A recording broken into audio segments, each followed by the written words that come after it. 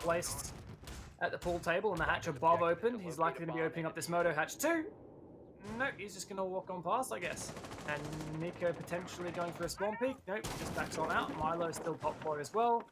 Also, Angle's looking downstairs. So I think that's part of the name of the game here for Miloska and Nico here. It's a lot of drone denial, but also having angles so that they can actually fight people who are playing on that floor below them. And a heavy use of shotguns here from Sinister in their setup. So far, looks like a pretty solid attack from the Knights. Arlo's already taken some good control here on to push this roam, as Vinci is taken out very early in the roam. So again, Knights, a great roam clear for this, and it's a little bit quicker. I mean, they cleared it last time, but very, very late. Yeah. Looks like at first pick, I mean, it didn't make a difference last time. A lot of information being denied here, and Haywood in a very common position for an attack like this, just trying to prevent that rotation downstairs. It's a hammer and anvil strategy. Arlo is the hammer, and Haywood is the anvil, just waiting for these players to rotate back. But it's a tough position, especially with Milo and Nico just there waiting. A drone comes in. A C4 comes out. Arlo gets that kill.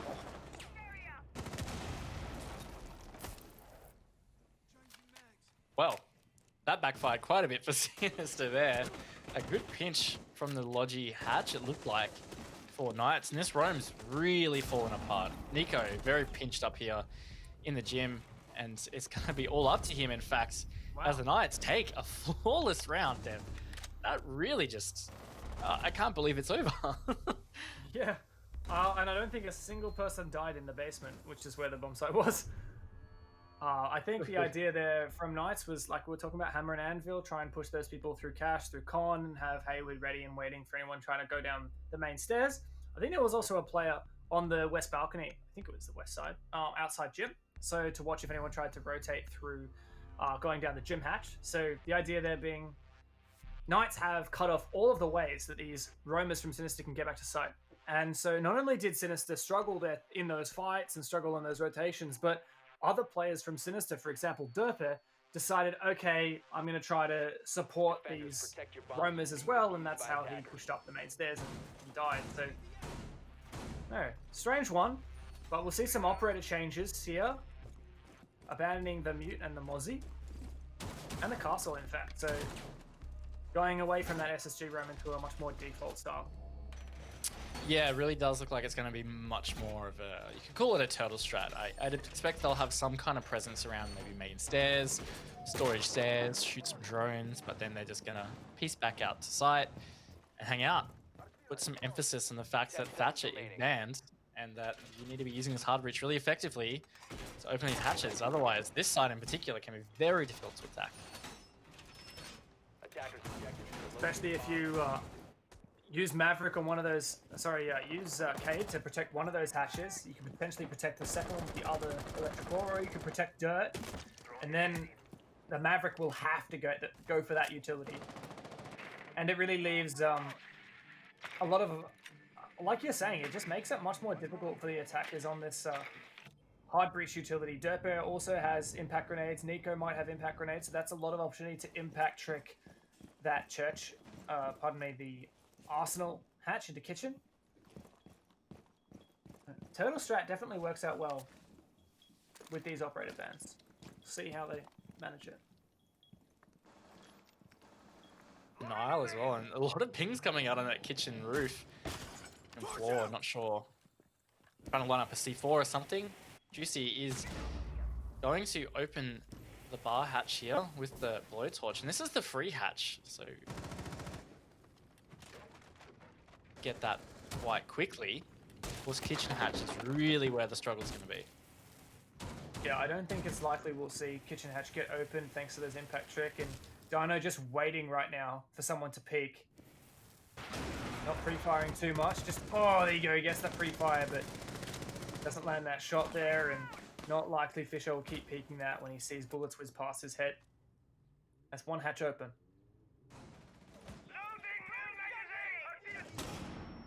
Like Arlo is just going to be holding on to blue, maybe looking to push down it a bit later. Dirtbay does finally open the kill count here.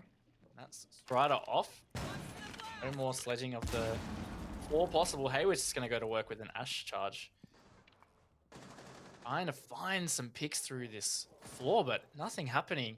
Sinister knowing their angles and just holding safely so far. And if they can continue to burn this time away, it's going to be very tricky for the Knights to be able to get through to side and even just get a chance of planting. 50 seconds. Arlo looking to toy with blue, but Veloska's holding against him. Gas grenade pushes back as well. The Moto player, and I'm not sure what the idea is here is with Juicy, not actually trying to open the wall, but just exposing these positions, and this deployable shield does not save Vinny's life. A C4 comes over, a barely missed shot from Juicy. And 25 seconds left. Nico finds another one with that TCSG. Knights have an avenue onto the bomb site, and Arlo finds one, finds two, pushing on inside. There's a down player in there as well. Can he go for another? Just hold down left click. He's the last man standing. Only 2 players standing for him to find. This could be a 4K to clutch it out, but they're not going to give him anything. He spots one player, but they're not going to give him the satisfaction. And that's Sinister to protect the bombs and win that round on time. Oof. Yeah, came down to that 1v1 against Nico, basically. But Nico staying very patient, passive in Arsenal. Meant that he wasn't pre-fired from that belt-fed LMG, the Zofia. So Sinister again, claw through with that church defense. We're up to the final round of the half. Sinister going to attempt CCTV, which was successful for them last time. Was that actually an effectively 1v1? I thought there were still 2 players from Sinister, other than the... They were both down. Both down in church. Really? Oh, damn. I didn't even notice that. That was a 1v1. Nuts. So close. Good effort from Arlo, especially just jumping onto this roster again. Oh, Hayward with the 300 IQ. Ash to Ash, 6 pick. Love it. I'll never guess.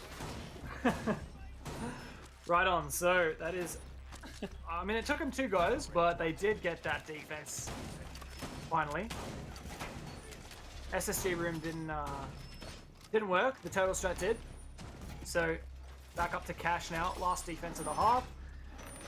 This worked out well for Sinister last time. I'd like to attribute a lot of that to just a really slow push from Knights, seemingly, and then just some individual picks. No one was covering Dino when he was in con. It allowed Fisher to get an aggressive peek, and then Milo found 2 downstairs when flanking as well. These feel like very much things Knights could just fix between 2 rounds.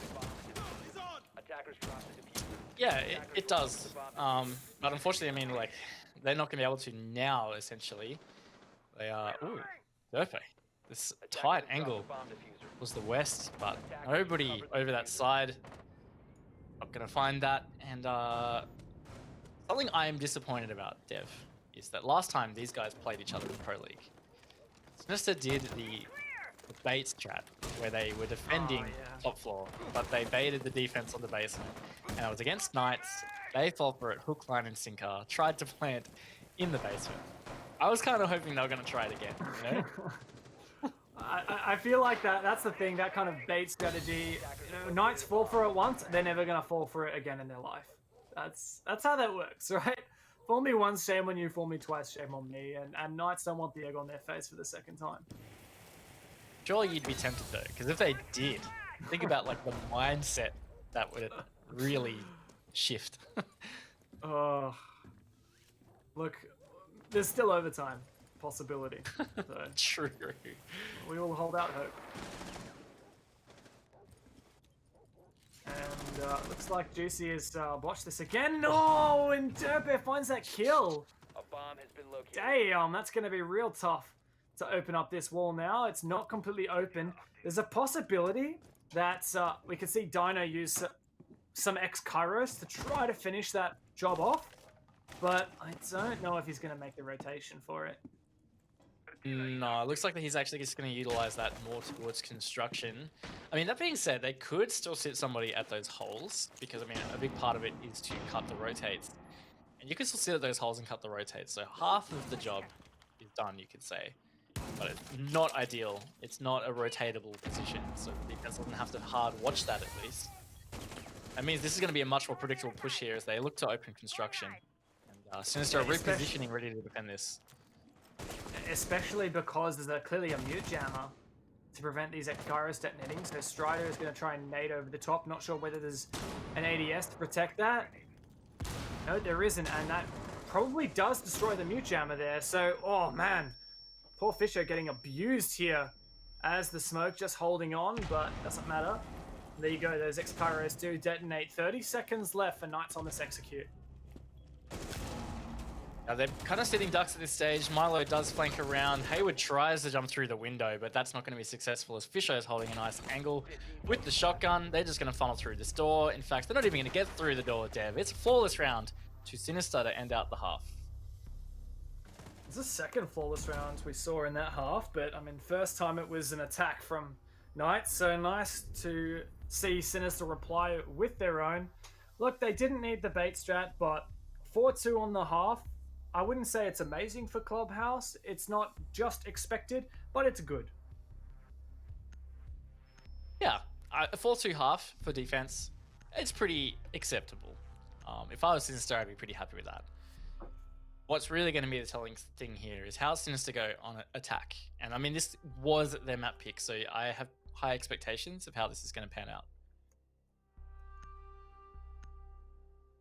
Yeah, so let's flip over.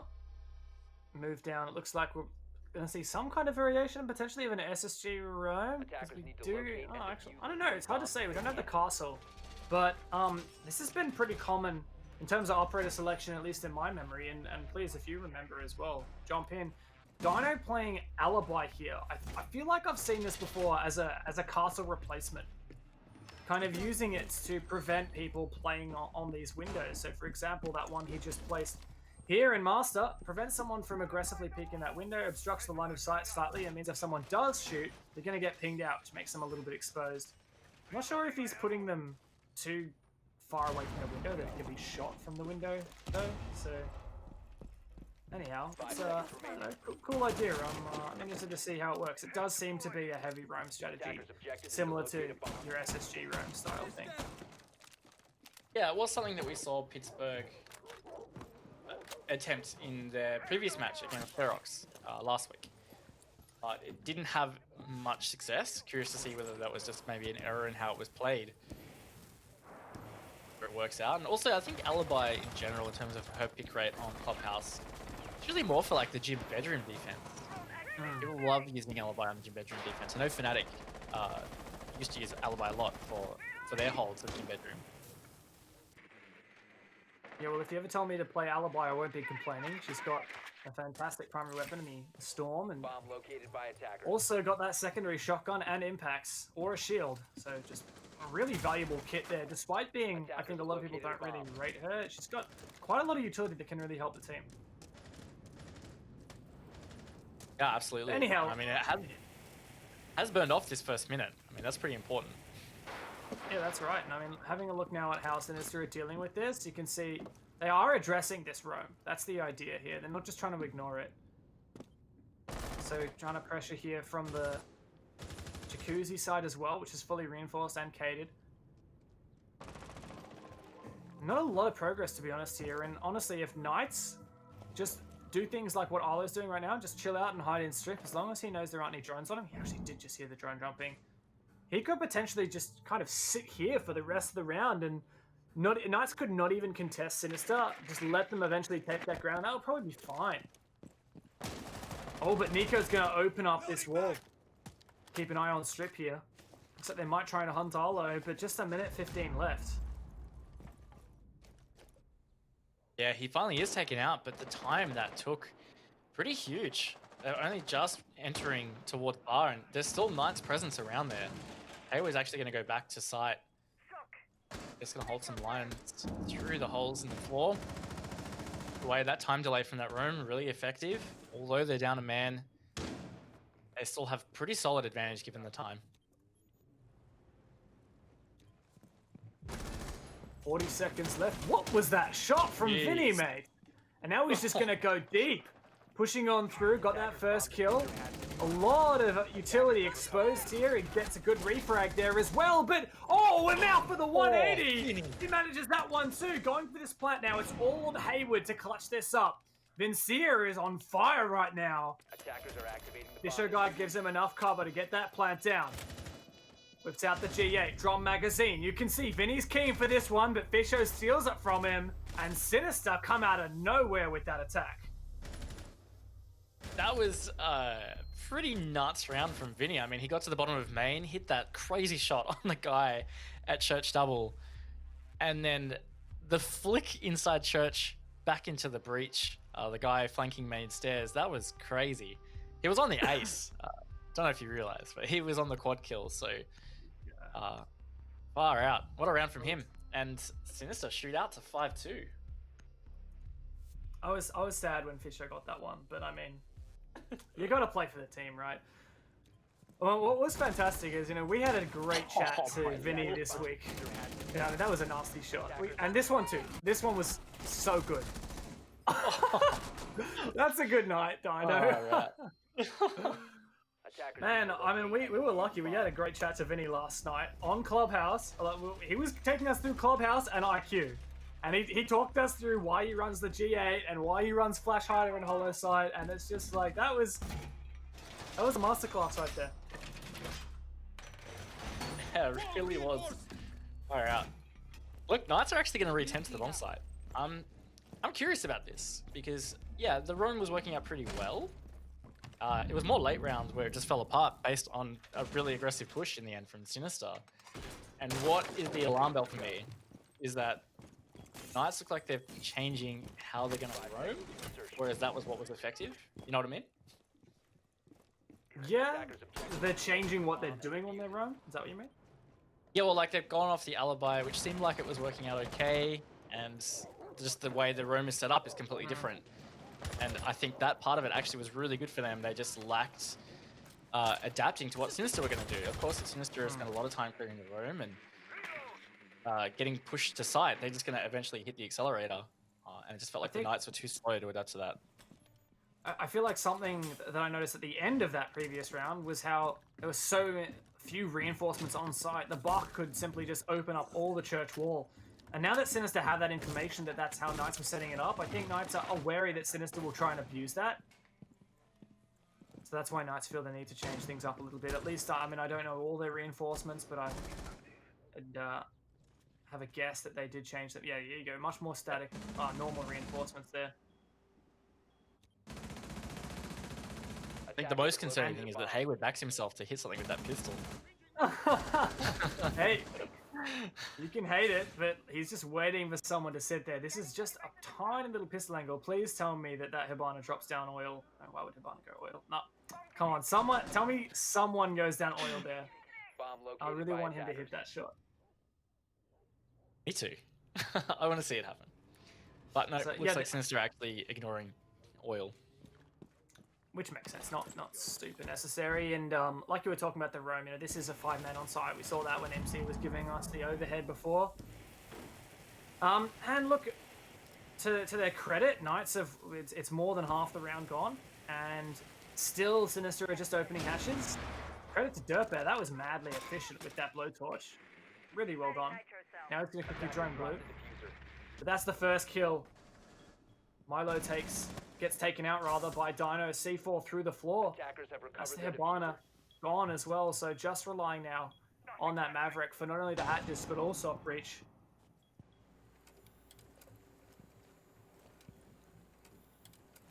Now, again, time not really in Sinister's side, and now man advantage not as well, so that means it's going to be a real tough finish to this. No massive openings that they've made into this defense. Looks like they're banking a lot on blue. There's 3 players at the stock hatch, and given 30 seconds to go, maybe this is where they're going to force their efforts. No, they're starting to disperse a little bit. Either way, this is looking much more like it could be a Knights round here.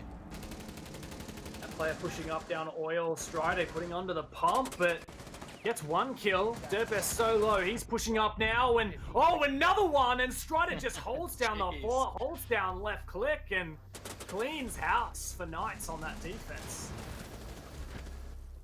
Yeah, that one was a lot better. Never really looked in doubt there. Sinister just lost a lot of time in clearing out utility and just trying to work some picks. They even lost man advantage, so bit of a fail, and means the Knights are going to change now. They get to play a different bomb site. They're going to go to CCTV. Haven't shown us this one just yet, but I mean, I like that. It's a good demonstration that sometimes it is worth just sticking with the same bomb site when you lose one. Give it another crack, maybe change your strategy. That's why I really do love these bomb sites where there are such drastically different ways to hold it. So, for example, on that basement there, you can go for a 5-man turtle. You could go for effectively a 5-man roam as well. 4-man roam maybe. You might stick your one guy on site to maybe 2 players on site. We really get a lot of diversity in the way we look at setups, and I mean, we're even kind of seeing that here. This is a church defense, but look at this extension from Knights out towards the gym bedroom side. Very unusual. But it could definitely help out if they decide to, if Sinister are trying to emphasize that con side push construction. Look at all this utility being placed in the bathroom. Nico's going to drop it out. They've used 3 reinforcements on that side.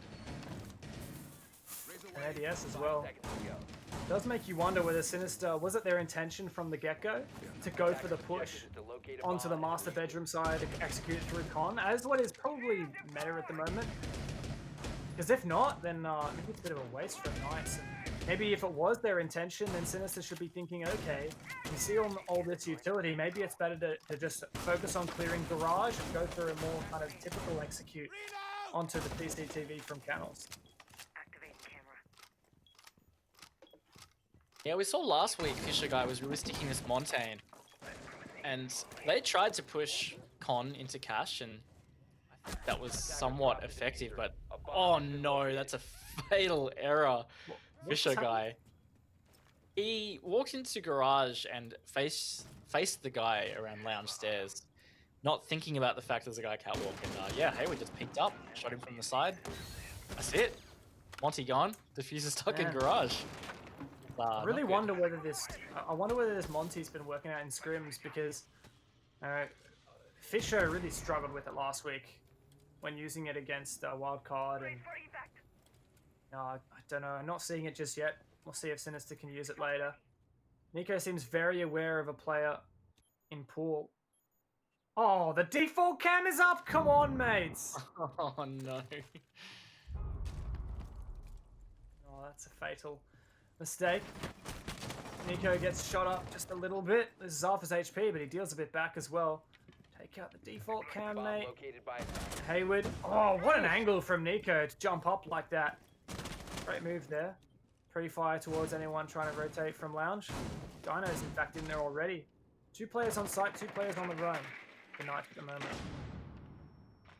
Yeah, I mean, Fisher is the guy that died early, but he also is somewhat of an IGL for Sinister, so that sometimes can help you a little bit to coordinate things. We're calling shots from the back. Arlo does finally finish off Nico. That battle is finally over there, and entering the final minute, Sinister have really struggled, but Derpe actually has the catwalk control, so that's really critical. This could be really important for them to be able to close this round. Question is Juicy going to be able to gas this off? No, he's not. Is Arlo going to be able to deny with a C4? No, he's not. Now Miloska trying to hold as Derpe secures that plant. So low on HP from that gas, but now he's backed out. 3 players left from Sinister. Just 2 left now as Arlo finds another, and this is getting desperate. Milo finds one, but that's a small magazine. Is he going to reload in time? No, he doesn't. All on Derpe. He's finished off. What a retake.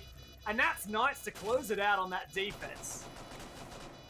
Defenders disabled the diffuser. I just can't believe Sinister actually got the plant down in the first place. That really opened the round up. It could have been theirs, but yeah, you're right. The Knights retake was just fantastic. Didn't help that Derpe was taken so low in the plant attempt. Sinister did alright to try and salvage something in that round. It seemed like it was lost once the Monty died, but yeah, Knights did close it out. They're going to move on to Gym I'm very much Bedroom. surprised that, I mean, the gas didn't kill the planter, right? The first gas grenade clearly just missed. Yeah. And then the C4, like, what was that? Did he not know where to C4? Because he did not C4 the default plant spot. Arlo C4'd, like, underneath the window. I guess that was maybe a bit of just a rush decision from Arlo. Or maybe he got a bad call that it was in a different spot. But Yeah, unfortunate there for him.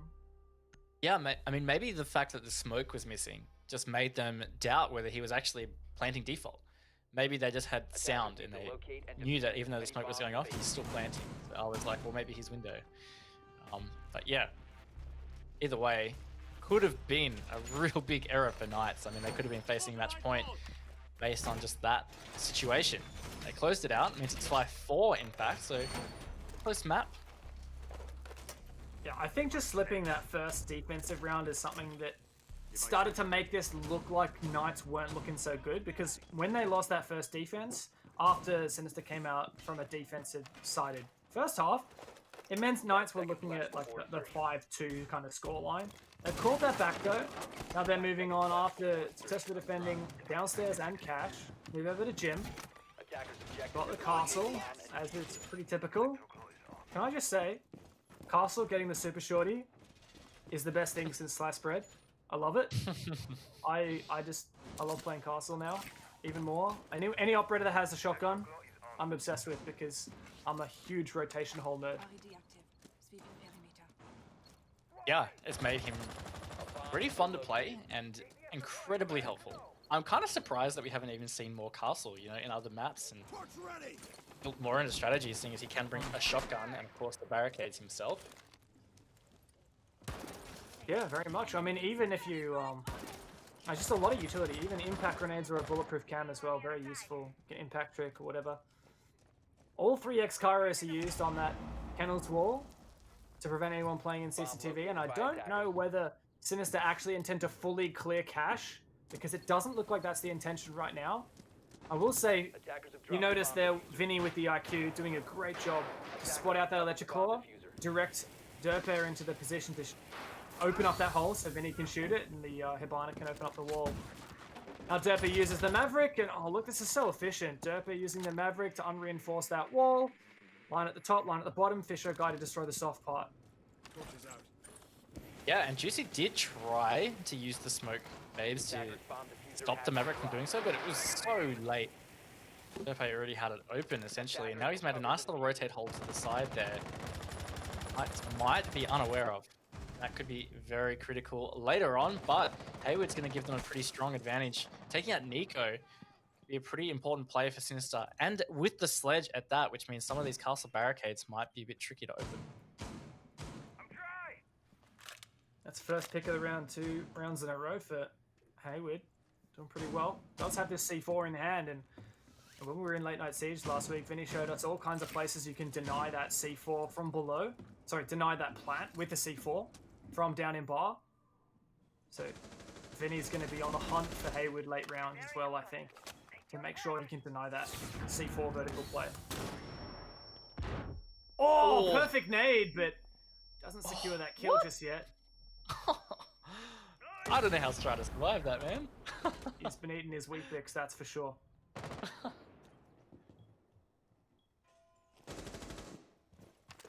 It's holding on now. Logistics, a point of contention. Derpe gets taken out by Arlo. That's holding the bomb site firm, and Juicy just waiting. Vinny does take out Hayward. That was the Roma with the C4 downstairs. That's one dimension that Sinister don't have to worry about, but they still need more control. There's 10 seconds. A C4's gonna... Oh my god, Fisher guy's flying! Juicy's good for 2. He gets the diffuser down on the ground. It's all on Vinny, but he gets taken out. Knights even up our score lines. 5-5. Brought it back. We're in for another tight series here, Dev. This has been a great map so far. Tale of two halves. Bringing it to a 5-5, it means that it's a very real prospect here of overtime. And that makes me excited considering how close this has been. The Knights there, that's a full sweep of sites as well. That's 3 in a row now. That means they're going to get to go back to church.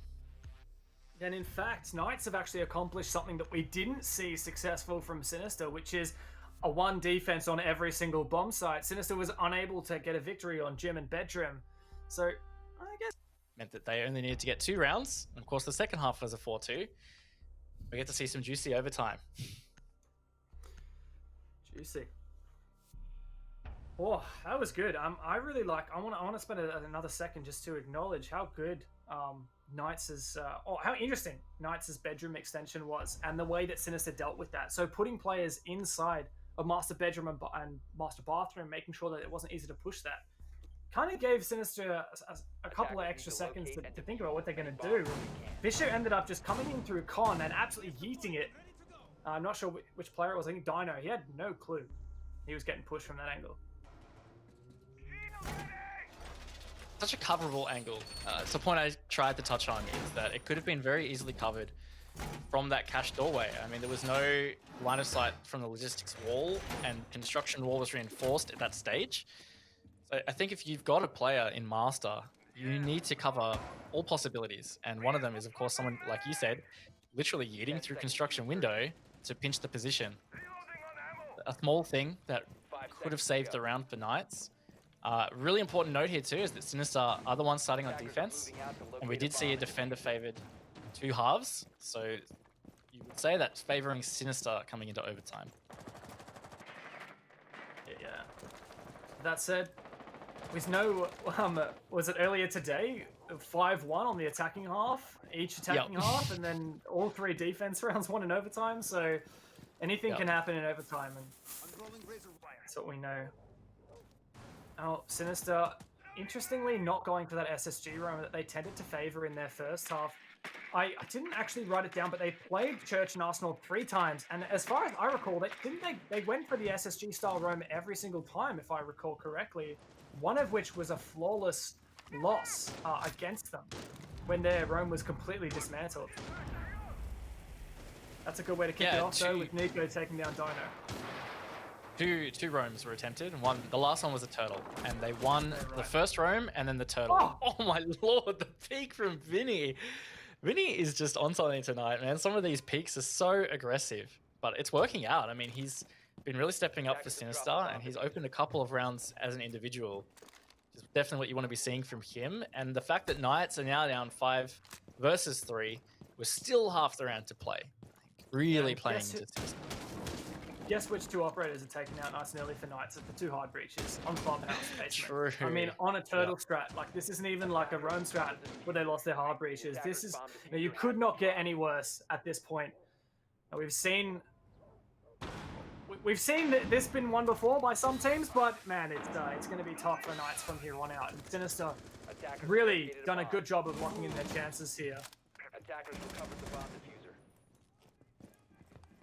They have still a minute for the Knights to make something work here. They're starting to push down main stairs. In fact, all 3 of them on main stairs. Side effect of losing hard breaches means that you will have to funnel to site. They're trying to get aggressive here. Nice buck through into Arsenal, but it's read by Nico. 5 versus 2. Dev, it looks like this is going to be really falling into Sinister's hands. Flawless round in the end. It was a really great hold from them on some early aggression. Very, very nice stuff from Sinister, and I think that's a really great example of a team that has learned their lesson. They tried the SSG roam once, it worked perfectly. They retried it, it didn't work the second time. A flawless round against them. Knights completely dismantled that roam. And so, second attempt when they were on their defensive half, they try to rotate tack and go for a full anchor style hold, and it works really well. They do that again when it comes to overtime, and it worked well. So, I'm really liking that decision-making process there from Sinister. I think they really roll with the punch as well. Yeah, definitely agree. I think it's going to be interesting to see what the Knights will pull out for this Church Arsenal defense. We saw them attempt it 3 times in their defense half. They also went 2-1 on Church. That was exactly how Sinister did it as well. It looks like they're going to be replicating their 3rd attempt, which is Juicy on the alibi and Dino on the mute.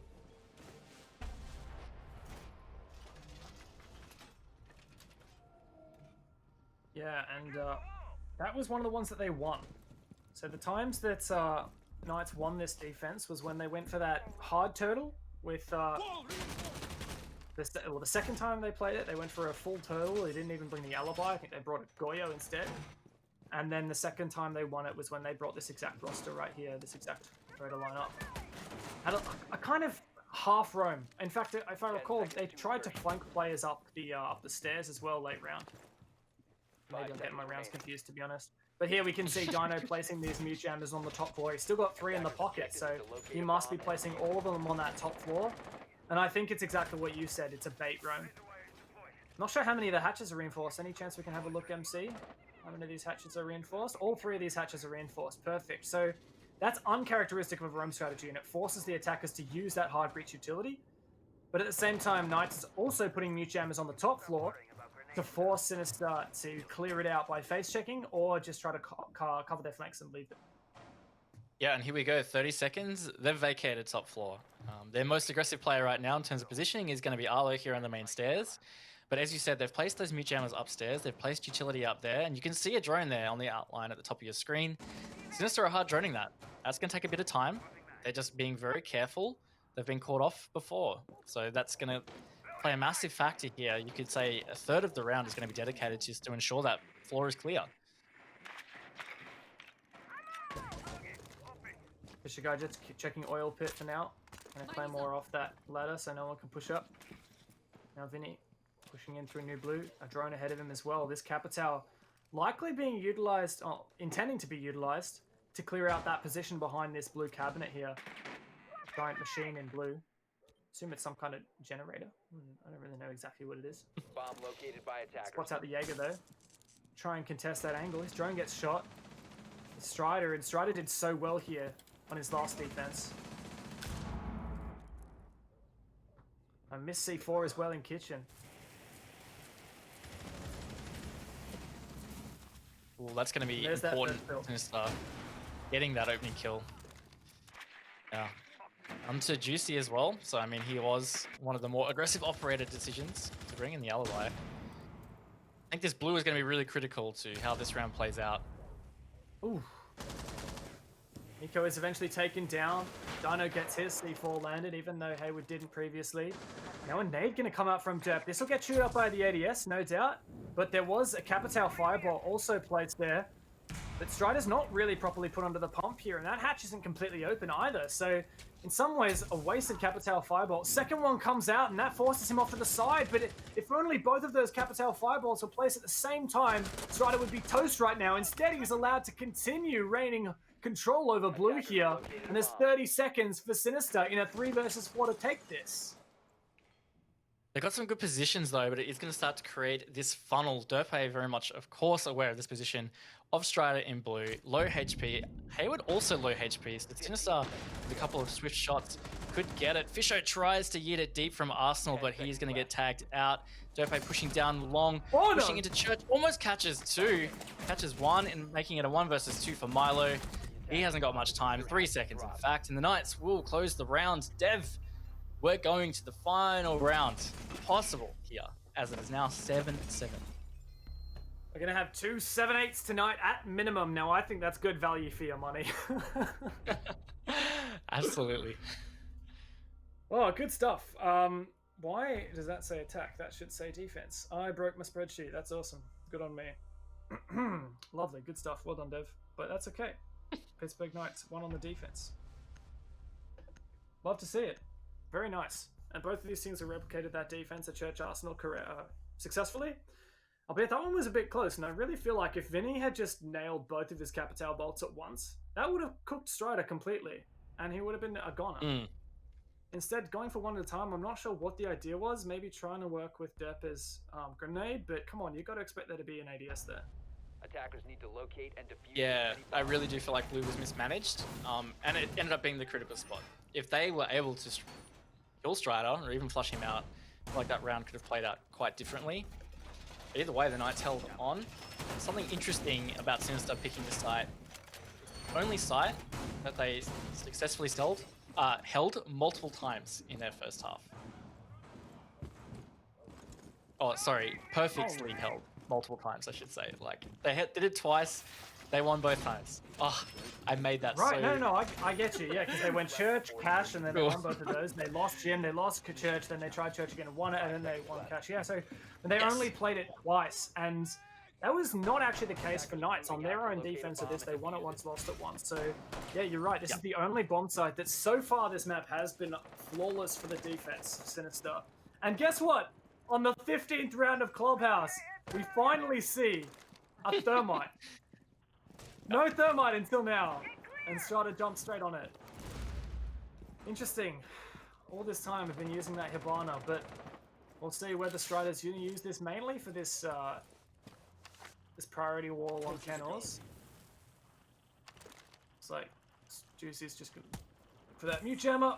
Pop. Strider's gonna open up this wall so that they can clear garage a bit more successfully. Ooh, I like that placement of the shield inside of CCTV to contest the kennels wall when it's eventually opened. Very nice. Bomb located by attackers. Bot from Derpe is just going to be so important for the Knights to clear out. He's been able to do damage from there before. So strong to hold. Oh, that pre-fire! Could have hit the mark. Not quite. Instead, playing very patiently here. Half the round down, and finally, this wall's getting opened. Juice has got to be careful, though. If I recall, he has been killed before in this position. And Yeah. I mean, I play Maverick quite a lot. The most frustrating thing is when someone has minced up the soft wall like this. Honestly, I cannot explain how frustrated that makes me. And look at it. Poor dude. Oh, this is the most frustrating thing as a Maverick. And there you go, wall's open. Hallelujah. Arlo can probably shoot the rest of that soft wall off. There you go, especially with the LMG. No better weapon for it. But 1 minute left. There's still a lot more progress we need to see. Yeah, that's a really important point. I mean, opening Kennel's wall is one thing, cuts off a massive rotate. It's important, but you still have to have other map control. Hayward just missing an opportunity to take out Fisher, which would have really opened things up, considering he is the smoke and hasn't really used his smoke bays from what I can tell. Looks like he's ready to do so now. Dino trying to use these frag grenades to clear out any utility on that wall. I try to use their funnel thermite breach onto that. Positions held by Sinister are really strong here as Milo gets the first pick in the final 30 seconds. It took a while. That means they will have the man advantage coming into that final stage. Kill's gone both ways. Milo finds two, and Derpa's still alive inside of garage. That's such an important position, and still Knights haven't dealt with it. Another kill goes the way of Knights, though, and just two left. All up to Derp now, as he's the last man standing. He gets one injured. One player is injured on the opposing team. One player on such low HP, and the last one is planting. It's all on Derp here. Final round of the map, and Dino's just trying to hold it. Now 1 versus 2 in the retake. Gonna stim himself up. Needs to reload the MP5. He's got some time. No information. One of his teammates downs. Playing the slow game. Going outside. He's gonna revive Nico! What a play with the stim pistol! Surely this 2v2 now is achievable. And Sinister have the health advantage all of a sudden. Arlo and Dino are a hair's breadth away from losing it here. And there's Derpa to find the first kill, and Nico as well! That's the clutch for Sinister, and that's the entire map! Everything we've looked at from now, and that clutch on the back of the stim pistol! I've never seen that before in my life. No way. Oh, what a way to win it from Sinister. That's great teamwork there from Nico and Derpe. Far out, damn, I can't believe that was the conclusion of that map. That was insane. You couldn't have written it better. You couldn't have written it better if it was scripted. Living started in 2013 after we lost a very good man in the name of Dwayne Lally to a mental illness. They say death by suicide affects 115 people, but you can't even put a number on it. The ripple effect that the loss of one life had on thousands of people far outweighed what I've ever experienced in my entire life. I received a call saying he'd gone missing. I was driving around the whole of the Gold Coast looking for him. I had no idea where to find him. Dwayne was an avid boxing man, very talented. Life of the party, very charismatic, extremely passionate. Loving, loyal, he was very cheeky. Mental illness is costing many people their lives every single day. While I'm sitting here speaking, people are taking their life, and it's because there's people suffering in silence. 1 in 5 people suffer from some form of mental illness, and suicide's the leading cause of death between the ages of 15 and 44. You can look for things like not getting out of bed of a morning, being socially disconnected, loss of appetite, change in mood, change in behaviour, lack of self-esteem. Dwayne suffered from depression and bipolar for a number of years, and the stigma kept him quiet. So we wanted to turn that negative into a positive, and if the shoe was on the other foot, I'm sure Dwayne would have done the same. We're just doing what he would have done.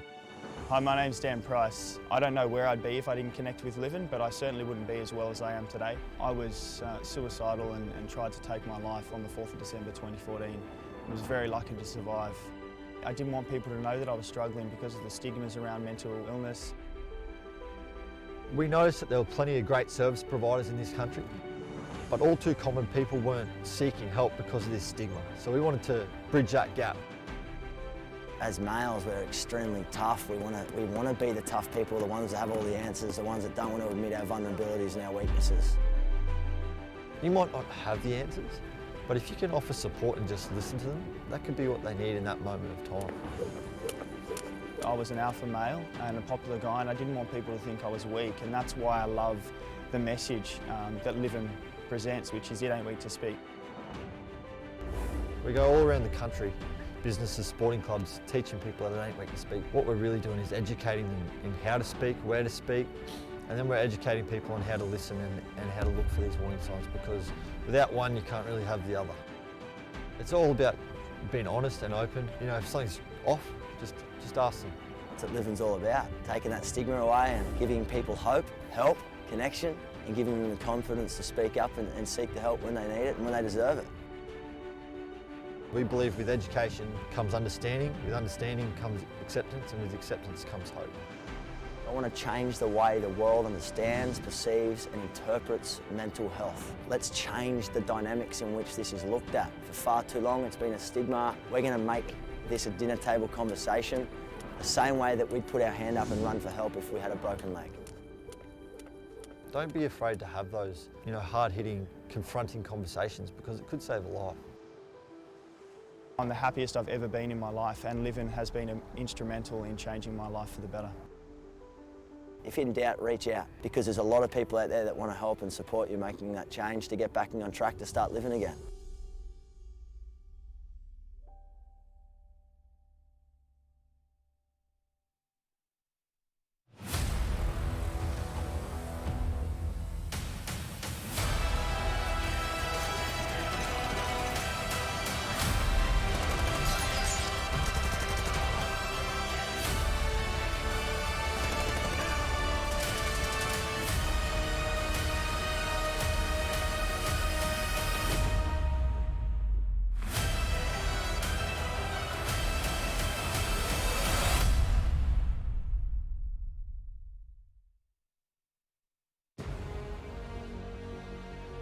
Welcome in, ladies and gentlemen, and good afternoon from wherever you're joining us from around the globe. This is Oceanic Nationals. Today marks the halfway point in this tournament. I am Manic, and I'm joined by the ever so knowledgeable Raven, and it's good to be on the show, mate. And I mean, it's Friday night for us here. It's the best kind of night.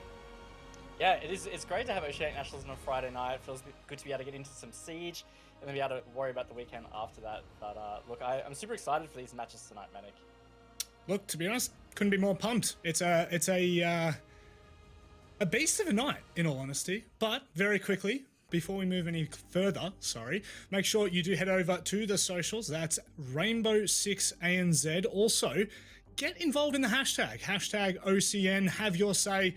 Have a chat with us here on the desk as well. We'd love to hear your opinions. But Raven, very quickly just said about the absolute bangers we have tonight. They are filled with them.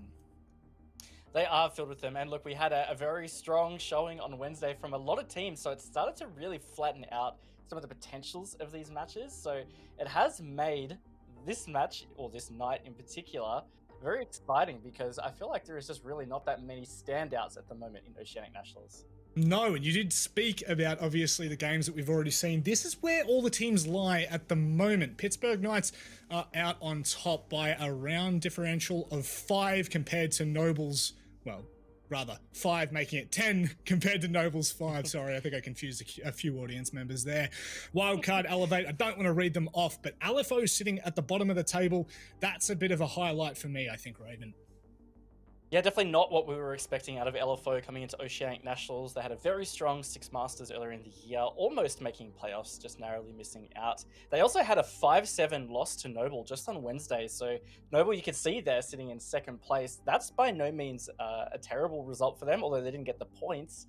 They finally looked like they were competitive. So I think that has just like I said before, evened out the vibe of a lot of these matches. Certainly has. Talking about the vibes of today's matches, let's have a look at who we have. These, if you've been watching, are going to be spicy as ever. Okami and LFO to kick us off here, Raven. Look, I'm really looking forward to that too, because Okami are another team that has actually had flailing form. The last couple of matches, they have not looked at all like the Okami we come to expect. And so seeing LFO rise into a solid performance against Noble on Wednesday, I think that's a danger sign for Okami. Like, I really feel like that first match is going to be very exciting. Certainly will be. We move on to Pittsburgh Knights and Nobles. This is the top of the table clash. Sure to be an absolute banger. Rhythm and Ferox will be the third match of tonight, much to what we thought would be the bottom two teams, but they have shown anything else, that's for sure. They've had some very close matches, and to top it off, Wildcard and Elevate sitting at a modest third and fourth in the standings. I honestly don't think that it will get much closer in terms of matches than what we have tonight, Brendan. Yeah, I really have to agree. But I mean, like, just in general, because of Wednesday just being full of close matches and some of those teams that we weren't expecting to performing, it just means I think all the rest of the Playdays Oceanic Nationals are all going to be hard to predict to an extent, and just all that more exciting. Look, to be honest, exciting is probably the best way to put tonight. And for what has been the 3 match days before it, it has been nothing shy of a barn burner, if I will. I said barn burner way too much last week, so let's move on to have a look at Okami. Let's move on to bigger and better things, which will be tonight's first matchup.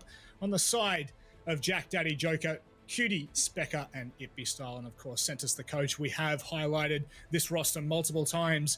Somewhat a bit of a lackluster season so far, Raven. Very much so. They made it into playoffs in 6 Masters. They made it into the Oceanic Major, but they have not had a great Oceanic National so far. In fact, on Wednesday, they lost 3-7 to Elevate, and you could argue Elevate is starting to rise back into some form, but it didn't look particularly close, to be honest with you. So I am definitely concerned about the form that Okami is in right now. Well, they're going to have to step up because they are coming up against the other Orgless team, if you will, LFO. That is going to be, look, to be honest, a roster that has somewhat surprised us last season, and unfortunately this season just hasn't been able to get off on the foot they were hoping for. Yeah, still searching for their first points for the tournament, as a matter of fact. But that 5-7 against Noble on Wednesday, I think is going to be a lot of confidence that they needed. Nate being the newest addition to the roster, there was a bit of a spotlight on him, potentially maybe not fitting in as well as they were expecting or hoping to fit in. But I think having such a competitive game on Wednesday, that will just help shed some of that pressure at least. And seeing that Okami is maybe flailing a bit in the shallows, LFO could definitely bring that into this game, and maybe we could see a bit of an upset here. It's very interesting because both of these teams not performing in terms of the standings anyway to where we would expect. You mentioned Okami's performance on Wednesday and potentially even before that on Friday against Ferox, going 7-3 on Villa. Not the greatest of starts, but there is a sense that this could really turn the tide for LFO or Okami. The fact of the matter is we're coming toward the last 4 days of our play days, and we only have 7 of them. And if LFO fail to get a point here, if they fail to get the win, this could really spell danger for them. Absolutely. This would be putting them down at 0-4 at the bottom of the ladder, and it basically means that if they want to make top 6, they'll have to have a perfect finish to the season. So like you said, only having 7 play days in best of ones with overtime, it does make every match count. And the fact that they are down 0-3, definitely scary time for them.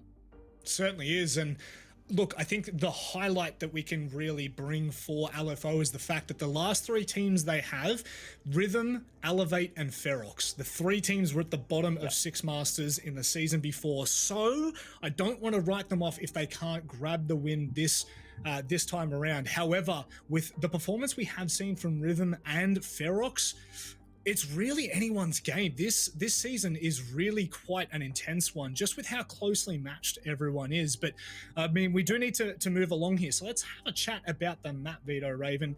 2 cafe maps already for LFO that we've seen in the Oceanic Nationals this season, and on the side of Okami, we've seen 2 clubhouses. So would you expect to see either of those maps, or do you think that this could potentially be one of those cases where they're not really interested to take either team to it? I think Cafe is potentially likely. Okami has had quite a few losses on that map though, but they've also played it quite a lot. Something they played fairly often in Six Masters. Kind of have an inkling that maybe Coastline might sneak through as well, because LFO's performed pretty well on that, but it's one of Okami's better performing maps, or they've got the one of their higher winning forms. So yeah, look, definitely keen to see how the map will actually shape this matchup. Well, will we head to the funny little cliffside that is Coastline? Let's have a look. Let's go through the map vetoes and see where we will land. Cafe straight off. LFO not interested in playing it whatsoever, which is interesting because it is the 2. I mean, LFO has played it twice already, potentially not wanting to give away too much. But we do head to Oregon, which was played by LFO on Wednesday night, Raven. It was, so maybe they feel confident in that. Maybe they feel like they can fix things. Okami, on the other hand, I reckon they've probably looked at it and said, we know what LFO is trying to do in Oregon. We can counter that. Yep. Well, the other point to note, potentially with LFO kind of looking to ban out the theme park and consulate, leaving Villa and Oregon up to them, the choice. Villa has obviously been played by Okami. I believe it was against Ferox, and they did lose 7-3 on that map. Yeah.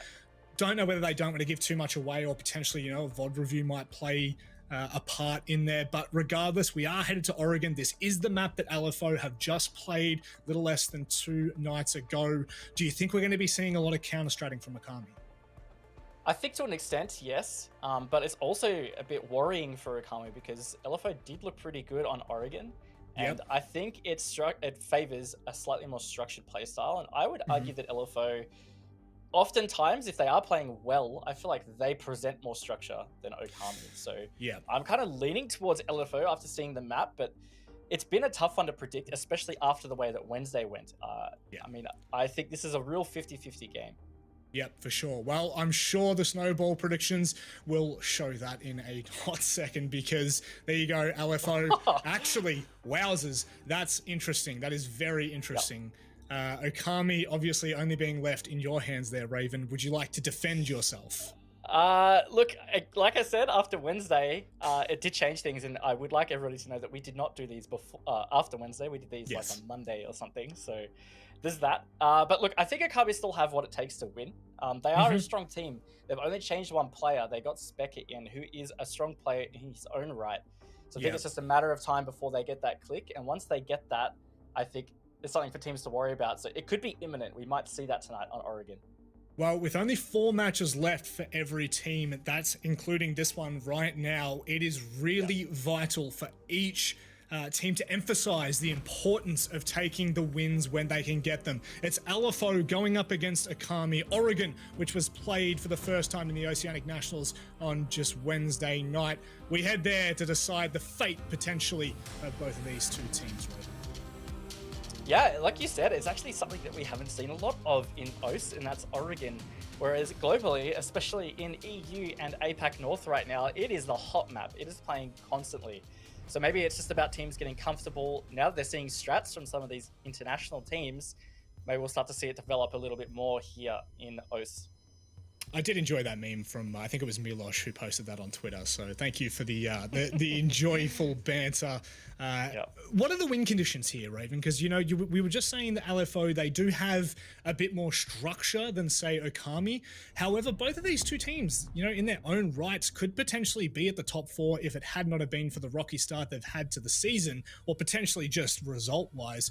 What are the win conditions here? Are we looking for Cutie to potentially step up on Okami, maybe Specker to start his role, or are we looking more toward LFO with Mims and Sogs? I think but all of those are great points, to be honest with you, Manic. Cutie is definitely a consistent performer for Okami, so I think he's going to step up regardless.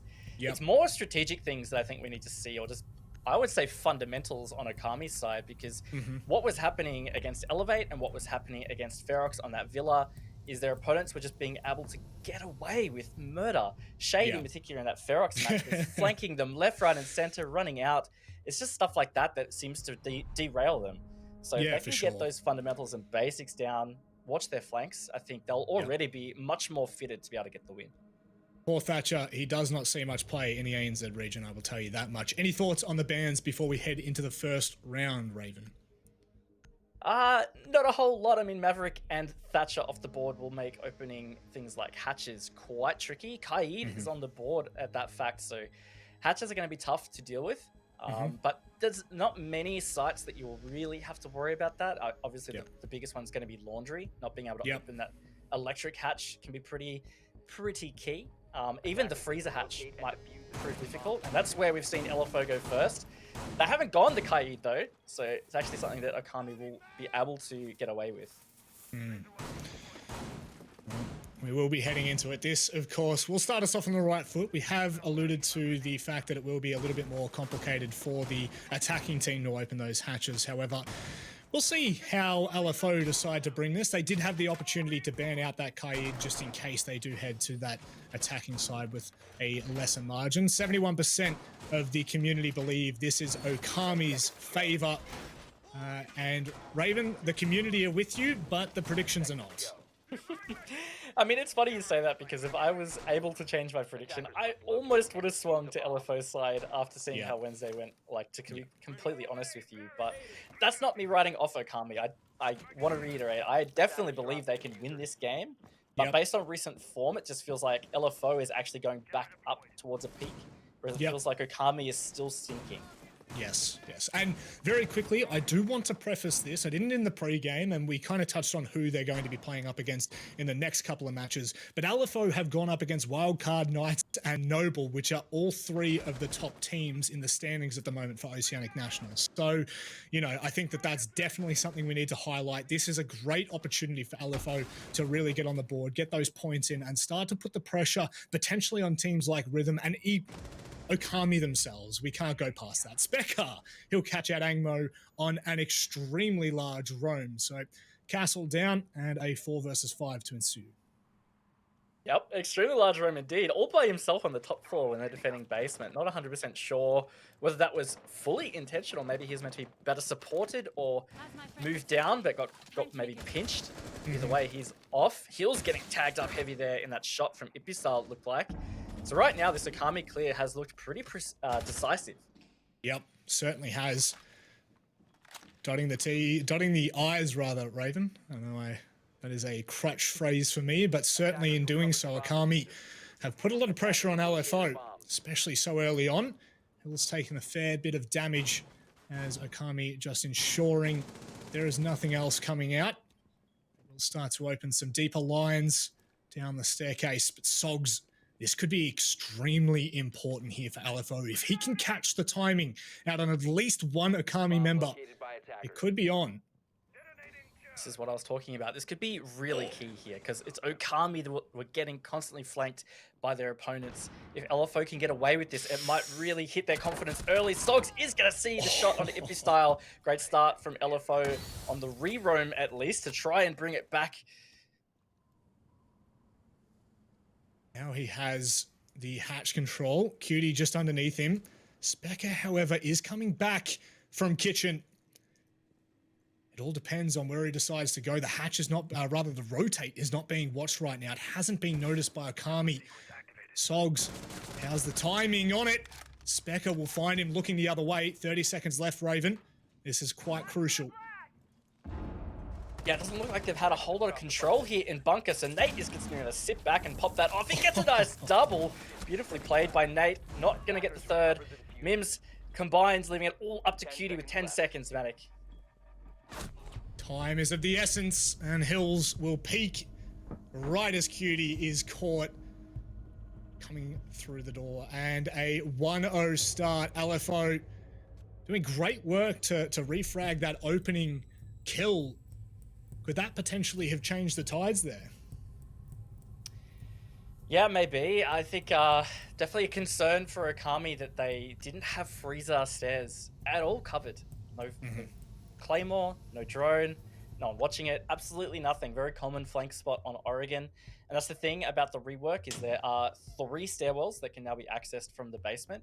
So you do have to be a little bit careful about that. It could be similar to Villa, where it also has all 2 stairwells that come up from the basement. Oh, no, 3.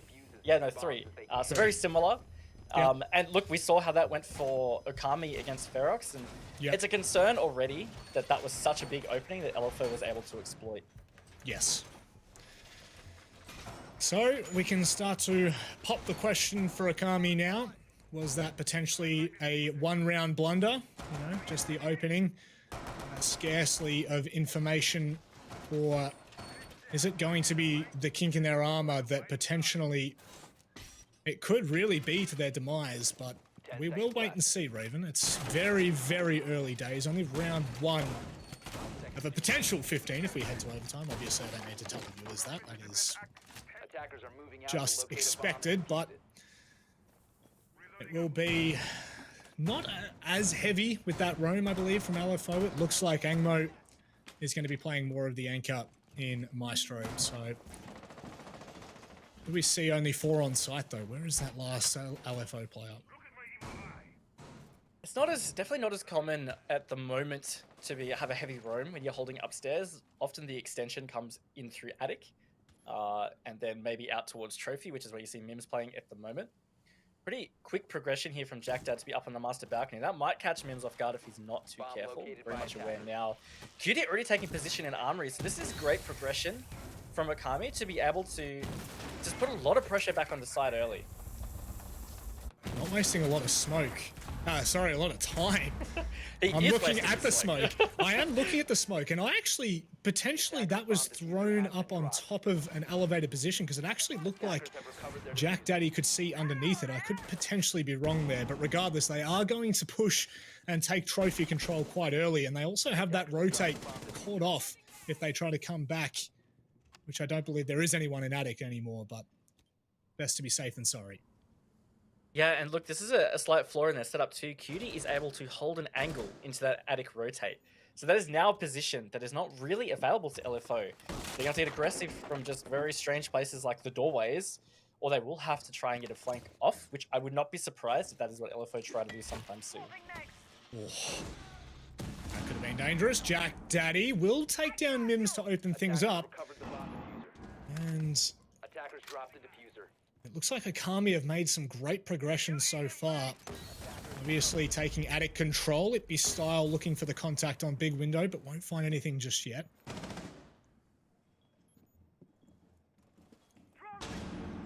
Looked like there was a flank about to come up the armory stairs as well, so hopefully Okami is looking out for that one. Heels has found his way into meeting, so they are going to have to be a bit worried, but Okami are nearly set for this execute, honestly. Jack Dad smoked off the rotate, so he can push in. He is going to start his plant Mannix. This is going very well for Okami. Wow. Oh my word. It be Style styling on LFO. And with Hills left coming from Classroom, will he be able to find even the first kill, potentially the first in many hurdles, in 5 hurdles to be exact? He has to make his way around the main stairs. He'll find the first, but not expect Jack Daddy sitting in Armory. 4 players left alive for Okami, and that is what we needed to see as a response from round number 1.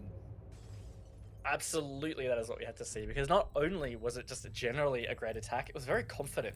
They saw the early gap that they could just get straight to Master, open the wall, and then there were so many just gaps in the way that LFO were holding that. I think the big one was that Cutie was able to just cut off that attic rotate. So attic position was nullified within a minute, I think it was, which is a really strong space to hold if you're trying to repel those attackers from trying to get the plant down. So big flaws in that hold from LFO that they need to try and fix up. I would definitely force back very early. I'm sure they will not want to make the same mistake as we do head to the same site. Stairs now. Defenders, protect your bombs from being defused. LFO, realistically, we've seen some close performances, Wildcard and Noble in particular, so we know what they're like in those dire situations. We know that they can at least turn the tides when it needs to be done, but this is definitely a moment for, I'm not going to say worry, not yet, but it is something that we will highlight throughout this match in particular.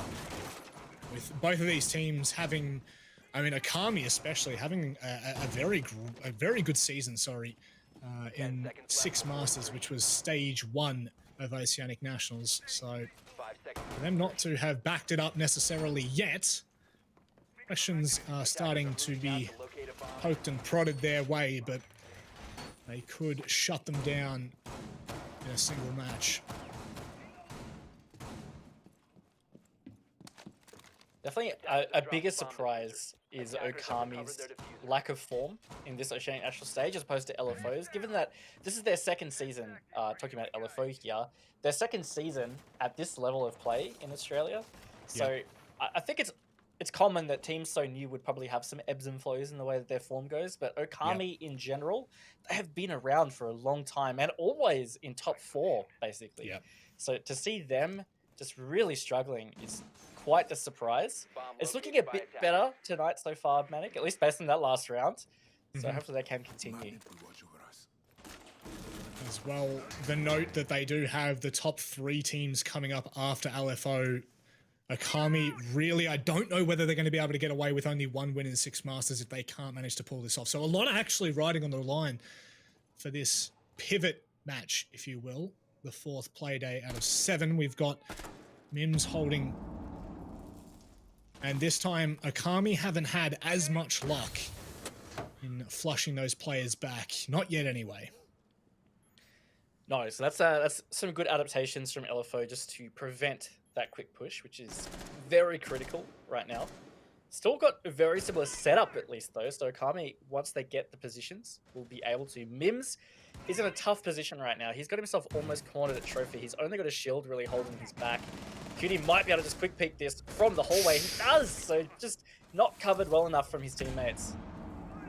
Looked like Nate was trying to give some suppressive fire, obviously not really working out too well in that instance. They still do have that Maestro up, which could deny Games Wall. Unfortunately, it's not going to happen. Hills is going to get caught out this time. Specker, he was waiting for the drop-down hatch. A minute off the clock, and Akami once again have made a fair bit of movement. And it actually does deny, of course, that Games Wall. So now it will be a little bit more pressure on Okami, as that is one avenue they don't have necessarily. No, just that line of sight, so they're not going to be able to get quick access, but Joker finds Sogs. That's going to be a big pick because it gives a 2-man advantage to Okami. It allows them to be able to refrag as they try and funnel back through. Nate trying to get aggressive, but it's going to be tough with this final 30 seconds. Okami do seem to have the advantage, and bigger now with Jack Dad's kill. Yeah, Angmo though, he could potentially go massive. He'll be stopped at Specker, and Okami, another just like the other. That is 2 rounds in a row that we have seen what you would have to admit is quite a convincing take, Raven. Pretty much, yeah. It was good from LFO to see the adaptations. It looked like they played it just slightly differently. The setup pretty similar, but the way they played it was different. But Okami adapted to that on the fly, which is probably something that they were struggling with in the past few play days. So that is a good sign early from Okami, and I honestly feel attacks will be more difficult in this matchup right now on Oregon. Yep. So if they're able to get at least another round, I think they will be happy, at least with that, if that's the best they get. Yep. Of course they want more. Of course, Raven. We can't go without saying that is. I mean, the goal of the game is really to win. So I would hope that more rounds are on the mind, but. Obviously, we're just making worst case scenario known, which tends to sometimes give a little bit more weight to these rounds. The understanding that you don't really have a lot to play with could potentially put more stress, more pressure on that attacking side, but we will be heading down to the basement. Now, last time out, LFO were able to claw back. Not necessarily the round. It was not as if the round was completely out of question, but definitely that opening frag that Specker was finding all the way in dorms. Locate and defuse a bomb. He was still looking for something there. Attackers recovered By the bomb Pixel. diffuser. No castle this time. So bit of a change up here for LFO, which, look, it worked for them last time. It was more a late round thing that worked out well. The early round, like you said, Specker got that opening pick onto Angmo, who was playing the castle. So it looks like there's been some adjustments here. There's 4 players on site. Actually, all 5 of them are basically on site. There's just one on the tower stairs. Angmo looks like he's about to go for a bit of a stroll around Freezer. But yeah, it looks like it's a bit more passive from LFO this time around. Taking big tower control early on there for Akami and potentially dismantling any of those roams that potentially may have been held. Hills has fallen back to pillar, and there's no pressure from construction right now. But as we saw in the previous round, Akami did end up putting a fair bit of attention that way, with only, I believe it was Cutie who ended up joining the 2 fallen teammates as he tried to make his way through the rotate. So potentially we could still see the attention being drawn there. For now, with that big tower control, it's one less area they need to be worried about. Which is very important. And then obviously the other is these stairwells. So it looks like Specker is hanging out over near Freezer with the drone watching that firmly, which is good. And they need to be careful of the laundry stairs. Right now, that's not looking as covered. It looks like Mims is close to that stairwell at least, so maybe he might decide to go for that stroll. Really important that Okami just don't get flanked this time. I just think for their confidence overall, besides the obvious fact that they don't want to die, I think for confidence, it's really important. And that's not going to help Specker. Not at all. Very close, I guess you could say at the end for Angmo.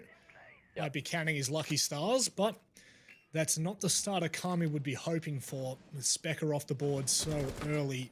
Obviously going for quite the aggressive fight. You'd say somewhat unfavorable there, Raven. Yeah, definitely. I mean, he had the info, though, and the higher ground, so the quick peek, but just given that it was against the Maestro, all you have to do is react in time, and your bullets are going to go in general the same direction for quite a lot. Cutie getting aggressive through the smoke with the crack grenade. Not going to be expecting Nate this close at all. He's going to get the pick on the Ippy style. He's just stuck in this corner, and honestly, he could hold it as the smoke. He's done an incredible job so far at delaying the push. Make that another. The shotgun comes out as well. See you later, Akami. They'll be sent for the 4th round, and we'll tie it up to a piece. Nate playing a pivotal role in round number 4.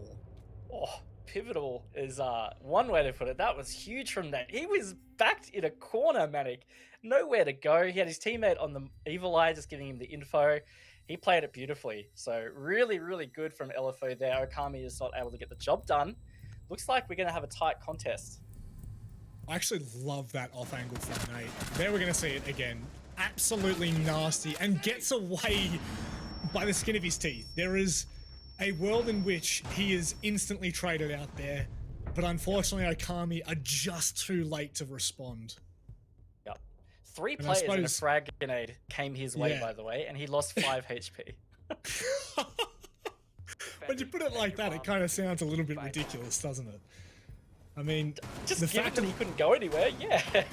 I think the fact of the matter is, Akami would have been a little bit stressed there, knowing that Nate, obviously on that smoke, would have been able to pull out that shotgun at such close quarters of them coming around the corner from construction. So you can potentially see why there wasn't an instant trade. And unfortunately, the Ants go marching one by one, hurrah, and you are having a great time if you're Nate.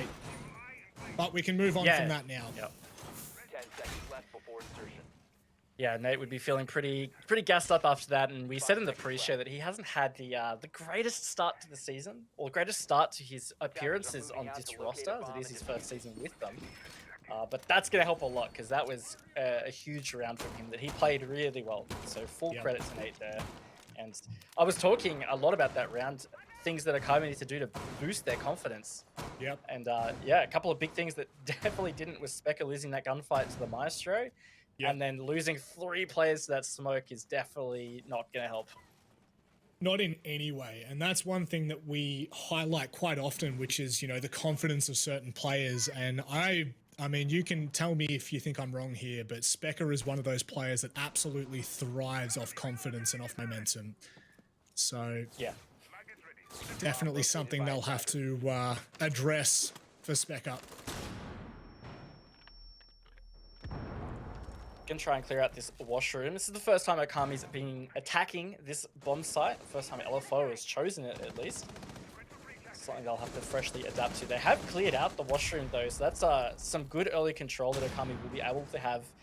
Should they take it, they just have to make sure there is no rotate that is able to be made into there. But at this position of the round, I feel like Okami has made some great progress to side.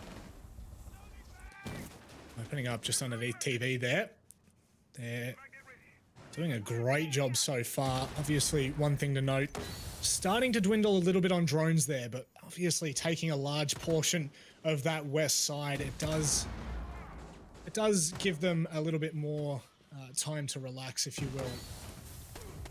Actually, I believe that's only 4, so Sogs with a long line will drop Cutie. Opening frag goes the way of LFO. Yeah, that's going to stall out Okami just a little bit, I'd say, because Cutie can be a really good instigator for them. So they're going to just utility dump right now to try and clear this shield. But Ibistyle, he's been taken down by Nate again. This man is standing up.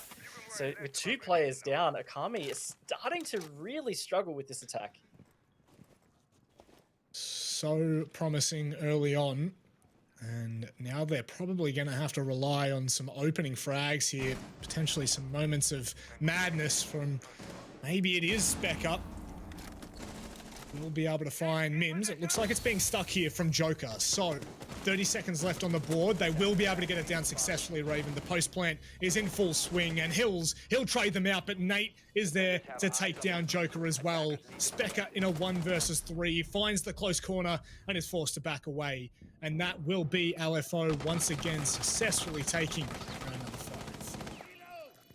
Yeah, really well played from LFO. They didn't stress too much when they lost a lot of that map control early. Losing this washroom was a big deal for that defense, because that meant they had to sit right back and just be prepared for the way that Okami pushed in. And they didn't freak out. They didn't try to make something happen. They didn't get too extreme. So look, I think that was really well played from LFO. They made Okami continue just to push forward into a mistake or into a line of sight that they just weren't ready to contest on. Yep. Now we'll head back to the second floor. Maybe third time's a charm for LFO, and you'd have to hope so. They are looking for the 4-2 half. Obviously, 3-3 would be... you'd be cheering if you are Okami after LFO's performance in those past 2 rounds anyway. And Nate has been stepping up. We were not necessarily questioning the ability, more so the momentum that they've been able to gain so early on, and this could potentially kick them off on a bit of a late run the rest of the season. But we'll see whether they change anything here, or whether they do believe that those mistakes that were made can be fixed. Something that I'm definitely worried about as well, Matic, is that Okami seem to be, I think you already said it, in fact, that they are a bit of a confidence team, or they roll with the momentum. At least that's what it's looked like for this season, because in their losses against Ferox and Elevates, they were losing the earlier rounds and then just never really were able to claw back into it. Their opponents generally getting 3 or 4 in a row to close out the map. So I think what's important right now is that Okami just stay in touch with the game and then just back themselves in on their defenses. Keep their finger on the pulse, if to say. Now, Angmo last round, obviously with one of the evil eyes, I believe, was in the bedroom closet. Now, I'm not entirely sure whether they've got that there again. It seemed to cause a little bit of trouble in clearing that wall. This time they'll bring the mute instead to ensure that at the very least it's going to take a little bit more than just Jack Daddy going ahead with the ace and opening the wall. And Mims has adapted. Mims is actually playing behind the bed. So potentially could be another way that LFO just catch out Okami early on. And the C4 is prepped, Raven. Oh my word. That could have been deadly. I wish. That would have been very deadly. If Jack Dad wasn't able to find the angle in the mute jammer, you would have wondered how Okami dealt with that. Jack Daddy might have just decided, I'll open it and see if I get pre-fired. But nope. That was the play in the end, and he's going to be able to get in and open the main wall. So this is a very critical stage, happening very early now for Okami in his attacks. Not wasting any time. The smoke down to give him a little bit of cover. They'll at least deny one extra line of sight, if you will, extra rotate into the site from closet. So now that is nothing but a mere line of sight for Akami. And potentially, if you do look at it that way, LFO, they do have Attic, or at least Alec, rotate in the firm control of Akami. Yeah, so we might see them rotate towards a bit of a kids push here. Pistol is going to go on the windows, but now that they have access to that attic, he's going to potato onto the mute. Does finally finish it off onto Mims. But yes, with that attic control now, or the rotate going into that, kids might be the more viable option for them here. LFO are crumbling right now at the pressure Akami are putting on them. Hills, could he be the turn of the tide here? The defense definitely looking to close this 4-2, but I don't think it's going to happen. Akami have just looked too good when attacking this site. Hills now making a rotate underneath as Akami press the site. They start to push forward a little bit more. Sogs is going to be caught out in the corner. He will rotate as well, potentially giving them an opportunity, but in a post-plant, Raven doesn't look too promising for LFO. No, it looked like they didn't have enough info or any intel, in fact, that the plant was going down. They've been pushed out of sight. Sog's taken down, so all up the Hills on the rotate back up. He does potato onto Joker, who closes the round for Akami. Makes it a nice, even 3-3, Rob. We do like symmetrical, I guess it doesn't really matter, whatever. Symmetric score lines at the end of the day. It is Akami now that will be heading to their defense and straight down into the basement, not wasting any time. Will we see the Kaid, or will they opt to, similar to what we saw from LFO, just completely dismiss it? And it looks exactly that. A little bit more intel gathering with the Valk though. Yeah, definitely favoring the intel by the looks of things. If they stick this one I reckon they're going to extend out into blue. They are 6-picking to the Kaid, so this is going to make the hatches a little bit trickier to deal with. Again, it's not super critical anymore with the way the Oregon rework has happened. The main hatch that you will want open is going to be the electrical hatch, because it does put a lot of pressure back in towards side. What would you say would be harder to open if, of course, they do go the Kaid, which they have? Would you think that it's going to be harder for them to open electric, or is it more so the laundry hatch? I mean, obviously you're saying that they do want the confidence to take that electric hatch, but we always have what we want. Laundry hatch doesn't feed directly to site anymore. I mean, like it drops down right next to it, but it definitely, it doesn't have the impact it used to. Whereas that electrical hatch hasn't moved, and it can be very helpful for post plant in particular. If you plant within view of the hatch, you can hold it from above. So I would favor electrical hatch over laundry, but of course it's going to happen for other walls as well. They don't have a Maverick, they don't have a Thatcher, so just trying to get access to clear these electric claws is going to be very tough for LFO. Cutie missing by a millimeter, a pixel, and we'll reattempt the electric claw. So double wall now being a little bit of a pest for LFO's attack when they do eventually come to site, but LFO, I mean, we were saying before that between the two teams, they do seem to be the more methodical, the more patient, if you will, and I think that's kind of being shown. This time they're going to go from west to east with the roam clear, and they will catch off Itby style, potentially being pushed out by Hills there on double windows, so he won't be able to get back to site. No, didn't quite see where he came from. I thought maybe he came up Freezer stairs, but either way, caught off guard, that's for sure. It's a good start for LFO in these attacks, and again, we talked about potentially the confidence issues that Okami might accumulate through the rounds they consecutively lose. So that could be a bit of a hindrance there, but Specker is holding a nice tight angle on Freezer that Mims might just walk into. He is hungry like the wolf, and he will be fed some dinner. Specker will back away off the trade in the earlier kill on Ippy style, and they do have laundry hatch open. Obviously, I don't think there was any denial there, so there was no stress in opening it up whatsoever. Would you say that LFO have gotten off to a good start? I'd say generally. I really don't know why Mims didn't just like get a drone to go down Freezer stairs first. Just crouch walked it. I think they really could have just done a drone, but oh, Nate getting a bit aggressive here. He gets jacked out off the board. So LFO Maybe it was questionable if they had started well, but right now they have the man advantage, Rob. They certainly do. Sogs, however, will be traded out from Cutie into a 3v3. LFO looking to come from Freezer as well. And Okami, they were watching the line. Angmo just progressing ever so gently, and Specker will hold the line. So anyone that does decide to come and support, or potentially if Angmo decides to move back, will be in a little bit of trouble. For now, Specker holds nice and tight. Oh, did he just see the top of his head, Raven? I think he just missed it, yes. And oh, he's going to end up paying for it too. Angmo quick peeks him. Leaves LFO with a solid man and HP advantage. They are so close to sight here. Hills gets one manic, 20 seconds, all up to Joker. Maybe if he hits that, it's on. But now he's going to need to deny Hills. He'll do exactly that and just get through the rotate in time. But now, surely he's stuck. He actually manages to find his way back. Has he baited out Angmo? No. Angmo looking across to Electric for half a second. Potentially may have been given an opportunity had he have pushed through that rotate hole, but it is denied in the end. And Okami, all things considered, they are going to bounce back. Oh, sorry. LFO. Names are mixed up. That's fine. That's fine. Speaking of Okami, though, that defense wasn't terrible, but there was some things that they really needed to do. Crossfires, I think, was something that they lacked a bit of. Not a lot of trades or refrags were particularly possible in the way that they had bid pushed back to site. So you could credit LFO for that a little bit, but LFO were definitely there to make mistakes.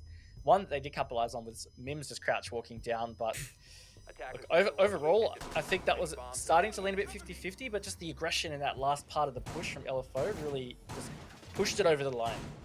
Yeah. Need to see a few more of those before we can start to tell a storyline, but LFO are only one away from forcing it to match point. And Okami... Stranger things have happened. It is. 2 rounds to match point. It has really absolutely cooked me today. I think, my apologies. I think, to be honest, in complete fairness to LFO, they have definitely looked the better team to start with. And it has been close, if you would say, in that first half, but Okami, realistically, they got all their rounds from that second floor defense of LFO. So potentially it may be a completely different story right now, had they been able to at least confirm one of those rounds. Yeah, I think that's a great point, is that Okami lost their first laundry defense, which is what LFO looked so good on, was the laundry defenses. So it might be a bit of a swap here. And speaking of a swap, this attack is quite different to that previous attack we just saw. Yep. A bit more attention in construction this time, very early on as well. They are doubling up. Joker and Ippy style playing on the back of each other there. They still have those ADS systems in place, so if LFO still want to progress, they will have to at least put more pressure in terms of burning through those.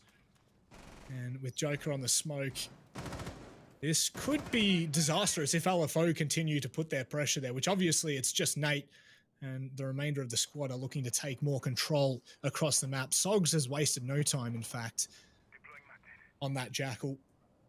Something worth noting as well, obviously.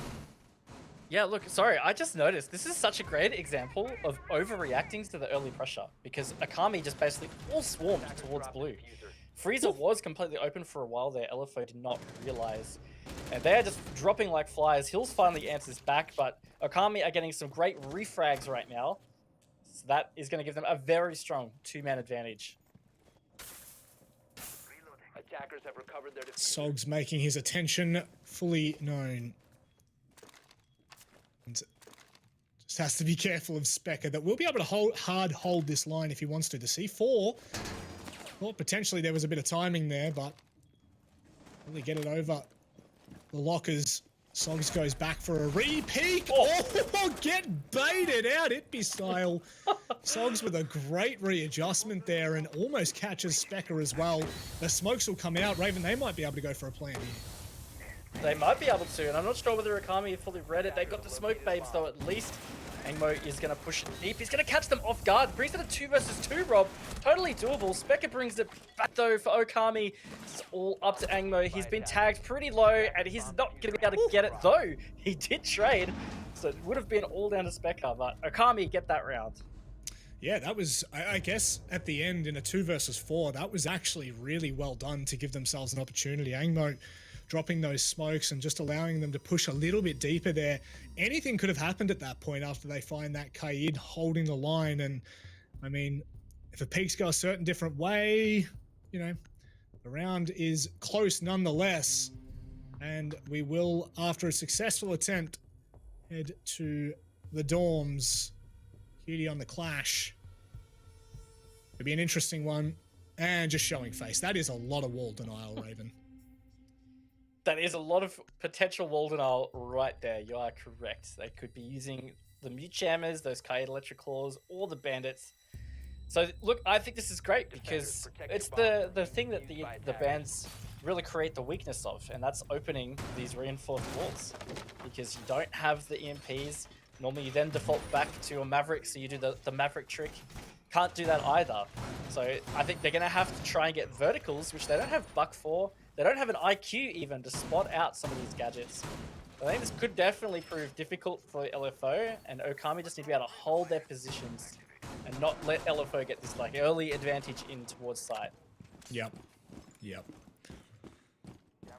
Potential with the turtle. Could be a fair bit of pressure. And LFO have stepped up to the call on multiple occasions so far this season.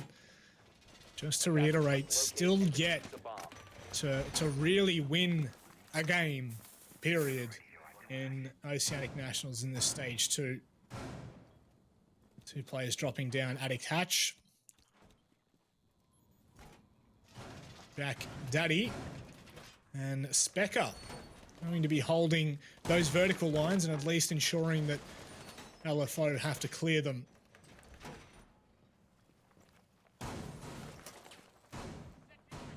Like they are, those drones just spotted out Jack Dad as well, so very much aware that the extension below has occurred. They've opened that server hatch as well to drop into freezer, so really indicating here that Okami are wanting to stay elusive and run around, cause some pressure for LFO to constantly be thinking about things like the flanks and how that's going to work out. Mims and Hills have got the entry right now though, and Mims might even be going to watch that freezer drop off. This could be a good play. Hills at the moment, just starting to get into position as the drones come out a little bit deeper. As you said, down in the basement now. Mims will be able to catch them out. Hills nearly getting a line under the footing of Specker. Hippie style to open up on Nate. That's the Habana down. Now with only Angmo for that hard wall reach. Hills though, that's a nice trade. There's still one more in there. Looks like they know full well. Specker has rotated back in the kitchen. Sogs is holding that though. Not going to win the gunfight. Specker with the nice quick peek onto Sogs. Give Okami back the man advantage.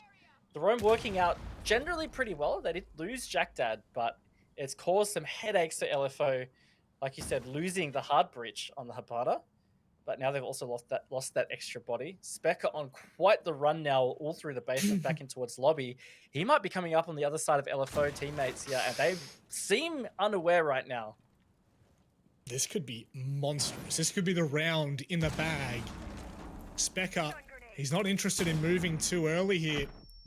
He has, in fact, heard Hills drop, and he'll come directly down Laundry Stairs, connecting and ensuring that a 2 versus 4 now will ensure LFO's demise. All walls, Electric Lord, and they are in for a surprise. Yeah, look, it's going to be very tough. They're getting smoked out. Spectre is still flanking from somewhere, and there's only 2 of them where they can't open anything, really. All the walls are hard. So this is going to be pure gunfights in the final 15 seconds. Choke points being choke points, there's pretty much no chance they're going to be able to make their way through. You'd have to imagine the second they turn around the corner, bada bim, bada boom, that is the round Okami we're looking for. 2 defenses back to back. An unsuccessful 3 attempts for LFO on that site. That could potentially spell disaster for them as Akami take the lead. I mean, this is where it's really going to come down for Akami. If they are going to take the win, they need to be winning this auxiliary bomb site, this third elusive one, whether people choose meeting hall kitchen or kitchen dining. It seems to be a bit of a mix-up. But this is an important site to win right now. On top of the fact that if Kami do win this, they'll finally give themselves some breathing room and they'll be on match point. Yes, unlike LFO that need 2 to get to match point. Am I right, Raven? Attackers need to locate and Yes, defuse good bombs. job, bro. Good job. 1, 2, I actually don't think many... Wait, hang on, is Sesame... I can't remember, is Sesame Street worldwide? Yes, yes. It is, isn't it? Because they're in New York. Yes. Come on, mate. I had to make sure. Oh, mate, I mean, come on, let's be fair. You How fixed many up- you Australian fixed up your TV maths. shows are there? Yeah, not many, right? Yeah, actually, to be fair, not many. But Play School is, so you know. I have been right at somewhere there. Specker, is he looking for a little cheeky hoo-ha here? Jack Daddy? Yes. Oh think my so. word, I am... It's the dude. It's Yeah, the look, dude. they got you last week. They got you last week. They were all They ippies, did. And now they're dudes. So It's so tilting. It's so tilting. you love it. I do. I have no other choice but to love it, to be honest. Look, I did miss the Jack Dad did miss the opportunity to spawn peek there, but he's just gonna hang out at the top tier of tower. Alpha about to drone it and realize that it's not just free, and he's gonna catch the drone at that fact. So he's actually gonna use that as intel against LFO. I believe he placed 2 pests on the window. I'm not sure whether I heard that audio cue correctly or not, but I am almost certain he had a second one there. So had Mims really dedicated there and really sent it, he would have had, well, quite the upper hand. But LFO just completely dismiss it and Attackers recovered decide the bomb diffuser. to move across to small tower instead. Right decision, Raven? We'll wait and see, I guess. Yeah, well, Sogs definitely didn't get the memo to move because Cutie has got him. Didn't quite see where exactly he died, but Cutie is actually hanging out over in attic. So this is working really well from Okami so far. This spread over towards tower. Joker playing down in meeting below. They've got a very good vertical presence here, and LFO have started to take from the west side in towards dining.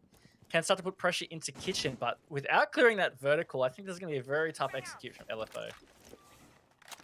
You would imagine so. Akami, they really just need to sit and wait for LFO to pretty much walk into the hands.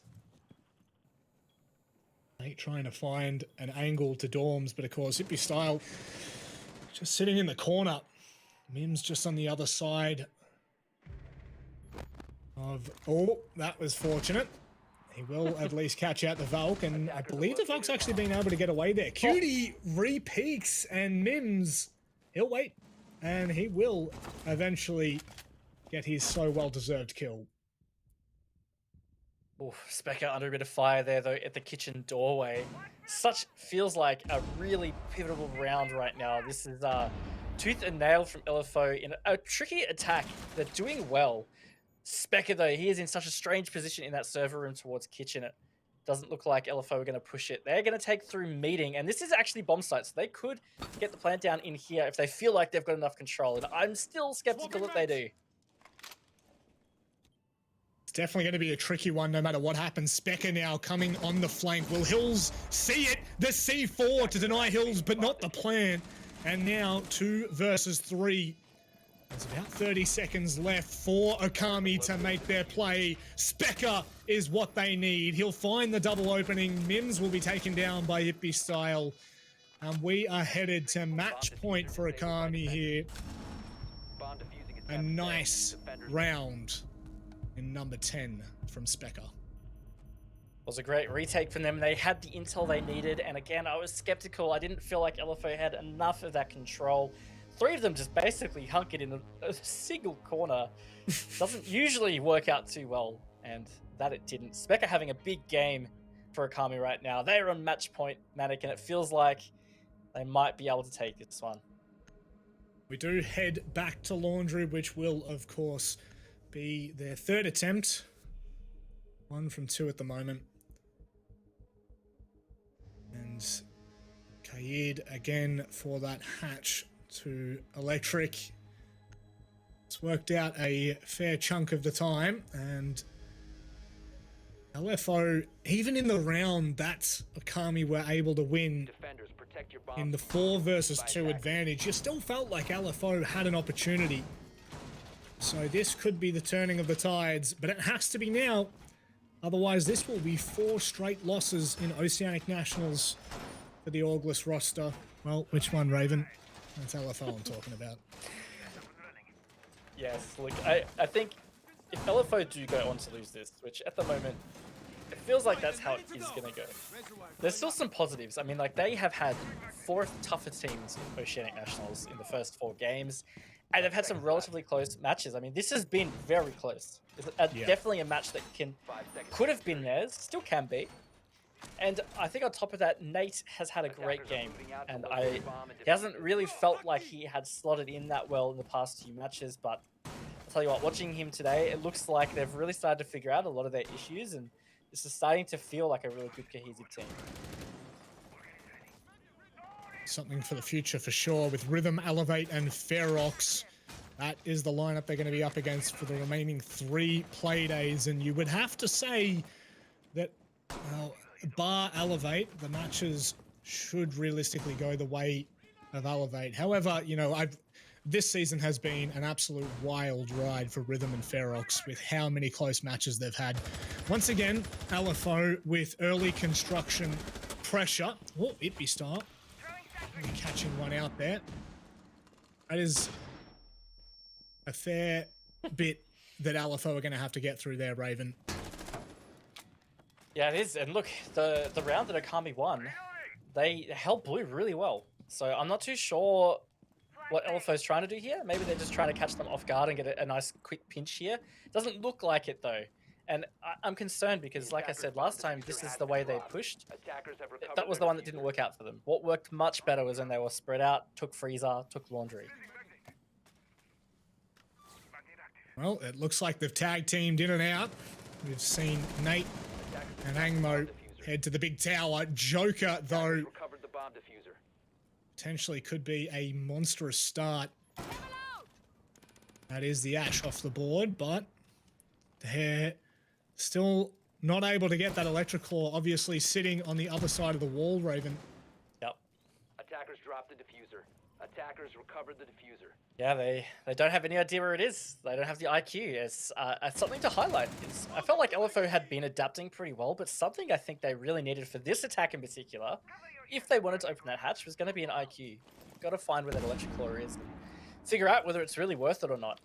So it's going to be really tough because they don't have a whole lot of map control. They don't have their Carly anymore. 2 people in a disadvantage. I think this is going to be Akami's round. Oh my word. You feel as though Cutie shouldn't have been allowed to get both of those kills. He might go for a third here as well.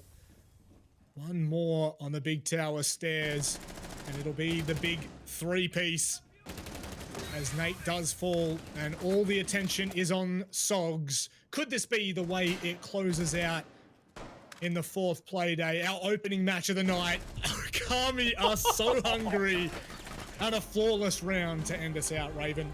Akami well and truly deserved that one. They did. Look, it's like I was saying, I really felt like this was going to be 1-0 loss with the attacks, and Akami, they held in there in their attack half, so great job from them. Good to see them back in winning form at a 7-4 at that fact, so well played. Specker with a big one, Matic. Well, we were talking earlier in the pregame, and we did say that Specker was potentially one of those win conditions if he's able to step up, and that's exactly what we needed to see. 13 kills from him, and it's not even just the 13 kills, but it feels the impact of those kills he had. You know, the flanks coming from all the way on that attacking side, ensuring that LFO couldn't get too comfortable so early on in the game he started out, and it just really steamrolled LFO from there on in. Yeah, it really did. Specker was just a tough player to keep down, and LFO did good in their defense rounds, but I think really When Specker and Okami rotated to defense, he wreaked havoc on them. He had a great half. And I just think overall Okami, they started to play a lot cleaner than LFO. LFO started to struggle to adapt. They didn't look like they were changing enough. I think that last round in particular, really questionable. They continued with that bunker push and tower push. They weren't bringing what they needed to be able to deal with the setups that Okami were putting together. Yeah, for sure. Well, you know what? We got Centis to interview, so let's have a chat with him and see what he thinks of the matchup. Congratulations. Is that me? That's totally me, right? Oh, no, it's backwards. I can't see it. I can't see it. Oh, no, wait, what? I mirrored my cam. No. I'm once again Tell us. We need... The context is great. You are asking for support. After that one, I'm sure there's a lot more support. How are you feeling? I mean, that is a really generic question, but, you know, I think that game could have been a lot closer. LFO and Okami, I think, two of the same in terms of, you know, where we were expecting the standings to be at the start of the season. You guys are now 2-2 in your matches. Yeah. So the issue we had in the beginning was that we tried out too many new things. We've just been going here new strats, here new pushes, everything. And if you look back on Okami, we've never been the team to just bring new things every week. We've been doing the same thing over and over again. We're really good at it. And so we just kind of went back to it. We still had a few rounds where we tried new things and it worked sometimes, but sometimes not. So I'm still thinking we can do better and we can be more consistent and just do our thing and do it right. But in general, I think I'm very proud of the boys. It wasn't as good as expected, but definitely a win, which is what we needed. So very happy about that. Yeah, and you mentioned about being able to move forward and be consistent and confident in the way you guys are playing. You will have Noble on your next Playday on Wednesday. How do you feel seeing that Noble are in that top 2 position right now and the way that you guys played tonight? Do you feel confident coming into that matchup? I do feel confident. Yeah, I think we have a good shot if we just once again do our thing and do it right. I think there shouldn't be any problem at all to beat them. But we'll see how it goes. We still have a lot of things to work on, and once we get that done, I think there's nothing standing between us and then the playoffs, and especially then higher placement, hopefully first. Yeah, for sure. I think that this could potentially be the turning point. Obviously, you know, there was LFO, then you've got Noble, Pittsburgh Knights, and Wildcard for the last 3 remaining games. So I think that this one has really set you on your way for the playoffs at the very least. And we wish you the best of luck. And I'm sure we'll speak to you on Wednesday. Thank you. Speak to you then. Bye. High hopes, and that's what we needed to see. That's exactly what we would have expected. I think that was a pretty convincing and confident performance from Okami. It was a lot better than some of their previous matches. And look, you could argue that maybe LFO is a slightly easier opponent. I don't think so. LFO really did show up tonight. They looked a lot better than their previous matches, at least. I just felt like Okami have stepped it up based on the poor performances we saw in previous weeks. So that's great to see, and I think that's definitely a concern for the teams above them, because they might start to rise back up through those ranks. And it is one of those teams that we know, you know, really does gain their momentum and can run off with it. And so this could, I mean, I did say, you know, turning point, pivot point. I really do think that this could be the point for Okami, like you're saying, where they really can go and push on for these last 3 teams that they've got to play. I think, fortunately, for them, they had the easier games first, so it's allowed them, I say easier, not exactly easy if I'm being completely honest, after dropping to Ferox and Elevate as well. I think that's kind of put them on the back foot a little bit there, but I'm happy to see that they are back to winning forms. However, we are going to move on to Enigma and hear what he has to think, his thoughts rather, on the matchup that just was. Enigma, it's good to see you. Smiles again. It's always great for to see your gorgeous face here. A little bit of banter, no doubt, but a 7-4 loss. I can't stop it. I have to. How are you feeling? Because I think that Okami really did feel like they were in the driver's seat from that second half onward. Yeah, and to be fair, they were. You know, the thing was, the craziest thing is, you know, I have to address what's going on within the team, but, you know, we knew that we were going to go to Oregon. You know, we broke it down exactly what maps were going to be played, and we just knew that that was what's going to be the case. We knew that they had voted us, so we decided to switch up the strats on the defense. And again, little bits and pieces didn't just connect here and there. And then on the attack, it was a good first round attack defense downstairs up against them, but then it just went to shambles after that. And listening to what the comms were, it's again people just getting flustered when things aren't going their way, which consequently just turns things around on us. And then unfortunately, before we know it, it's a 6-4, and then people are already at that stage where they're just not in that mental capacity to just reset and really just get themselves back to 0-0, let's get it done sort of. Yeah, like they're a bit mentally checked out kind of thing. I definitely Yeah, definitely get what you 100%. mean. Look, it's speaking of that, there's going to be a lot of pressure for the final 3 games that you guys have. You are still winless, and only 3 games remaining means that you guys have to be near perfect. So how are you feeling coming into these closing weeks of Oceanic Nationals? I mean, as you guys know, I don't really feel too much pressure. I just deal with things the way they come. At the end of the day, you've exactly said it, Raven. It's a do or die sort of thing. So, now more than ever, we're just gonna have to really sit down. I'm gonna have to individually speak with each one of the players and just tell them, or they know already, but they're gonna get a little bit of the enigma treatment, you could say. So the harsh reality of things. It's just gonna be the way it is. Scary stuff, hopefully, mate. yeah, mate, you know it, just like in the caster stack, man, it's just silent but deadly sort of stuff. So I got to get it done. So hopefully by next week, depending on how the maps go tonight, we'll see how we can bounce back and, just really just smash at it and just give it everything that we possibly can. Yeah, well, I would assume that with those top 3 teams out of the way now, you guys have what would be the back end of a season that you can really strive for to push into those playoffs. So I wish you the best of luck, and we will see you next week, my dude. Fantastic. Thanks, guys. See you later. No suit tonight. Maybe that was it. Maybe it was the no suit. Bad jinx, but I mean, he was wearing a suit the last 3 play days, so what do you make of that, Rob? Don't ask me those kind of questions. Sorry, mate. Look, I think it's a scary time for them. They have to be perfect for the next 3 weeks to stay out of that relegation zone to get into playoffs. They have, I think, still tough opponents, honestly. The 3 that they've got left, while maybe not the caliber of these other teams they've already played, they've proven to have pretty good form in Oceanic Nationals so far. So I don't think it's going to be an easy ride home. No, not at all. It's a bit of a concern. However, for Akami, it is looking better. We're going to go to a short break, and on the other side, it is going to be the top of the table clash. Knights taking on Noble.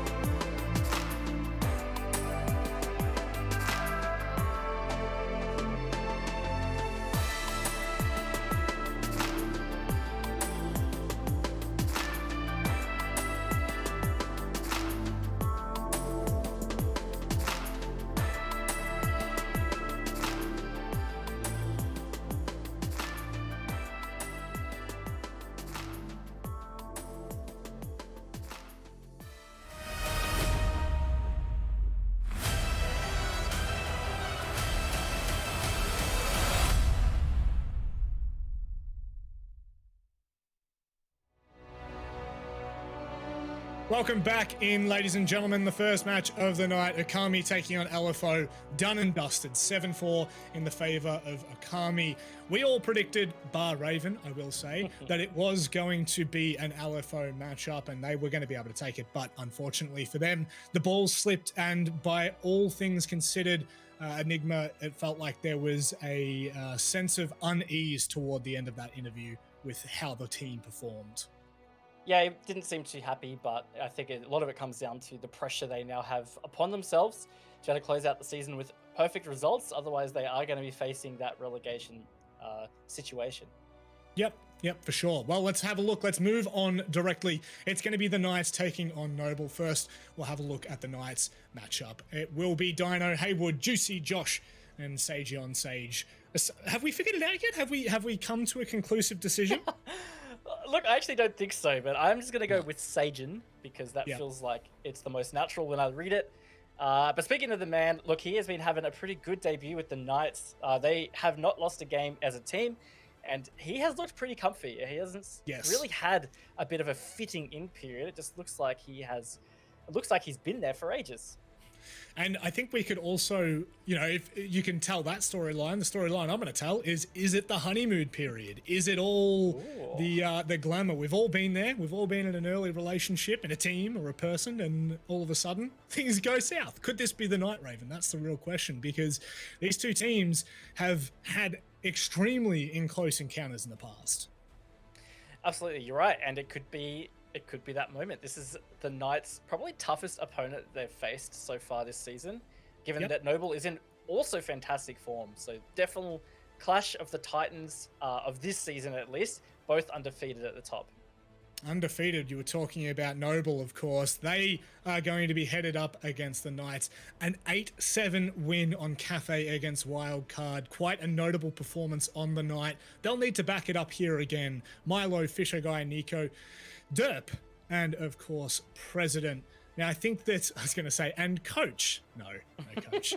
And I really have to admit that Noble have come out swinging. All three of their matches have gone the full regulation, Ferox, Wildcard, and LFO, and they've been able to convert each and every matchup. I think that is saying something in itself. Yeah, some big results too. I mean, that win over Wildcard is definitely nothing to sneeze at all. Fisher Guy in particular, he has had a very good season for Noble, and that win against Wildcard, Fisher Guy was instrumental. So keep your eyes out for him tonight, because I think he could again be the X factor or the win condition, if you want to call it that, for Noble being able to take out the Knights. For sure. Now, very quickly, would you like to have a stab in the dark as to where we're going for the maps? I wouldn't be too surprised about Cafe or Clubhouse is what I'm kind of leaning towards for these ones. Maybe a surprise though. Villa is a strong map for Noble, so if Knights are feeling confident, that might slip through. Well, we can have a look at where we are going to head. I think that, very quickly, just to summarize before we get to the end of the veto stage, 6 matches are being played between these two teams, and 5 of them have gone the full regulation. So this season is incredibly close, and we expect nothing different tonight. Clubhouse is where we will end up, Raven. Thoughts? Very common map for these guys. If you were watching from before the show started, actually in the countdown, you would have seen a very banger of a match between these guys from 6 Masters. It went 8-7, and it was won off a clutch in a post-plant situation by then Sinister, which is the current Noble roster. Big game. It was a big game last season, and I think if that's anything to go by, and the fact that these guys are both at the top of the table, undefeated, I feel confident that we're in for quite a banger as well. I wouldn't be surprised by overtime. To be honest, if it doesn't go to overtime, I'm going to be extremely disappointed. Now, let's bring up the predictions from the Snowball panel. I think that this will be quite... I was actually just about to say that it could potentially be divided, but it is the clear consensus that Noble should be able to come out on top. But we are saying this is going to be close. This is the top of the table clash. And realistically, it's anyone's game, Raven. Yeah, look, I think this is going to be a very, very close match. I'm also very surprised that we are not more split in the predictions. I'll be honest with you, in our internal Ubisoft predictions, I flip-flopped. I went for Knights. So I think either way, I'm going to be a winner in terms of predictions here.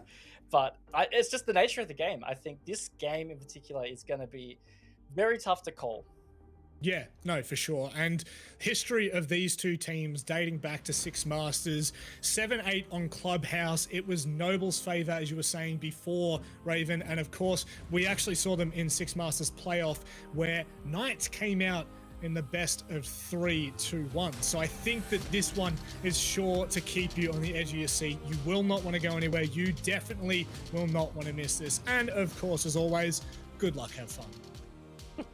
Very important part of starting a game is to say good luck, have fun. You know, if you don't say it, then it's a bad omen straight out of the bat. So you got to make sure you say that kind of stuff. Don't want to be disrespectful, you know. Got to give the love in Sledge being banned out. Raven. I don't think I've really seen that in the ANZ region. So, well, not that I can recall on Clubhouse, unless I'm incorrect. Well, last Friday in general, we saw a few Sledge bans. It is something that has started to creep up a little bit more. I actually, I'm going to be honest, I said it last week as well. I'm not fully clear on the exact rationale behind it. I mean, he's very helpful with soft breach, as well as bringing those frag grenades. So it could be just a fact of forcing your opponent to bring other forms of soft breach and other operators with frag grenades that maybe aren't quite as helpful in terms of their main utility or their main gadget. Well, they're definitely going to be put into a tricky situation for both of these teams as Buck and Sledge are off the board. Mushroom will wait to follow. So we've seen overtime on this map twice for these teams, and anything short of that, I think will be disappointing, if I'm being honest. Yeah, I would say so. I think these bans, especially because I've just been thinking about it, the Knights are the ones that banned the Buck. They are attacking first, and that just gives such a huge shortage of soft breach. So you have to be bringing a lot of breach charges, frag grenades to try and clear utility. They banned, or the Maestro is gone, so I mean, that's one thing you don't have to worry about. But here we are. Noble is bringing the Malusi, for example. So Banshees are going to be tough to clear because you don't have, well, you might use the Zofia, but just in general, you're in a shortage of soft breach right now. Down to the basement. Soft breaching, as we said, going to be a tricky point, and to be honest, it was only this week that we were talking to Nico about his Buck plays on Clubhouse. So yeah, it is something that it does interest me a lot. This will be something to keep your eye on throughout the match. Obviously, the community vote at home, ladies and gentlemen, you can have your say at Rainbow6ANZ on socials, Facebook, Twitter, and Instagram. You guys think it's going to be the favor of the Pittsburgh Knights? And to be honest, I could potentially see why. This one is sure to go the distance. It's sure to be close. 10 seconds to insertion. And it will be put under the pump from the very beginning, Raven. It will. So let's see what they go. The ban of the Buck, as Ollie said, we spoke to Nico about it. It's become a very big part of the way that Noble have attacked, because he was saying he's been bringing the DMR because it's really good extra destructibility. He can use that DMR ammo to open hatches and even line of sight, so he can save the skeleton key. But I feel like that is what the Knights have leaned into right now, that they are just trying to make some discomfort for Noble because they've been so used to that luxury. We'll have to see what happens in the second half, though, because that is when Noble will be on the attack. Yep. We will. Now, I feel like Thatcher being left on is something that we haven't seen a hell of a lot of, if I'm being completely honest, but it will be free to do so, if you will. Now, Noble happy to keep the pressure, the pump on. Will they be able to catch anything on the outside? No, in fact, Haywood was waiting for it, and he will at least find one. They're getting a little bit too hungry there. Nico does trade out on the Oryx. Yeah, quick early trade in that first minute. Very important that this roam clear is dealt with early because it will really stall you out from getting progress onto site. Josh not wanting to overextend. He's playing very patient around this cache door. Maybe starting to second guess if that Oryx is even still there. So this drone doesn't seem, it does, and Nico is going to rotate out a pretty unconventional way, but I like it. He's not interested in sticking around, and you do somewhat love it. Oh, hello, Nico with a new position, and unfortunately, he will be caught out on the rotate. Not particularly new in the meta, I should say, but oh, Fisho, caught out main stairs. Juicy, bada bim, bada boom. They are dismantling Noble, one by one. Nobo. 4v3, Raven. and Nico is low. Nico is low, so this is definitely going to be a tough round for Noble to be able to stick out. The Knights have a lot of map control now. They inflicted a lot of damage. So I think Knights are looking pretty solid right now in the first round. Of course, it is only round number 1. Just noticing the beautiful gloves there on Josh's Zofia. That is the TSM weapon skin. And look, I think if you have not checked out the esports team skins, charms, and all that kind of thing, you should have a sus because they look pretty great. Certainly do. Nico and President left in a 2 versus 4 to try and clean up here. Nico under the church table, and he will get one, but of course being caught out. There's a lot of ways for them to be able to shut President out in this round, and it will just purely come down to gunfire. Knights will take round number 1, convincingly so, with 3 players left alive. Yes, it was pretty convincing. That roam clear worked out very effectively by the Knights. Nico potentially could have just gone back to site instead of trying to recontest in kitchen. Could have changed the outcome ever so slightly, but it's really hard to say. Knights pretty successful on those attacks. Noble are not going to repeat that bomb site either. They're just going to rotate straight to CCTV and cash.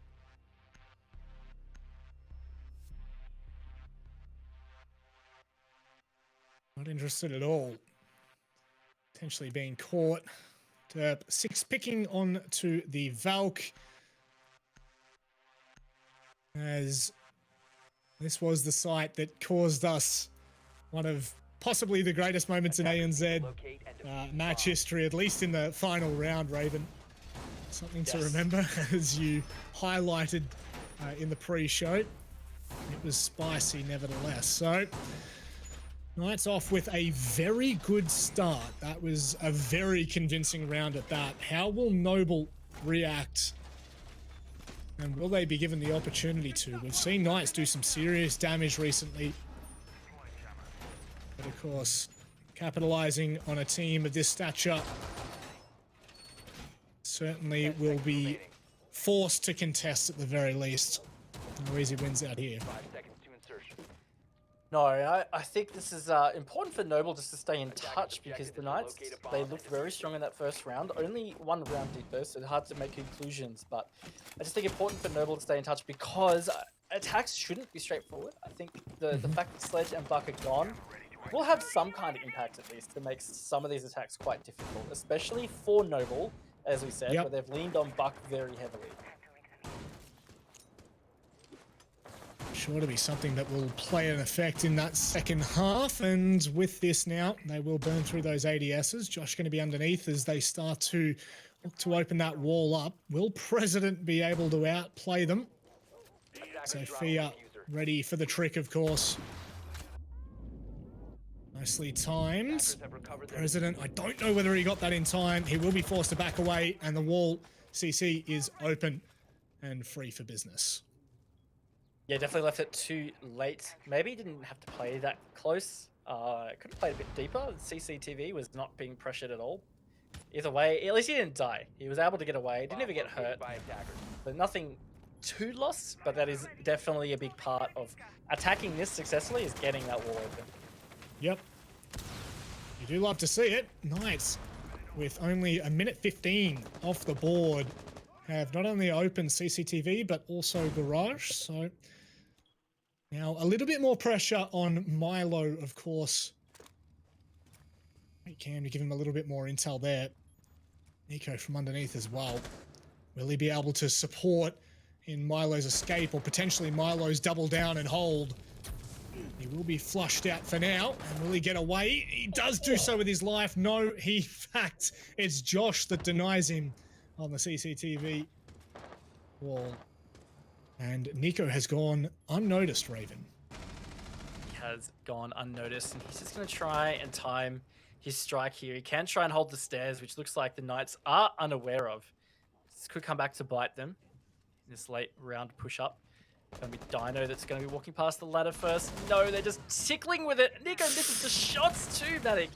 But he finally gets the answer. Dino taken off. That's the Habana. Makes it a 4 versus 3. Oh my word, No how has way. he found a second there? Sage Are thought you it was serious? clear. And Nico progresses and continues to play with the hearts of Knights. Haywood being caught in the similar position as now Knights go a little bit deeper on site. Now there's a potential for a plant. They still, of course, need to be careful as Haywood takes down Nico. Derp is the only player left, and Juicy held that line for so long. It won't matter, though. Josh comes out with an extremely pivotal round with 3 or 4 kills, I think, toward the end. So nicely done for Knights as they secure a second. I can't believe they let Nico get a second kill. I am still not too sure what was going on with that, but regardless, the Knights looked good again on that attack, Manic. I am definitely feeling concern for Noble already. They're not feeling very in this match right now. No, they're not.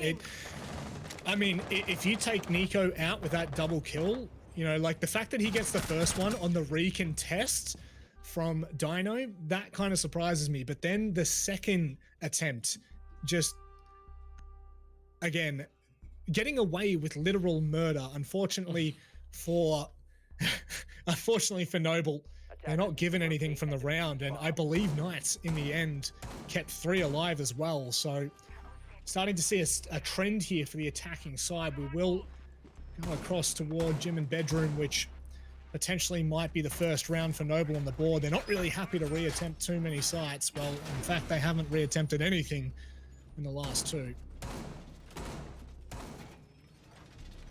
Clubhouse can be a good map to just constantly rotate between. Generally, teams are very comfortable on all 3 sites that you play. Bar still does not get much of a play, which I would love to see one day. The 3 that are played, they are always in heavy rotation, so it's definitely the map where you can just constantly switch between. Not too much of an issue. But I think this is a really important round for Noble right now. If they go down 3-0 in this defense half, I really would be worried about their ability to get back into the match. I'm just foreseeing them struggling with their attacks. He's so hungry. Oh my word, nearly finds double, but it's 2 crosshairs you're trying to contest with there, Nico, and we've seen some insane things from you before, but that potentially might be too much for you to ask for very early on. They lose Nico, and a 4 versus 5 now. They've seen CCTVs clear, and Milo won't be able to do too much at the bottom of red stairs for now. He could, however, have an impact if Josh decides to fight, and wowzers, 2 kills off the board, 40 seconds gone, Raven. That is mental. Right now, it just feels like Knights are going through the paces, and Noble are still getting out of the bed. I don't know, they just do not look at all like they're contesting this match right now. Nico maybe just getting a little too keen, and look, that is something that Noble have done before. They like to be a bit cheeky, try and get some of those trick plays off, but it just was no problem for the Knights. They were ready for that. Yep. Attackers have located a bomb. So The attacker's bomb diffuser has control of cash as well. So just need to be careful of the bench. You don't want to get caught out trying to peek on the other side of that. But they'll just completely dismiss it and look to continue to press the site. But President taking down Dino. That could really turn things here for Noble. The defense that very much needs around here. Some confidence to take in to the second half is vitally important. That it is. So that was a good little 2-piece that they put together to make it a 3 versus 3. Josh just trying to take in through logistics. They've got a lot of control through construction as well, so a lot of pressure applied to Noble on site right now.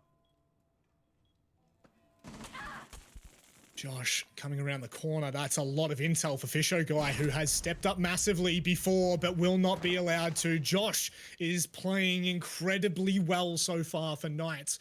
Turpe just on the other side of the bathroom. The mirror window has been poked out, so it will give him a line as he looks to reattempt for the frag. He'll find one. It brings it back into the 1 versus 1. This is a huge round for Noble. They need this one. And Haywood, he just forces him off the line for now. And I'm sure he's had the intel that he's gone downstairs, Raven. Turpe needs to step up. Yeah, and this plant spot is actually quite tricky, so not going to be able to wallbang it from below, and it's been confirmed. Dope's going to push through, not going to get the gunfight against Haywood. That's the Knights going up 3-0, Rob. My word, the closest round we've had so far in this matchup, and Turpe just cannot outgun Haywood. 3 clean rounds for the Knights, which cannot, and I repeat, cannot be understated so far. From the way they've looked, it's been quite dangerous. Cracks for Noble starting to show. They are second on the standings and only by round difference. So you would have to say that this is, I don't want to sell anything too early. It is a tale of two halves, and that we will need to see before we can really confirm anything. But I really want to highlight Josh's potential. Josh's not even just potential, but his ability so far in this matchup. He's having a good one, that's for sure. He's at 6-1 over 3 rounds. And look, like you said, it is a tale of two halves, but the other thing is you can read form, or you can feel form. And a 3-0 can be a close 3-0, and just right now, it's not. Like, the first 2 rounds in particular were just 100% Knights. That last one, close. Yes, Noble started to fight back a little bit. So hopefully that is a sign that we're starting to get a Noble back into the game. And if they can bring this back to a 3-3 half, I would be not only impressed, but very hopeful for their potential result of the match. Yep. I thought last round was going to obviously have a fair decent impact in terms of the game. So this, realistically, not now or never, but you really have to start to gain that momentum back. Obviously, 3 rounds left. There's still plenty of time to do it.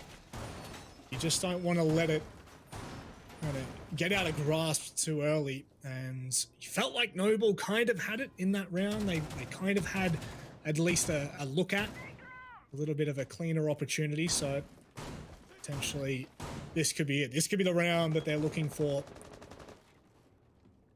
And Knights have been quite courteous, if you will, with their opening frags.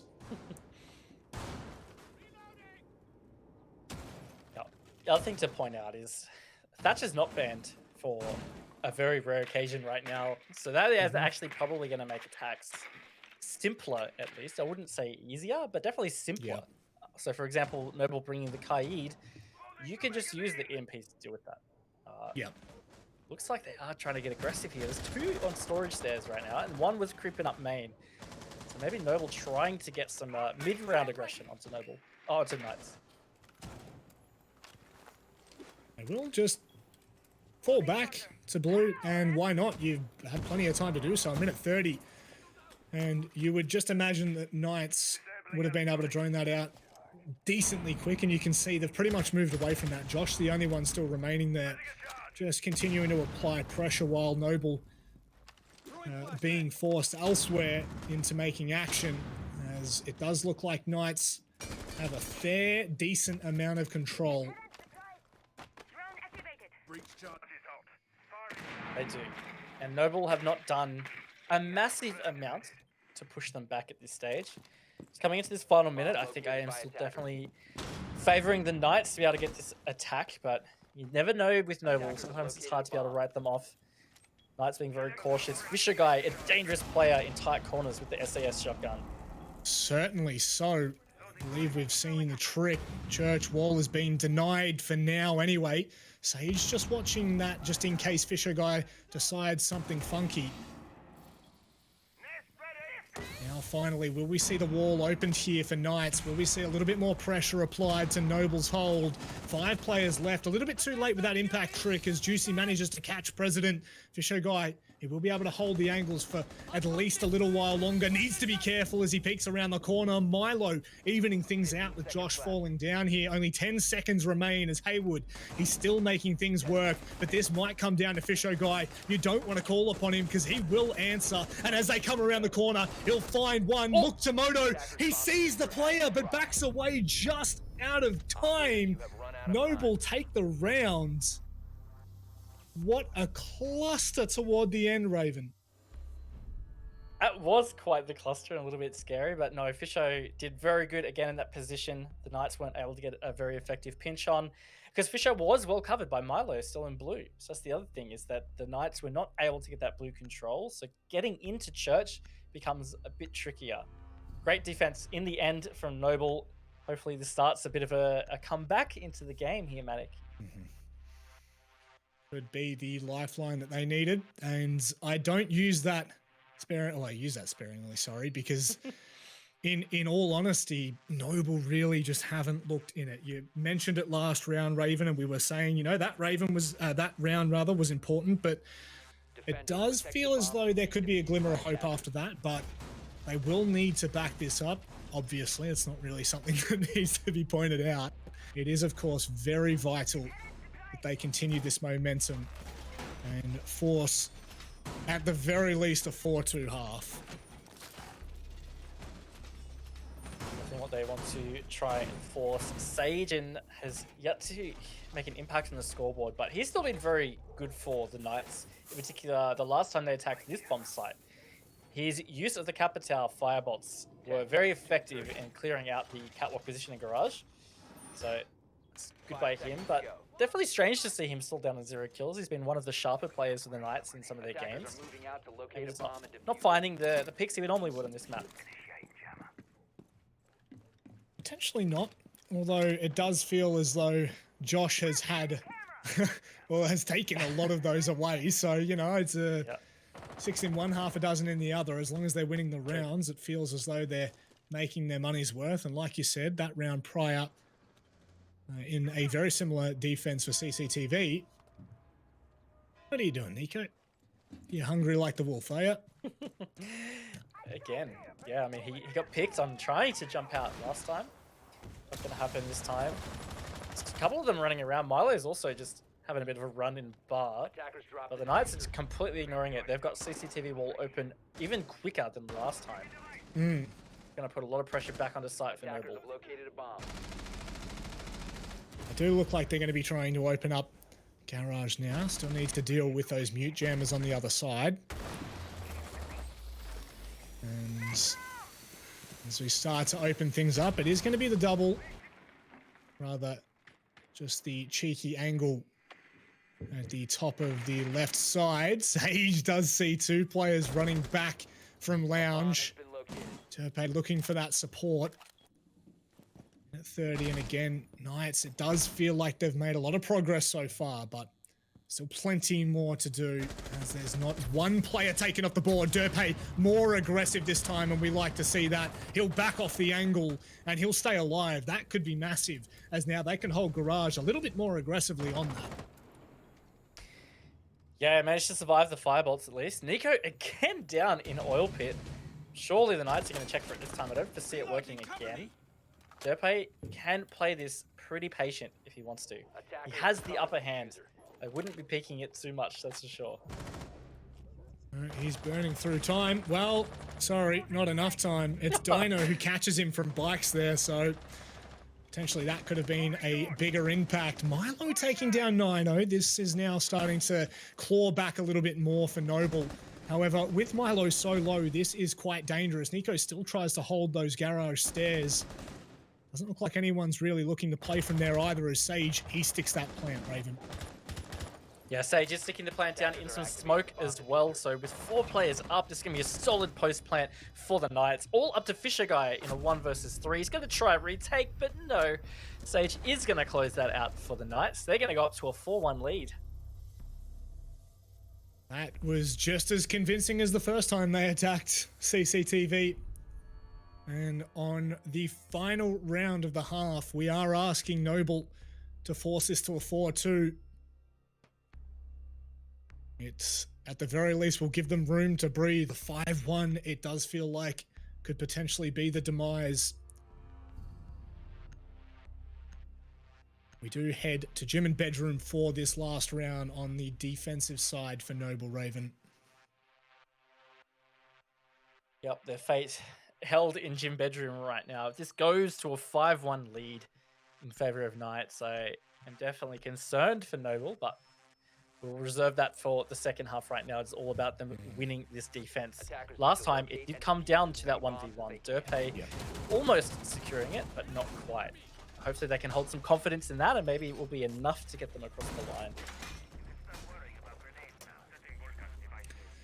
It is a very important part to note that it was a much closer round. Actually, in all fairness, the closest round, even, I would say, even with the round that they won, that didn't feel as close as what that one with Derpe and the 1v1 felt like. It was just mental toward the end of that round that Noble were able to win down in Church. So 10 seconds left. this is the time that we need to see Noble step up. And they're not shy of doing so either. Attackers objective Roster is to that locate a has bomb and defuse it. pushed some of the best teams to their limits, including Wildcard, including this season, not only pushing them to their limits, but defeating them at their limits. As Knights all approach from the garage and CCTV side.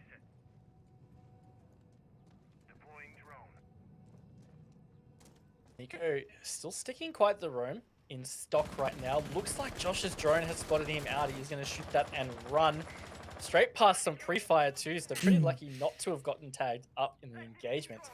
Knights wasting no time to get CCTV wall open so that they can start to put a lot of pressure in towards Cash. Milo, this time around, was caught at the bottom of red stairs, as well as Nico going for that ambitious peek from storage. Drop the diffuser. They're still pretty happy to stay across there and just waste these drones from Knights, ensuring that at the very least they have to continue to re-drone or force them out another way. And Bomb diffuser look has at this been from dropped. President, and thought potentially he might have gone with Milo as well, doubled up, but Nico's all the way underneath. What is he going to find? What is he going to catch out here? Could he be pivotal in finding an opening? There's a player that was on the balcony as well, but couldn't quite see it. Looked like Knights are ready for his little punch holes, so lucky again to still be alive is Nico. Milo has made his way back to site, but he's going to die to a nice tight angle from Juicy. It's the Thermite. They can't get past this mirror. Ooh, aggressive peek from Derpe. Jeepers. That's not going to be ever expected from Juicy. That does make it a 4 versus 4. Swing, baby, swing. That Attackers recover the is diffuser. just, you love and hate to see it at the same time. Sage now applying a little bit more pressure from the balcony as Dino has yet another player by his side. Fisher, will he be forced off the angle here? It doesn't look like that's going to spread far enough. Hanging out, they are stuck in cash, 50 seconds left. They can force Fisho out here if they can find the kill. Potentially this may put a little bit more pressure on Noble. They're doing everything they can to push him out as well. He's absolutely pinched in this corner, this Fisher guy. Hatch drop goes to Sage, and not going to actually lock the kill out yet, though. Fisher is still in this corner alive. 2 players around. He gets the down and the finish, but it is refragged. 20 seconds, though, Manic in a 3 versus 3. It's going to be a tough finish. That it is. Nico now from main stairs. He has to hold tight. He'll see the gun. He'll pre-fire. He needs to back away. Looks as though President was there as well. This plant should go down. Can they deny it? That's the question. Derpe steps up massively in this round. He needs to do so as well, as Sage is just caught in all sorts. And it will be a second round, a saving grace here for Noble as we head to the second half, Raiden. Disabled by defenders. Yeah, very good on the retake was Noble. Pittsburgh Knights just not quite having enough control. Didn't quite see where Derpe ended up coming from, but I think he was really the linchpin for Noble to stay in that. So well played from Derpe. Let's see what they can do on the attack here. I was already skeptical about how these might go for Noble. They're starting to pick up a bit of form, or a bit of steam coming into the half. So let's see what they've got in store for us.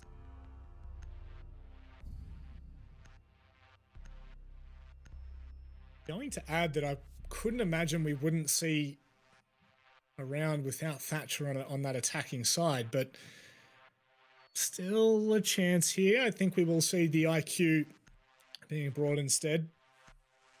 Thoughts on not picking? Okay. Raven, what are your thoughts? Attackers need to locate and defuse as many bombs as they can. I feel like this is just such a Noble lineup. Based on the fact that Nico is on the fuse. Yeah. So to come back to those bans, the buck is something that Nico in particular has been playing a lot of, and that Noble have leaned on a bit in the way that they've dealt soft destruction with their attacks. And then you would assume that the fallback to that is Sledge, but that was already banned by Noble. So it does mean that they've had to get a little bit innovative here. Not in the way I'd expected, though, completely honest. Bringing the fuse is not a common pick at all. Probably is going to be helpful for Kitchen clearing out from the floor, but Yep. it's so risky. You could just get C4'd quite easily. Attacker's objective is to locate a bomb and defuse it. We're seeing toward the end there. Dino dropping one of the cams just underneath the staircase of bar, so they will get a little bit more vision. At least when they do eventually go for that hatch. I mean, if they do, I couldn't imagine they're not going to at least apply some of that pressure. Nico clearing out that top floor roam. That drone obviously giving a lot of information as to who came up main stairs and who didn't. And it looks like he's pretty confident that no one did. How's the line, umpire? There's a great line of sight from Nico. Exactly what we'd expect from him to find a nice angle onto a rotate. So something that they can come back and use. Pretty good progress from Noble. Not wasting too much time at all to push through the map and obtain control. They have made things, I would almost say, unnecessarily complicated. Like, they do have, like you said, the Thatcher is available right now. But they've elected to bring Maverick instead, and they're going to just Maverick these hatches open. Which isn't so bad. Dope is a great Maverick. He's pretty efficient with it. It's not going to take a whole lot of extra time, but it's just not as simple. There is obviously something to note with no mute or secondary bandit on the board. If those Kaid, if the electrical, sorry, are on the hatches, nothing to save the walls. So potentially it's something they don't need to worry about necessarily in bringing the Thatcher or the IQ. Nico, however, might just need to be very careful of that fresh haircut that they're looking to give him. And again, there's the Valkyrie below him with the C4, so he's not going to be able to safely place these cluster charges. And that's the thing. C4 does come out, it misses. So now's his chance. He will be able to start placing these. But they did lose a player in the process. It was Fisher Guy on the Zofia at that. So not going to be easy. And there he is. The vulnerability of that animation is severe. Finished off with the Pokeball, and the Knights are looking pretty good in this first defense. Oh, that would have been an extremely tight angle for Juicy to hit there. There you can see it, a pixel in it, and he's been able to do it. President now being able to find one, gives them an opportunity. Juicy wasn't able to fully deny it. I mean, that's pretty much all he needed to do. In fact, wasting even further time for Noble.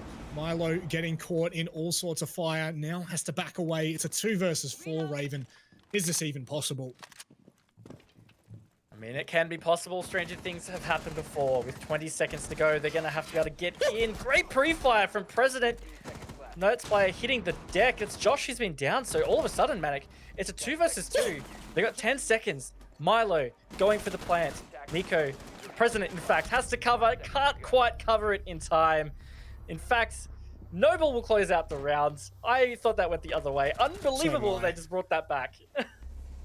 I mean, seconds in it. Quite literal seconds. If President doesn't hit that shot, he has to either stick it or just hope that the pistol is enough. My goodness. 2 versus 4, Raven. They had everything open that they needed there, Noble. And President steps up when he's called upon. A big misstep for Knights there that could cost them in the later parts of this match, should it even get there.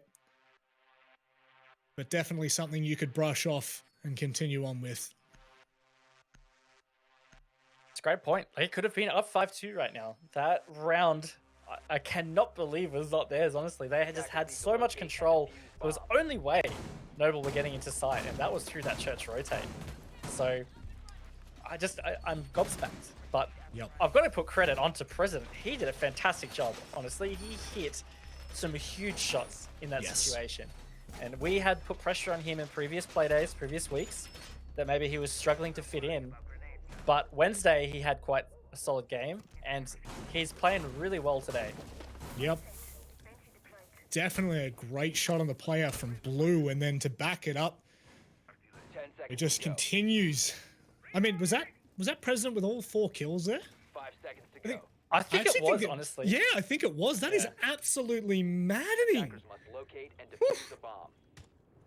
Talk about leaning on a player for a round. There are not many cases where you would pick Noble to take that. But President really did have other things in mind, as Nico just being aware of potentially any cams being thrown out. Gone a pretty consistent lineup for Noble, but they have not stuck the fuse, which I mean, I'm really not surprised. I think the Ying is a great option because obviously the cluster charges can be used in a few different ways. Forcing your way into sight, clearing utility is a great way to use Candela because those many little flashbangs that come off can clear a lot of utility pretty quick and be a total pain in the butt. So I think this is going to be an interesting round to see how Nico does utilize this Ying. Yep. Explosive or slow and steady wins the race. Wait and see. Fisho for now will catch at least one of Valk's cams. Still being very cautious of that run out, as they pretty much leave it all without any attention for now. Sage, what will he decide to do? Come up red as now Nobles start to take from Jacuzzi. Yeah, quite swiftly. 3 of them all through that same rotate. They know that they've got control up to construction, so very important to have control to take swiftly so that it's not retaken by the defense. And this is good pacing too. They're making sure they're not getting too far ahead. President obviously very keen to get in there, but he stopped and waited for his teammates to be in position. So that's great to see. Dino obviously with the support of that Banshee. He will be forced back off the top of that flash. And Milo starting to open up construction wall as well. They have a lot of different avenues they can attack from now. I still think Garage has been untouched for the most part. From Noble, how does Dino win that? At least it's traded. But my word, that could have been a serious problem had it gone to a 5 versus 4 with Dino on a peak like that. And now it looks like they might start to come in, Raven. Yep, looks like they are going to utilize this Ying for the push. That C4 is going to have a bit of a stall. Nico goes through and starts this plant in the smoke. Bit of a bait though. Hayward is going to find one. So again, it's a 4 versus 2 situation. Brought to 2v2 again, Rob. 1 versus 2. What is happening to the Knights right now? Oh, not back-to-back rounds. Hayward, though, he might actually give his team the chance here. 10 seconds remaining. Nico, he sticks it. Hayward tries to fire through the wall. He can't find anything, but he'll close it out in a 1 versus 2 for a triple kill. It was down from another 2v4, Raven. What is going on in this match? Defenders disabled the Has been all kinds of back and forth, but that was a good clutch from Hayward because Noble were rolling. Nico in particular, he was just not stopping. So look, that was unbelievable, honestly. Hayward in that final kill as well, that just looked like he was about to pre-fire it. It just looked like a pre-fire. It just happened to hit Nico, so he's like, oh, okay, all good. 15 seconds to go. Oh, that's a pop of the watermelon. See you later, Derpate. 10 seconds. I think I would actually hard agree with you on this. Let's... Attackers need to protect the diffuser. Oh! It's either sharp reaction time or he was just literally about to click as Nico crossed. Oh, wow. That is a round that Noble will go begging for as Knights do push on. I will note once again that this map has been played twice by these rosters. So once in 6 Masters and once in the 6 Masters playoffs. Of course, this is only against each other. I want to make sure that you understand. And both of those maps went 8-7 in overtime in favor of Noble. So there is still a very much strong belief that this could take us all the way, Raven. That round in particular might have secured it, but now it's going to be a little bit more of an uphill battle for Noble. Playing a little bit of catch up after those first 3 rounds on their defensive side. 5 seconds left before They have kept themselves in the game. It has been just quite a weird one. I mean, like, it feels like it's so much more even right now. But then I go to correct myself and I just think, hang on. Like, Knights have been up 4 versus 2 within the last 30 seconds, the last 2 rounds. And just somehow Noble are clawing it back. So my gut feeling tells me that the Knights are still pretty in control of the game. But Noble just keep clawing these opportunities out of nowhere. And I think that's the danger right now in this match, is that if the Knights don't tighten up and stop that from happening, yeah, we could definitely be seeing overtime. It's a very good point you make. I'm thinking about all the positives for Noble and not so much the downside for Knights. Quite literally the kinks in their armor. And starting off, Noble this time around doesn't feel as explosive in the first parts of the round anyway. They have done very well in opening up the rounds though, you must say, Raven. Not wasting a hell of a lot of time in opening walls, hatches, whatever it may be. They are pretty happy to do it somewhat early. Quite efficient. Look at this. Kitchen has just been absolutely shredded, and Nico gets doped again by Juicy. Unbelievable. That pixel angle has just been so deadly. Oh, you do hate to see it for Noble. And Nico has had no luck on the fuse either of these rounds. Oh boy. Juicy has made his money's worth there. A very nice cam from Dino. Giving a lot of intel tonight. It looks like that has gone undetected. And there's the C4. Milo lucky to be alive after that, Raven. So low, and he just had the absolute deer in headlights moment in the hallway, like, oh my god, I almost died. But he's managed to hang in. 50 seconds to go though, the Knights firmly in control. Looks like Noble are going to stack in down main stairs. Oh, great shot from President. This was the round that President went absolutely ham and clutched that 2v4 for Noble. So, I don't know, will Lightning strike twice? Smoke screen out. Very good question. That ADS though could potentially be quite the impactful play here, as no more smokes on the side of President, so they need to be careful. Not only the long hallway, as they make their way around the corner. It was the back of Armory that managed to catch them out last time as well. President, he'll push on here with Josh taking down Fisho Guy. It looks like it's going to be a Knights round, and by my golly gosh, that's exactly what it is, Raven. A very clean shutout from the defensive side. Yeah, I feel like this is just going to be... That was a great highlight of just the complicated decisions that Noble have given themselves. Nico on this fuse has not worked out either time. The Knights are just all over him when he's in kitchen. And then they're not bringing this Thatcher to make their hard breach openings easy. Like, they had an electrified church wall with 20 seconds to go. If they had EMPs in hand, they had an ace that still has Selma charges. So they could have created a lot of more opportunities for themselves. I think they're making it so much harder than it needs to be, Manic. And we don't see the Thatcher, and we don't see the Thermite this time around either.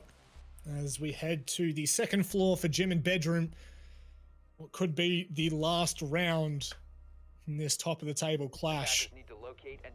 Knights have just looked better from start to finish, A to Z. You would never have questioned them if you'd seen this performance. No, look, Knights have definitely felt like the better team. It's like I was saying before, Noble have clawed their way back, but they've just been from really strange finishes to rounds, quite frankly. Like 4 versus 2 disadvantages that they've managed to pull around. I think that last round was a great example of the Knights just being tighter on it. There was just no opportunity at all for Noble to do anything but funnel through those doorways. And Knights were ready for that. So as long as they get that shutout kind of style again, I don't see Noble being able to at least get it back to overtime. It definitely does not feel as though that is a possibility, and we'll still have to wait and see. Noble have done some pretty crazy things so far in this matchup, and this would be nothing short of it. Terp looking to open up the wall. Okay, that is quite a dangerous little mark to begin with, but I believe he did get that Electro Claw, and it will allow for the CCTV wall to be opened with Dino and Josh both holding from top of red and Cash. I think Nico, Derpe, sorry, was a bit lucky there to not be even more damaged, but good for Noble.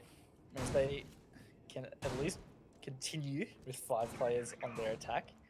Nico's gone below here in the stock room, so he's ready to try and flush out some of these players in cash. I'd say he's just waiting for a teammate to be able to pinch, and that may be Fisher Guy as he starts to push up through the catwalk in towards CCTV. Very fast as well. Potentially this could be the exact pinch that Noble need for this round. Not sure how much information they actually have on that CCTV hold. I would have to say, with the way they were setting up, they knew a fair bit, but they haven't actually gone for it. They've backed away. Fisher Guy opting to take that Claymore and decide to place it outside of Garage. Sturpe now looking to bait. I guess that's one way of doing it. It's good use of smoke as well. I think it's totally worth doing because it's already going to take quite a bit of time for Noble to be able to open this up as a Maverick. And the longer that is held off, the more comfortable sight will be for Knights. So great use of the smoke babes there. Last one's not going to hit the mark, it looks like. So Derpe is going to be able to finish off this wall. Coming into this final minute, though, it's just a similar story where Noble don't quite have enough done, in my opinion, to be able to get something comfortable down. It feels like it's going to be that kind of explosive finish again. I have to concur with that. Nico's still aware that there is one downstairs. Haywood just holds tight on the line to bar.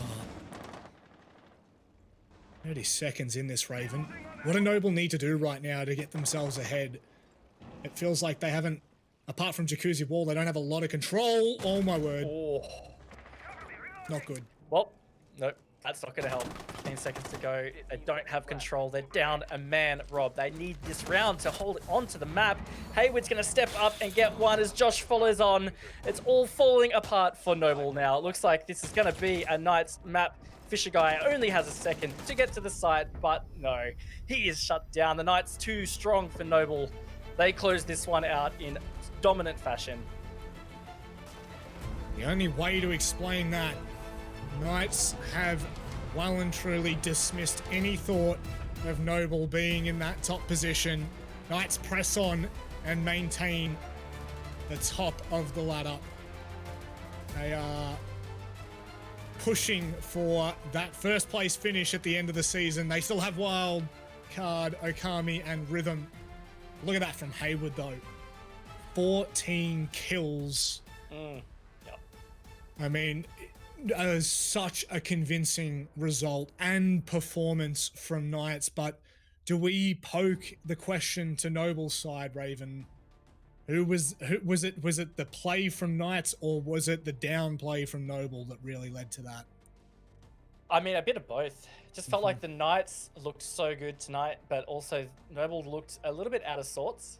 Hard to say whether they were really out of form or just completely outplayed, but from my perspective, it looked like they were never really in this game. Personally, I felt like this really should have just been a 7-1. Two rounds, they got those 2v4 situations, which fantastic, especially the one that President got. Like, great display of skill, but preceding that was not very good attacks. So, yeah, a bit skeptical in general about how Noble have performed in this match. And that, again, is not to take away from Knights. They obviously had not, no.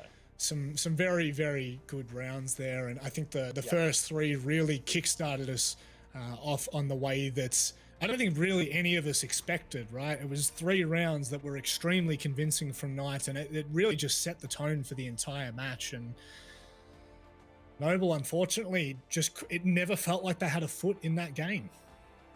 Yeah, they lost the first 3 rounds in a row, and then it never really got anywhere after that. They started to kind of stay in it, but only just. Either way, the Knights just felt just too strong the whole game. Yep. It was very It's very convincing, and with that, Knights, I think, have kind of solidified their placing in this season anyway. Obviously, both teams realistically should be making playoffs. I don't really know if there's a world in which they can't, but regardless, I think with Elevate, LFO, Ferox, and now Noble dismantled by Knights, I think that they're going on to the back end of this season. You know, Wildcard, Akami, and Rhythm are left for those, just for Knights, obviously.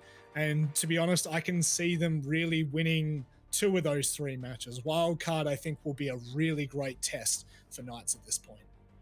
Yeah, also a bit of a benchmark, because I mean, Wildcard was the obstacle they couldn't get over in last season in Six Masters. Right now, I honestly would be probably tipping the Knights in that game. The Knights have just looked like they're having a much stronger season so far. Wildcard have looked a bit shaky. Knights have been challenged. I mean, they did have a 7-5 with Elevate, for example. They had a 7-5 last week as well with, I think it was Ferox.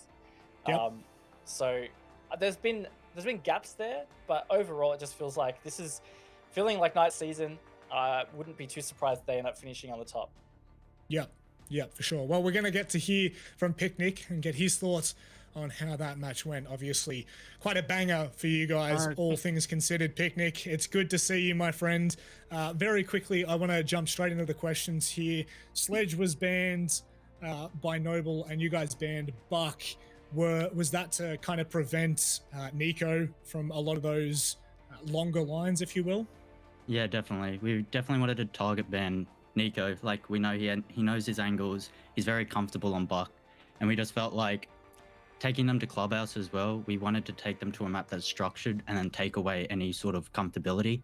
So banning Buck and Wamai just forced them to try and adapt, and that's really what we wanted to do.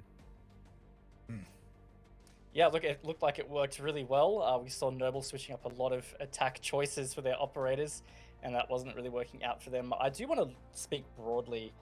Coming into the season, was first place what you guys were realistically aiming for yourself? Because right now that seems to be where you are tracking towards. Yeah, definitely. First, I don't know why Dino said second, the other interview. We definitely want first place. We got second in mini major, and I've always wanted to go forward. I hate taking steps back or placing in the same spot. I always want to go forward. So I definitely want to be hitting first with this season. For sure. Now, with that being said, Wildcard is the next hurdle, and that is next Wednesday. Very quickly, are you guys prepared for that matchup, and how are you feeling like you're going to stack up against them?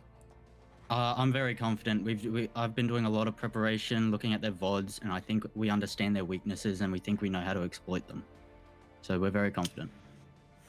That is going to be a spicy one, my friend. Congratulations on your victory today. Very well earned, very well deserved. And we will see you next week for that banger of a matchup. All right, thank you. See ya. That's interesting. That's spicy. He's feeling confident going into the game against Wildcard. Oh, that's going to be a good one.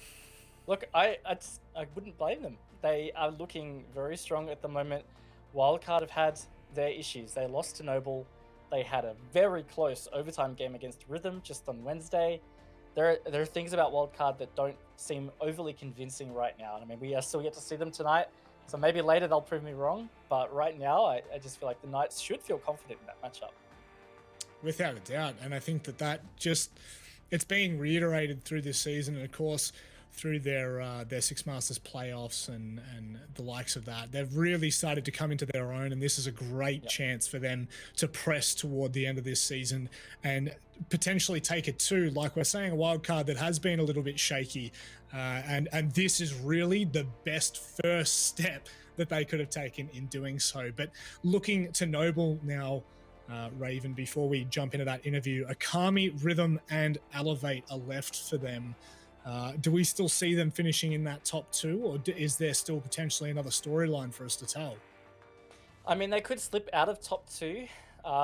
They need to not play like they did tonight, because there was a lot of issues that I saw tonight that they won't be able to maintain a top spot like that if they aren't fixing them.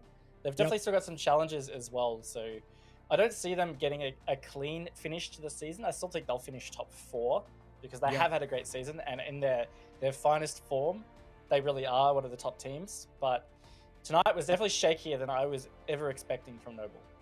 Yeah, Beautiful. Well, we get to hear from Fisher Guy, the man himself. Let's have a chat to him. Let's have a bit of a thought. It's good to see you, Fisher Guy, as always. I would like to start off by asking just a very basic question. With Fuse being taken with Nico and the Thatcher being left in, were you guys expecting Thatcher to be left on the board? Obviously, you didn't ban him yourself. And if so, was there a reason why you didn't tend to lean on that at all? So yeah, we were expecting Knights to do a target ban, so we're expecting like an ace ban or a target ban onto Nico. So we're not really surprised there. The Fuse pick was to replace the vertical pressure that Nico's buck has, especially on Armory.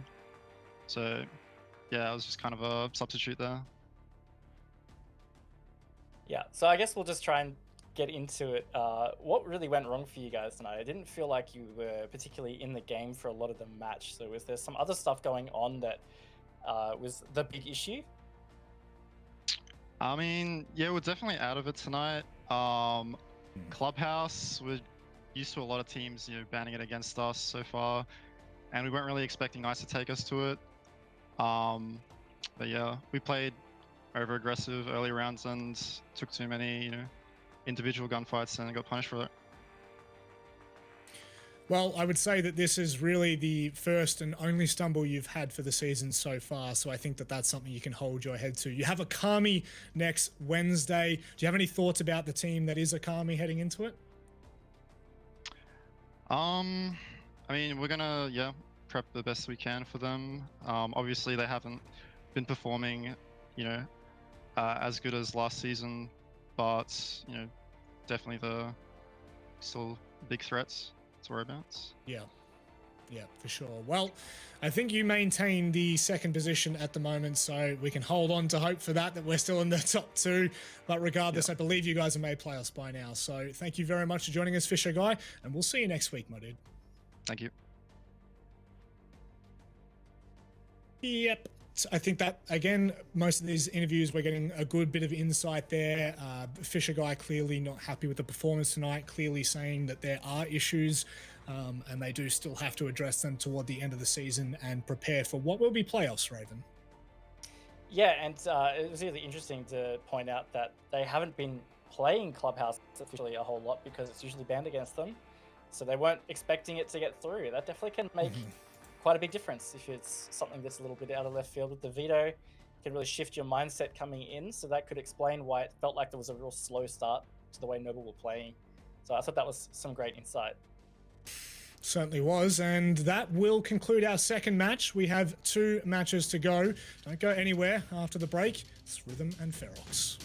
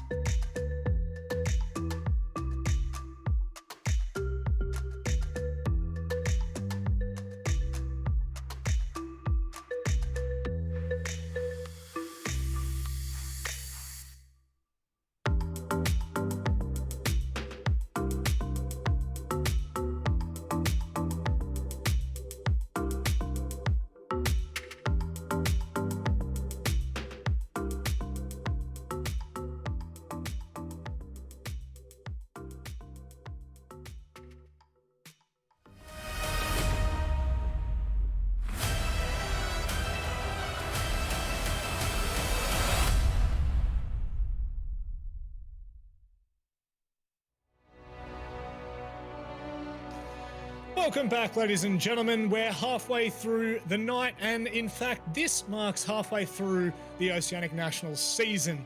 We now have 2 matches to go for the rest of the night, and we've had some, I think, lackluster results heading into tonight. Obviously, that first match, Okami, LFO didn't look like they were really in it. And backed up with that match just there, it never looked like Noble had a chance in hell of getting their foot in the door, and that full credit to the Knights. But we move on, Raven, unless you'd like to say anything very quickly on the last match.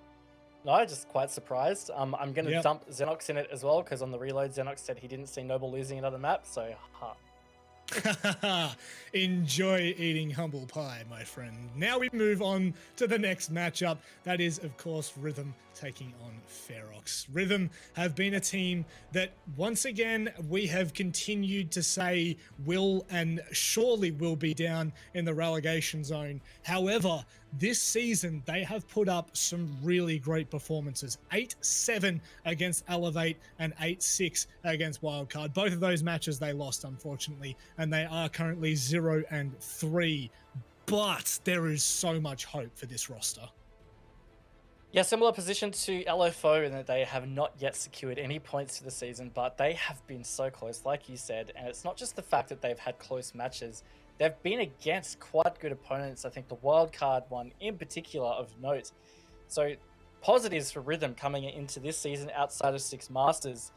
Keep an eye on Leb and Novakes. I think they had a fantastic match against Wildcard. Novakes in particular has been quite a consistent performer for Rhythm in Oceanic Nationals. One last thing to note, Stick is going to be standing in for Bouncing Balls. I'm sure the chat will be very disappointed in that. And so will we if we head to Coast, because he's an absolute menace. Anyway, Ferox is who they're going to be playing up against now. We've seen this roster for quite some time. Shade has been an absolute nuisance so far with a lot of the players. Sushi Todd, Nazgul, and Oda. A personal favorite, Oda, of course, in the chat once more. And I think to the same credit of Rhythm, Ferox have had their fair share of good matches so far, Raven. Yeah, and look, I think we wrote Ferox off at the start of the season. Most people were predicting Rhythm and Ferox to be the bottom two, but Ferox have stepped it up. They've had some big matches. They got a big victory over Okami, and they have put up a good fight in almost all of their appearances. So I'm concerned for Rhythm again tonight because they're up against a pretty tough opponent here. As you highlighted, Oda had a very big performance against Okami in particular. So quite a dangerous player to look out for. Certainly is, and when you look at the teams that they've played in Noble and Knights, two of the leading teams in this Oceanic National season, they went 7-5 on Villa against Noble and 7-5 on Oregon. Again, losing both of those matches, but still reiterating the kind of transition they've gone through, if you will, from what was last season to now, not by any means a dominant, but a competitive season, this one. Yeah, a lot more competitive. And look, it's good to see. I think the season has really started to develop to be quite a flat, more competitive season than we were really expecting, which is great. So I think that makes the stakes in this match particularly high because, like we said, these were kind of the two teams that we expected to be down near the bottom. Right now, Rhythm is one, but Ferox are really fighting for a top 6 position. They certainly are, and we as commentators, we as storytellers love that. It just adds a little bit of spice to our season. Raven, a big part of our story is, of course, maps. What are your thoughts very quickly? Look, it's a bit tough to say because both of these rosters have had quite significant changes. I'm thinking Clubhouse could be another possibility, even Coastline, because Rhythm has had some good matches on Coastline. It's something that Ferox have been pretty good in the past, so they're kind of the leading two for me. Let's trickle these up, have a look at where we're going to be heading. I think that is a very fair assumption. Villa being banned straight off the bat on a 7-5 loss to Noble for Ferox, but also taking down Okami 7-3. So you can 100% see why we've banned out Villa so early on. But we do head to Clubhouse. You said that's where we were expecting to go, and well, smack bang. Yep, we are going to Clubhouse, and we just saw it, but we'll see it again. I think this is going to be a very interesting matchup because it's going to favor who can bring more structure. Right now, I honestly feel like that's Rhythm. Ferox have relied on a lot of, I'm not going to call it cheese because it's not just cheese. It's still been calculated aggression, if you want to call it that. But they have generally been a pretty aggressive team. That's what they've worked well off. So Yeah. I don't know. I'm feeling a bit of rhythm right now. Yeah, the organized chaos that has been their season has, without a doubt, taken some teams by surprise. You can see that in their previous results, and there's no reason why I would not consider this game to be just as close as what the previous two have been for them. The last time these two teams faced off, Ferox did win both encounters. It was Coastline in a 7-8 and then Clubhouse in a 4-7. So I have hope for both of these teams. Now, Ferox obviously already having a win on the board, it doesn't by any means give them a little bit more room to breathe because they still have Elevate, Wildcard, and LFO to come up against. But this is a really big match for both of these teams. This is the match that we have been talking about. Well, these two teams have been the teams we've been talking about as the relegation playoff teams. Now, at the moment, Ferox are just on the outside of this, but this is a massive game because if Rhythm don't take points here, they then go up against Noble, Knights, and LFO. So this could really decide the season for these two teams. Yeah, I think this is very important for both teams, obviously, but in particular Rhythm, because without getting a win here, it's the same scenario as LFO. They will need to be perfect in their final 3 games. So if they get this, it really activates that option to be able to get into the top 6 with a bit more comfort. Yeah. So I think Rhythm are going to come out fighting pretty hard. I mean, of course, Ferox are as well, but yes. Yeah, I think this is going to be a close one. It feels like Rhythm are with their backs up against the wall.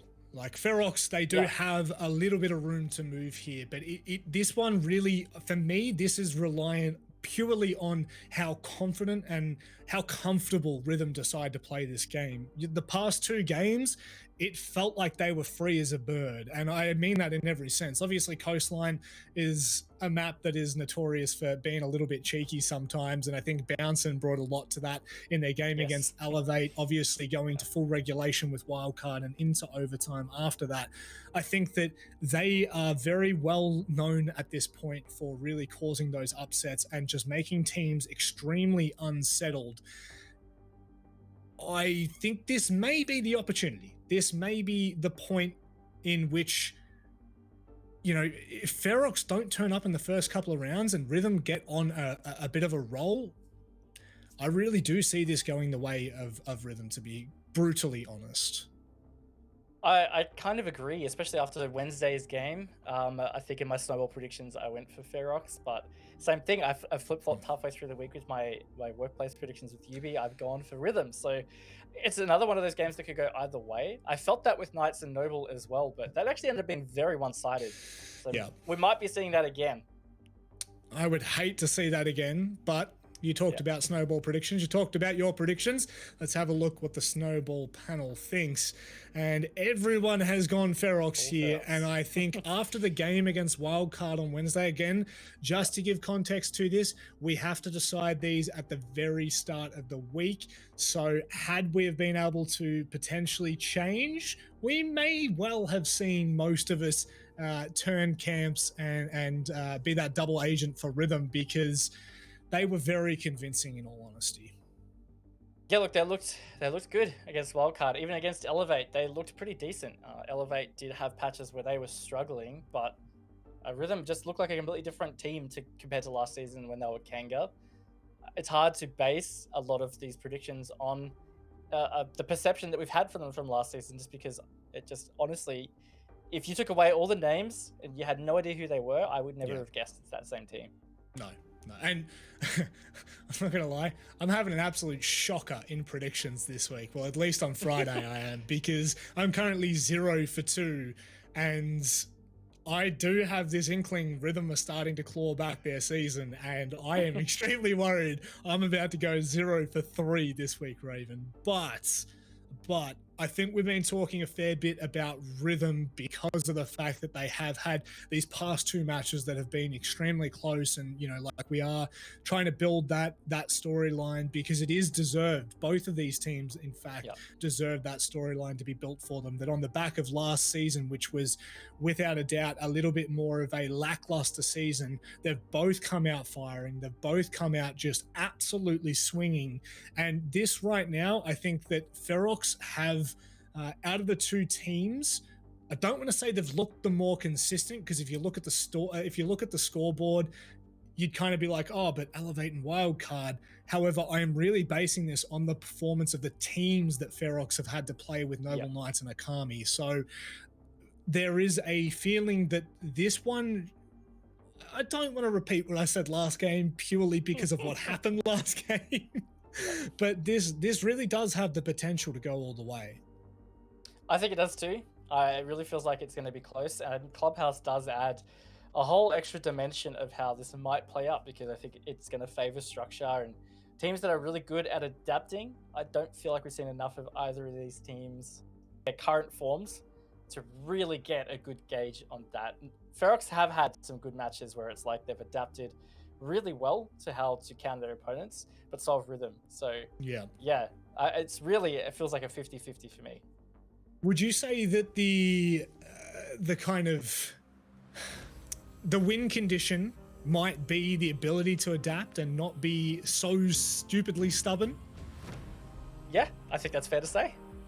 Well, there's only one way to find out. That is to head into the match. Clubhouse, Rhythm taking on Ferox.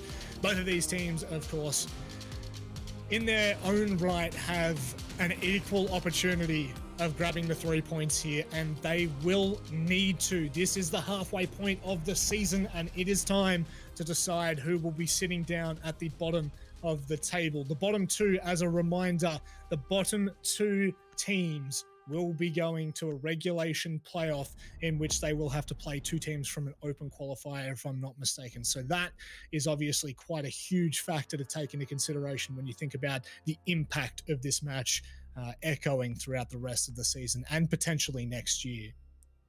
Yeah, big factor. So a lot of pressure when it starts to get to this end of the season. Of course, it is a short, condensed season.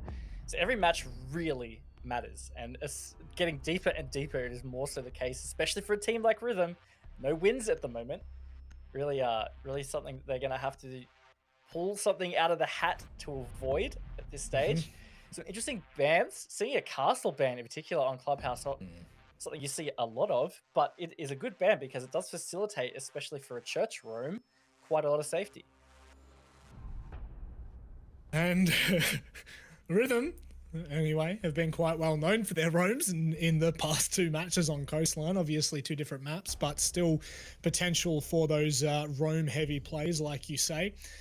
The castle may potentially give them a thought as to otherwise, but we will be heading down to the basement for that first round. Yep, well, definitely a favored bomb site for most teams on Clubhouse. Not a bad decision from Rhythm. We'll see how they hold it. I'm not expecting a roam again because that castle has been banned out. It's doesn't seem likely. Of course, Thatcher is on the board again. So this is actually two Clubhouse maps in a row now, Rob, where we're going to be seeing Thatcher available. That's surely an interesting statistic to have a look at when we look at the wider season, especially pointing toward this play day, and whether Rhythm are going to double down on whatever strat they may have, and in the second half potentially not even look at bringing the Thatcher. The community vote, by the way, 65% to Team Ferox. I think that is, you know, the general consensus. If it had not have been for the 8-6 against Wildcard on Wednesday night, I think that would have been completely warranted. But now that we're heading into tonight, there is a feeling, there's a bit of a vibe around Rhythm, and this could potentially be the start of something new for them.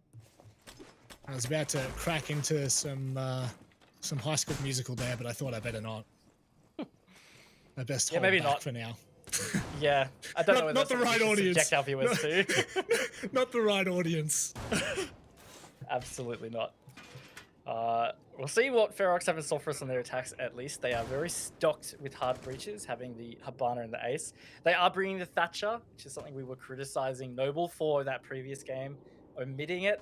So they have brought that now to make it just a bit simpler. So things like the Kai Electric Claws on these hatches isn't going to be particularly complex. Throw the EMP at it and then get to work. One thing to note from that previous match, obviously having Sledge and Buck being banned off, it seemed like it had quite a large impact, especially on Noble. So we'll see how both of these teams decide to deconstruct the sites. There is that dreaded angle that I'm sure Nico will have flashbacks from for many years to come. Yes. Oh, a whisker off it. Very close. Gonna clear this Banshee with this frag grenade from above, and right now this has been a good clear from Ferox. They've obtained a lot of good map control. Verticals, open that kitchen hatch as well.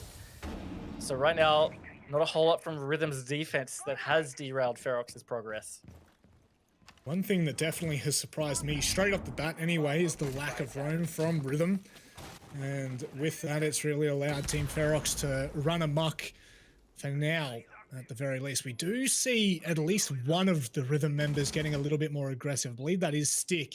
Now, Stick is the, from what I know, is the sub for Bouncin', so he could potentially play a huge role in this as Shade finds the opening of the round.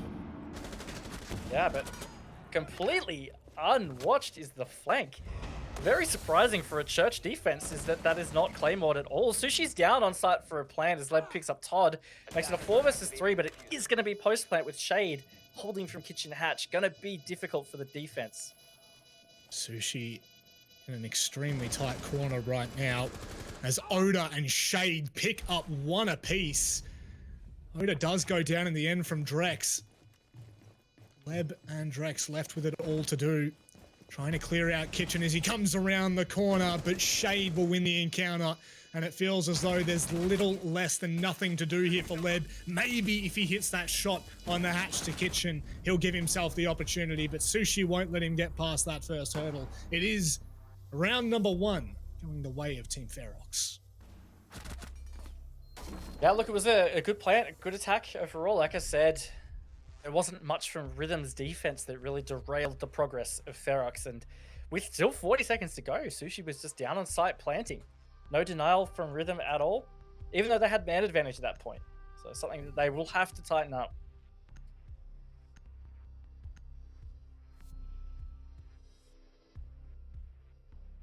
Potentially tighten the ship, make it a little bit better for them. They'll be off to the sea and sailing away in no time, but it is not the most promising of starts. And knowing Rhythm, no, everything changes on a dime for them regardless. It's, without a doubt, it's... I mean, look, if we're going to completely give it a clean slate for this season and we only look at the results of this season, the only team out of these two that have played in an official in OCN is, of course, Rhythm in the opening Playday, where they unfortunately were taken down 7-3 by Okami. So, and I think there were a few issues with Rhythm's playstyle at the very least against Okami, who just seemed to be all off and firing. But that again could also have been as a result of potential hype man Specker, as he seemed after the game anyway. But back to this game, Raven. Ferox with a convincing start, as we now call upon Rhythm to potentially make this a little bit more tidy. Yeah, again, they'll just want to be staying in touch with Ferox, not letting them get too far away. So far, Ferox are not slowed down by it too much. They're going to be able to get pretty easy control of this wall, I reckon, with these EMPs coming out. Shouldn't be too hard to trick this and let the the Ace open that wall. That's where it's going to happen right now. These Selmas are popping out. They're going to open lines straight away. So, again, a great start from Ferox. Yeah, Leb wasn't really left with any choice there, so he'll just pull back to Con and drop his charges with... It's looking for the extended... Well, it's an extended hold from Cash, if you will. Deployable shield, just giving him enough room to at least try to contest anyone peeking on the angle. I don't know how much they've really got to get rid of that, and that's some good use of ensuring that those Habana pallets, next Kairos, don't give Novaics too much grief It is still a very small line in that could potentially play effect in the later parts of this round. It really just line of sight. Oda with a great nade though does take out Stick. So it does make a 5 versus 3 now as Nazgul finds 1. Again, with still a minute to play, getting aggressive was Novaics to no avail at all. Still a whole minute to play, Rob, and there is only 2 Rhythm players left alive. Just doesn't feel doable even slightly. Maybe if this was at the 20-second mark, you could potentially try to sell the story, but with only 2 smoke babes left to deny that plant to try and force Team Ferox into a tighter situation, tighter timeline, it does not feel as though that is going to play a deep of an effect. They do still have that red control, so at least they can feel comfortable knowing that there's no one behind them, for now at the very least. And with Drex just going for those peaks, he knows Con is clear. I think too little too late by the time that smoke babe comes out. 2v5 post plant ensues. Yeah, again, just no denial coming out at all. Prompt enough. Ferox closes out the round after a safe plant and a solid attack. They are looking pretty good on Clubhouse at the moment, Rob. Certainly are. So convincing, both of these rounds. I believe that was only 1 player taken off the board. We're now headed to round 3 and they are off and running. This is very reminiscent to a match little less than 45 minutes ago, Raven. It does feel as though Ferox have gotten off in the exact same way that the Knights did, with 2 very, very stylistic rounds, if you will. Yeah, Rhythm are going to have to just dig a bit deeper and figure out what's going wrong here. They're going to be back down to church at least, so repeating and something they can try and refine. The first time they held it, it's not like it was terrible. They even had a man advantage when plant was going down, but they're just not being snappy to deny, or they're not really pushing back enough where Ferox is strapped for time. So it's just something that they need to fix. Do you think potentially a roam could dry Ferox a little bit more of that time, Raven? They could try, but without the castle, it's a bit trickier. I mean, like, it's not impossible. They could definitely do it, but it just does make it a bit trickier. I think 10 seconds left. it's probably the time where they should just be trying stuff anyway, 5 because seconds to go. Ferox are looking very comfortable in these attacks. Like, they're just taking map control so easy. Attackers must locate and defuse a bomb. And effortless is a great way to explain that, to be honest. Kind of feels like it has just been a breath of fresh air from Team Ferox, and I think that kind of sums up how their season's gone so far anyway. They've done extremely well in realistically taking every team to their limits and pushing them and ensuring that there's no easy game and there's no easy loss, which potentially may not have been the same for last season, but new year, well, it's not even a new year, it's just new season, new me. And at the moment, this could potentially be the game that solidifies them out of that bottom 2, which is just massive. Yeah, pretty important. Good info gained by Novaics here. Goes for the C4 and hits the dunk on Oda. So that's going to be him out of the board, and a lot of soft breach and renovation potential not going to be available for Ferox now. That's definitely a big help. That's a good pick from Novaics. And a good start to this round. Well, it definitely means they've got a lot more comfortability, if you will, in that area in Armory, which they felt like was somewhat of a weakness in the previous round. Leb now looking to waste those X-Kairos as much as possible.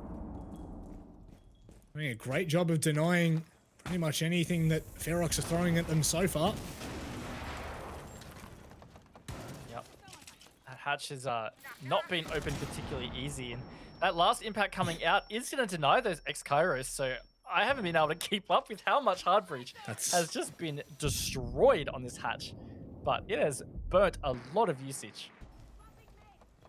Team Ferox a little bit unnerved, if you will, after Oda falling there from the early C4 from Novaics. Do have dirt open, and Nazgul will be live droned in. However, Drex on the close angle. He could potentially swing here, which he does, and he can't find the shot. Unfortunately for Rhythm, they now lose a little bit of control there and the smoke as well.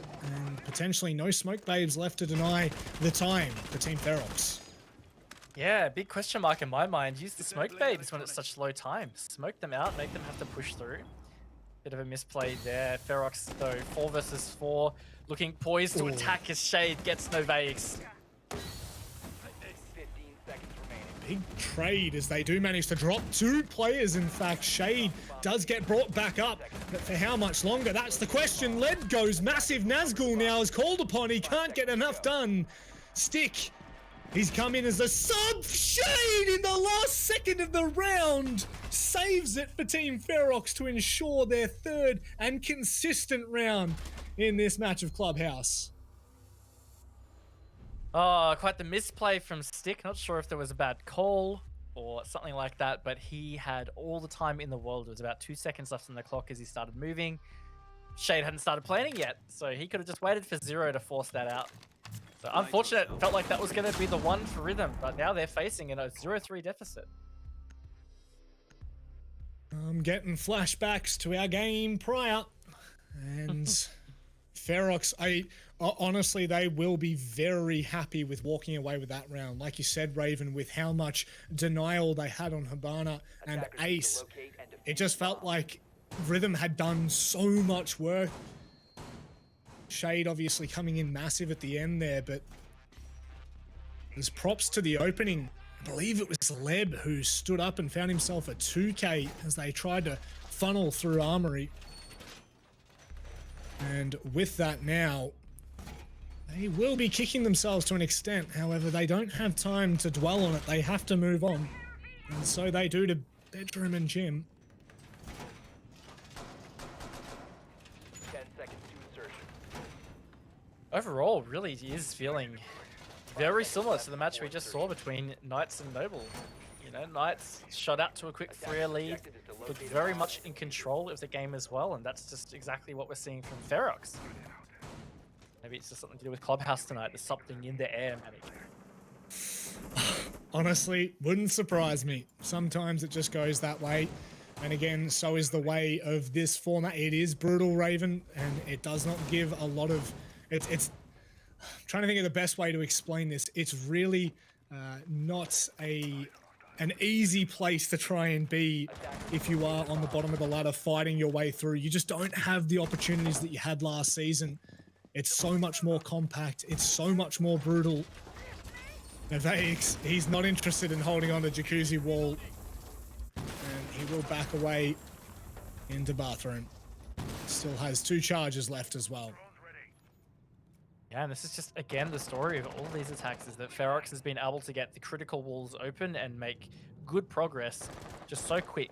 That is open within a minute.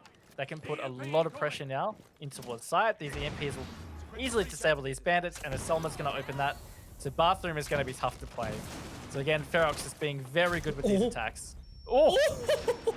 Catch that, Shade. Playing a bit of baseball with Novax. And... now stuck in the corner of bathroom. I don't know. I mean, obviously they're going to have to drone this. Surely they won't just try to funnel through Jacuzzi. They had already previously droned out Jim, and it was clear. Nevaix, there we go. He will be spotted. Does he have someone there to support him? As they do look for the wide swing, he'll find himself a second, and they will be kicking themselves. Nazgul wastes no more time in just deleting boats off the map. He's benched for this round, and a minute left. It's been quite explosive the last 30 seconds, Raven. Has 3 versus 3, but again, this map control with still a minute to go has just been such a strength of Ferox's attacks right now. So it's going to be very tough, in my opinion, for Rhythm to be able to hold this, because they have to consider this retake. And almost the whiff from Todd. Well, in fact, it was a whiff. Stick on 1 HP. 40 seconds to go. Still so much time for this attack to be able to stick this. Such an awkward position for Oda to be trying to fight. Obviously, you can see the legs, and the second Nazgul peeks out. An absolute dome of a shot Oda, though, still with something left in this game, in this round, rather. There's the smoke, babe. And that will be enough to secure Rhythm their first defensive round in as little as 4. Honestly, I thought with the control that Ferox had, they would have been able to get that down with not too much trouble, but I was wrong. So that is great. I'm glad to see that Rhythm got a round back, honestly. I want to see this get close. So this is maybe the comeback train that we need, Manic. Yep. Choo-choo. We're all on it. Not really. Not yet. Not convinced when it's Novakes with an opening double in Thatcher and in Shade, I guess. Sorry, Ace. That from Nazgul, though, I thought that may have been enough. Like you said, Raven, potentially that could have been a big game changer, round changer even. That may have really given them a look in. But we can move on now and we can hold hope for Rhythm's first half.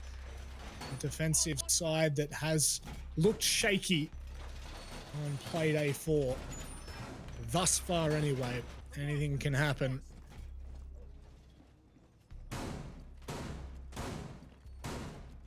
Very true. So let's see what they can do on CCTV Cash. Last time, of course, they struggled.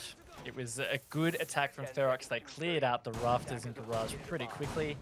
And it was, again, a completely undenied plant in the default spot. So it's just some small things that Rhythm really need to start getting on top of.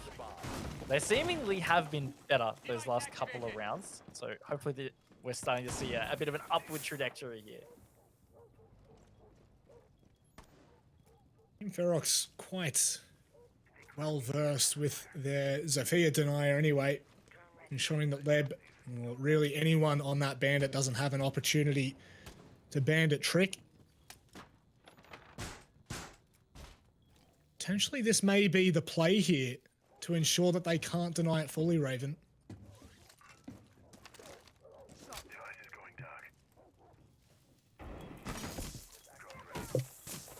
See whether Leb does get this trick on, but no, just the, again, utility usage from Ferox is just enabling them to get these things done so quickly. And they got both sides, in fact, open with those Selmas, so that is a gaping hole for that defense to have to worry about, and it really does enable that default plant. Now all they need is Novakes to be gone from these rafters. And they were pretty much given it for free last round. It was Novakes that jumped over the ledge. Now needs to be very cautious of this tight angle. And still, I believe they are opening underneath him in garage as well, so they will be able to apply pressure from 2 points. Leb, he's getting pretty hungry right now, but Nazgul is watching that line directly. Is he going to be able to deny that? The shoot? Oh my! Okay, no way. okay, Todd. Fair enough. 1 HP, he gets away. I could only imagine the comms from Leb right now. You'd be furious. Yeah, that wouldn't feel too good.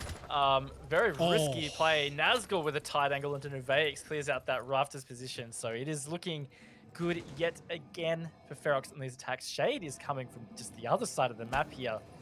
Might be able to catch a player off guard. That is Stick in Lounge currently.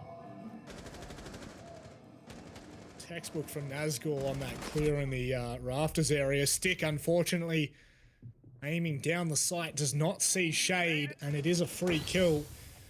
And it really...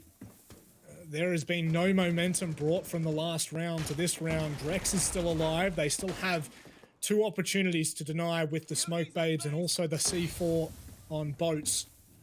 And they could well do this for some time. There is only 30 seconds left on the board. Todd taking down Drex, though, you would have to imagine that that's the round done and dusted. That it is as well. And Team Ferox, well, they bounce back directly after their previous. Not interested at all. No, quite a dominant round. It ended up being flawless in the end. Rhythm just not able to deal with some of that progression and aggression from Ferox. Being very good right now. I think the Rhythm, if they're able to hold on to a 4-2 half, maybe not so bad, but it just feels like Ferox have so much control in this map. That would generally be the assumption, and I mean, even if you just looked at the scoreline, let alone not being able to have watched, like if you just tuned in, you would have been like, yeah, Ferox they're holding a pretty heavy foot in this one, but the way they've done so has been nothing short of impressive. A shutout on the way, and all the hopes we had for Rhythm could be crushed. But we love this tale of two halves, Raven, and it really is possible, especially when you look at a team like Rhythm and you look at what they can do, the kind of sorts that they bring to these kind of games. There's still belief, but how much belief? 10 seconds to go. I can't really be honest at this point. I mean, I would feel more confident in agreeing with that if it felt like, if Rhythm were rotating into their defense half. The fact that this is their defense half, I think is quite concerning for me, because, I mean, if there's a half that's going to have more mistakes, it's usually going to be your attacks, because this is so much more that you have to be able to coordinate for things to work. I mean, I could be wrong. They might really feel confident on their attacks in this map, so we will have to see what happens in the next half. But right now, I think it is desperate times. They need to get this round.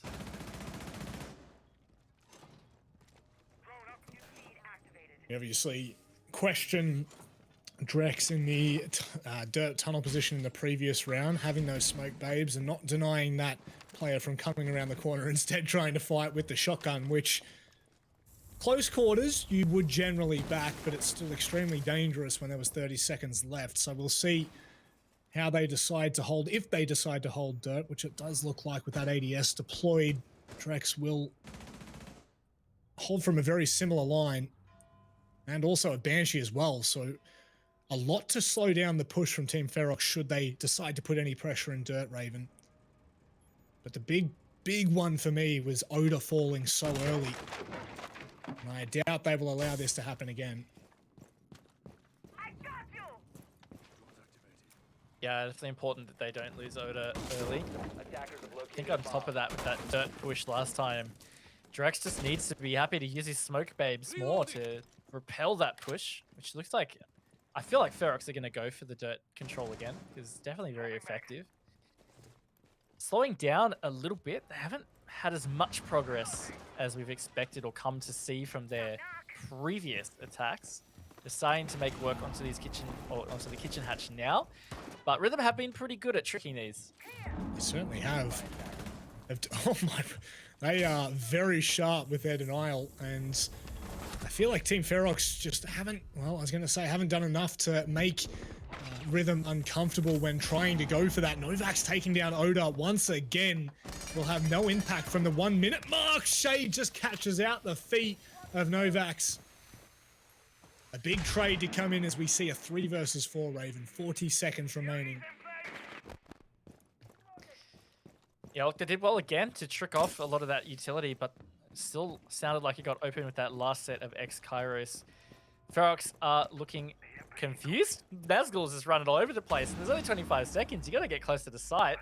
I'm gonna start to push down the main stairs. Kit with Sushi. Let's see if Ferox can get this plant down in Arsenal. Well, they've just dropped straight through the hatch, and Boats was able to at least catch Nazgul on the rotate through.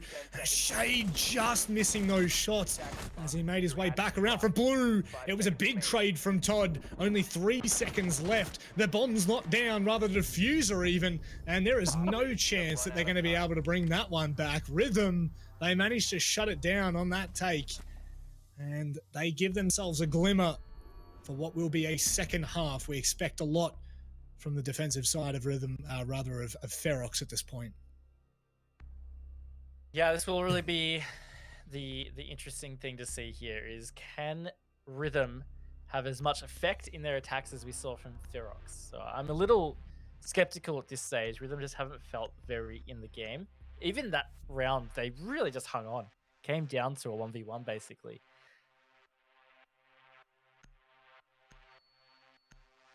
Definitely hold on a knife's edge.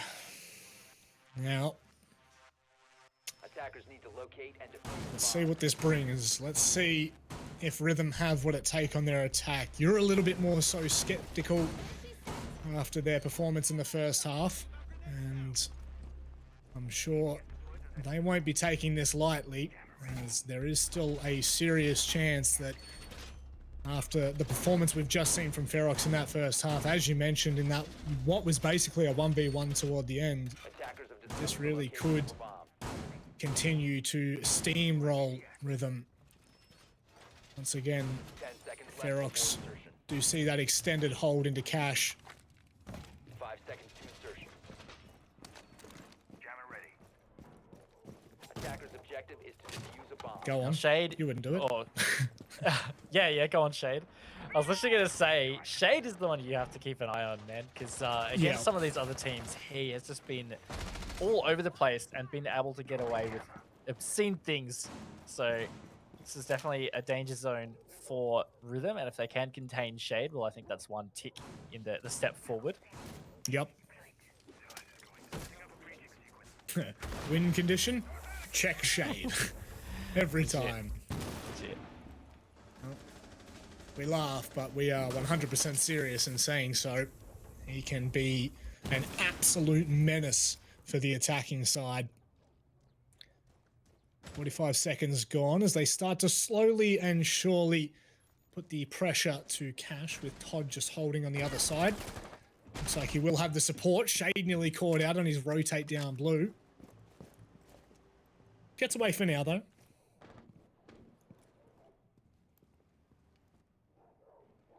There's really not much. I mean, it didn't look like there was really much holding sight right now. If Rhythm were to drone through, they could just push, honestly. From what I can see, at least, anyway. Shade is going to get some pot shots off into a player running up the rafter stairs, but not going to secure it.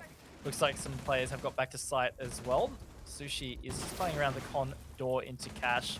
But again, there's just so much control around CCTV. I'm surprised they haven't been able to flush Todd out. He's finally punished. So now they've got this man advantage. They can push through and start to pressure site. That could have been huge from Todd. They literally had just cleared CCTV, and he was not expecting the player to be vaulting through the window.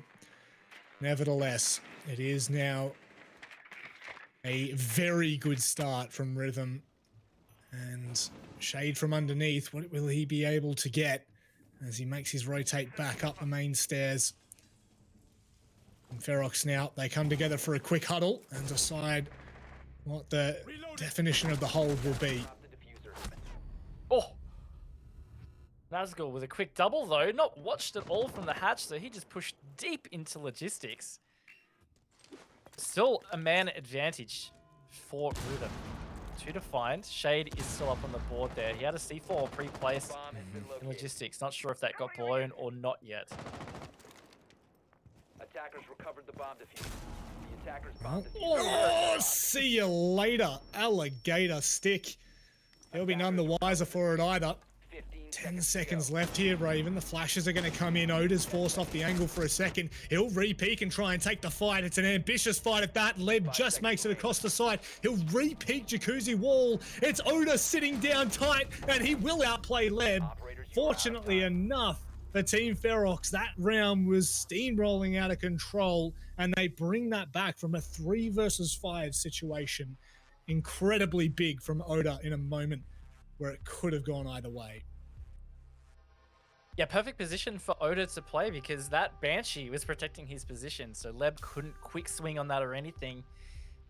Great play, honestly. And again, just Rhythm hanging on to some of these rounds. I mean, it's been close, but Ferox just pulling through constantly. The attackers bomb diffuser had. You really love to see the landmine, don't you?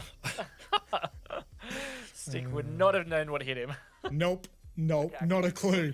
Not a clue. And now, Team Ferox, this is their chance to charge away with it. We will see the clash come out. So, potentially this might be to deny, well, not so much deny, but to make their lives more difficult if they do open CCTV. And, well, clash is just generally a pain in the backside.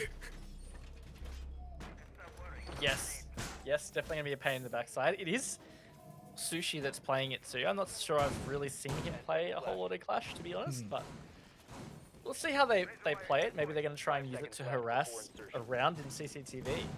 Right now he's hanging out in storage, but wouldn't expect he'll stay there long. Probably just hunting for drones.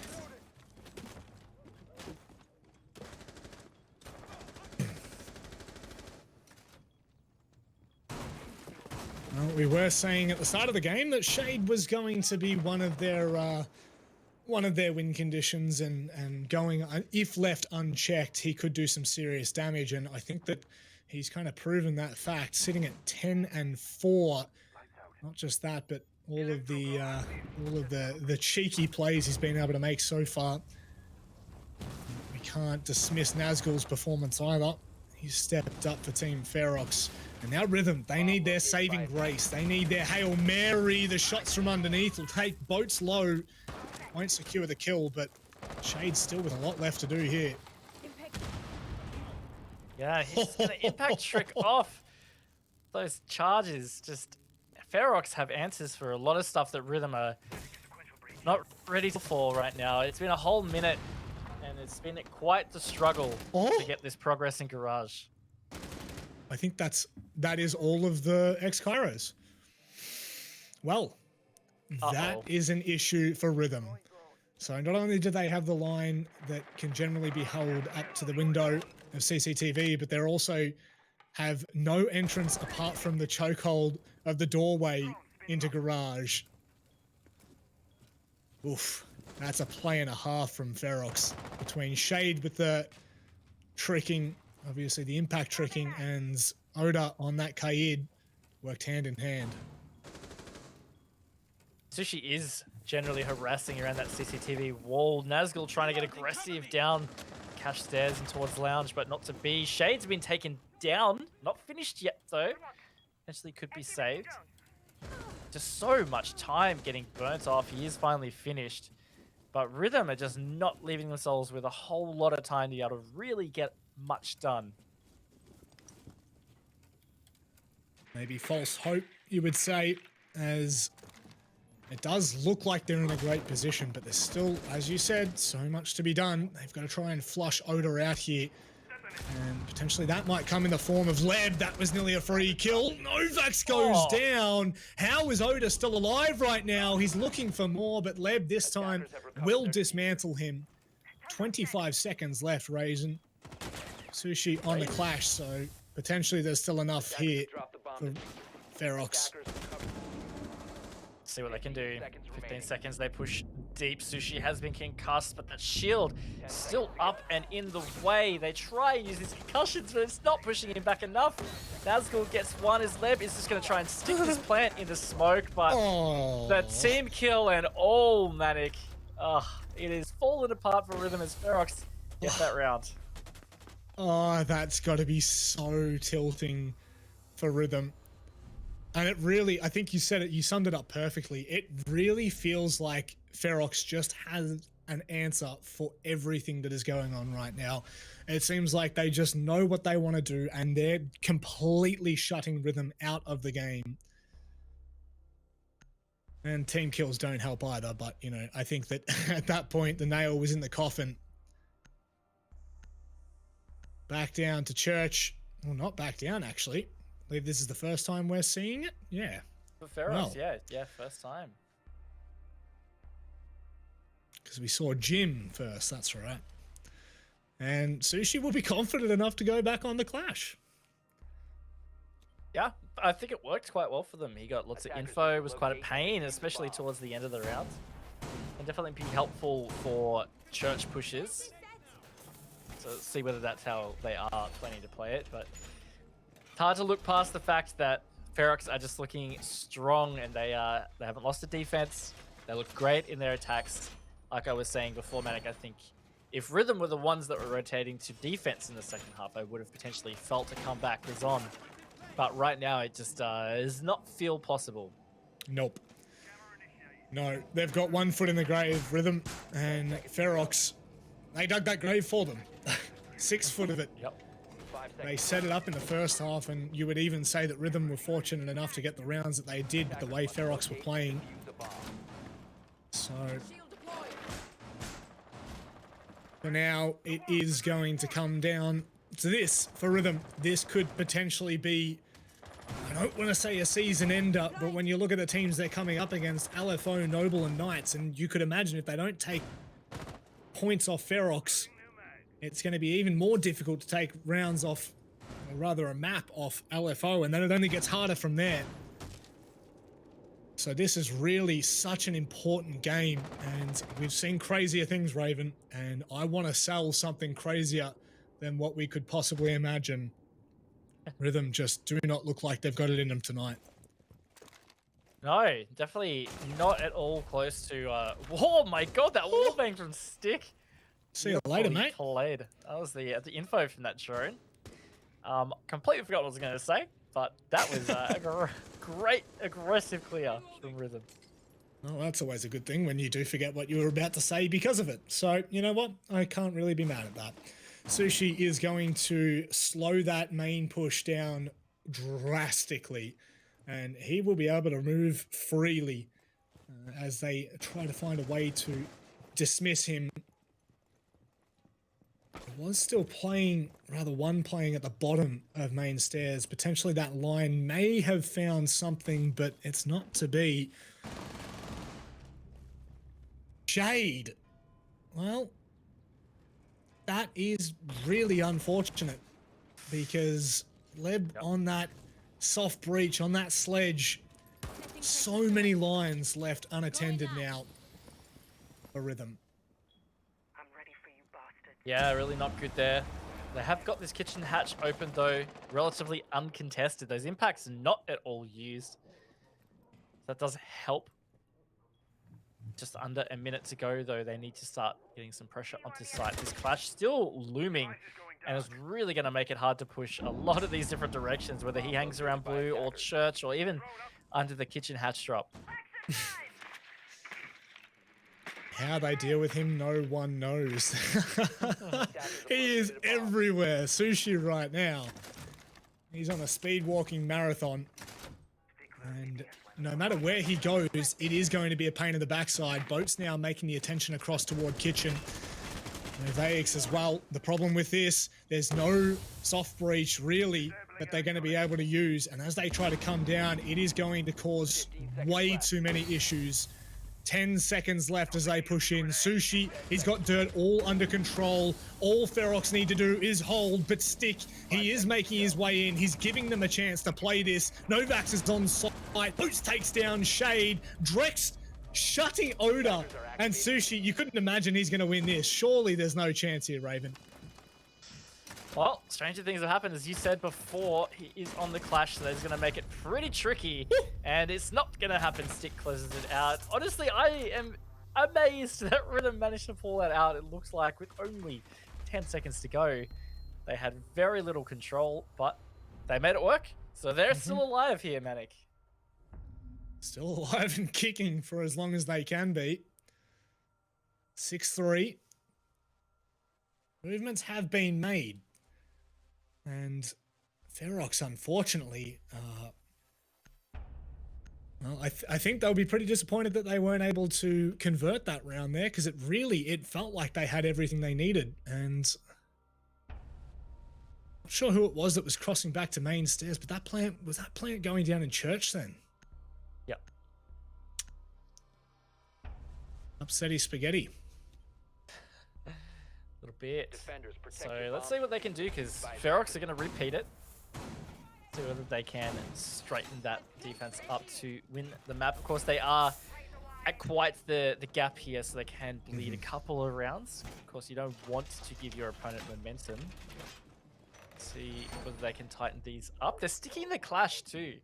Guess they're happy with the effect that it's having. Potentially just misplaced in the last 15 seconds of that round, but Rhythm can start to just, as you said, you know, take baby steps here. No need to get too far ahead of yourself. 3 rounds may seem like a short amount of time, but it is by no means an easy feat. One thing I found interesting was obviously the Malusive last round, potentially Oda, had the potential to impact trick that kitchen hatch and opted not to, so Whether or not that played any impact, rather impact at the end of the round, yet to be seen. But regardless, with Rhythm now starting to make a little bit more progress in this matchup, Ferox will want to be shutting this one down and ensuring that it does not go any further than the 3 rounds. Sushi again, going to be playing around that main stairs as Clash nice and early. Did help them get that pick onto Leb because he had that info called over to Shade to say, hey, pick this, you'll get a kill. Worked out pretty well. It's burning a lot of time as well. With a minute played, they have not been able to progress even close to kitchen or main stairs. So definitely a lot slower than we saw from the Ferox attacks. And even slower than last round, I think. This feels like it's been more stalled out at least. Mm.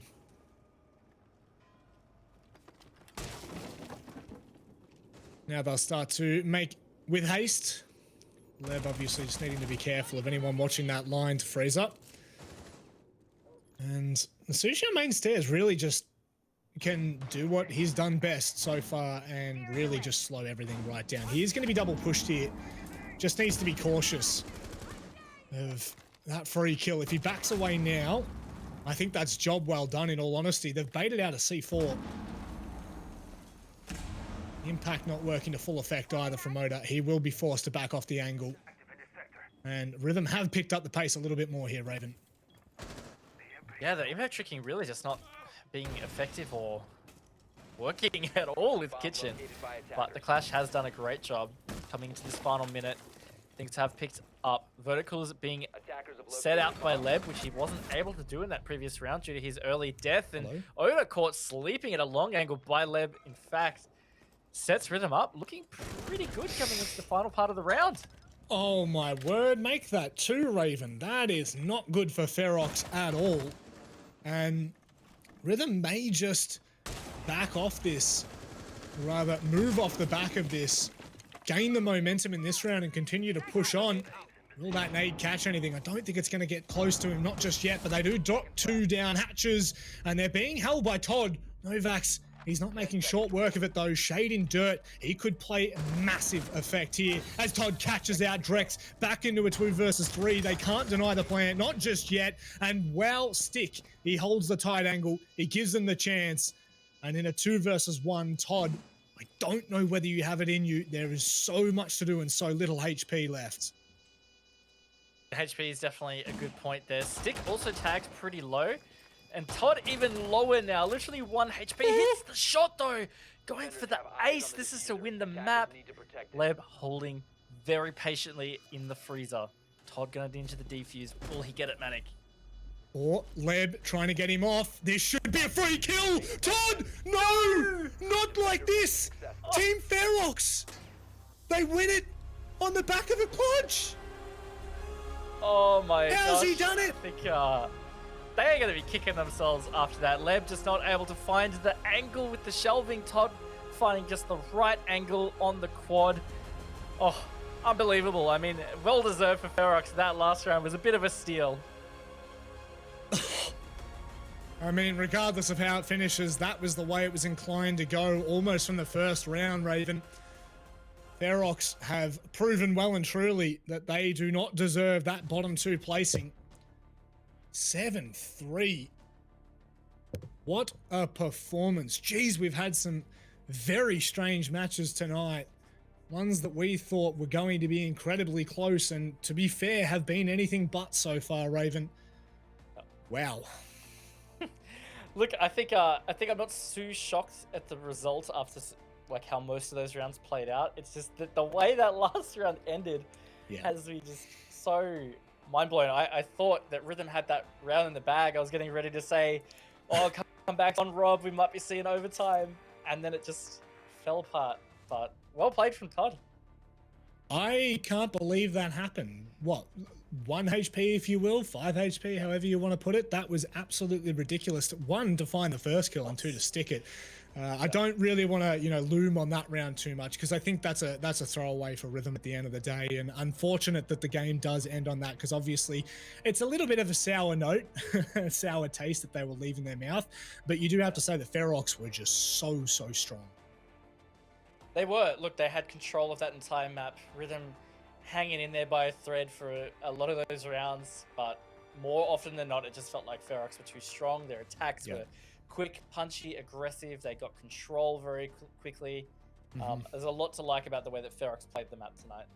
Yeah, certainly is. Well, you know what? We'll get to hear from Sushi. We'll get to hear from Team Ferox and see how they felt that map went, because we thought it was an absolute dominant performance. Sushi, welcome once again. I don't really have a lot to say because it was just so dominant. Did you expect that that was going to happen, or was this kind of you guys realistically just getting out on top early?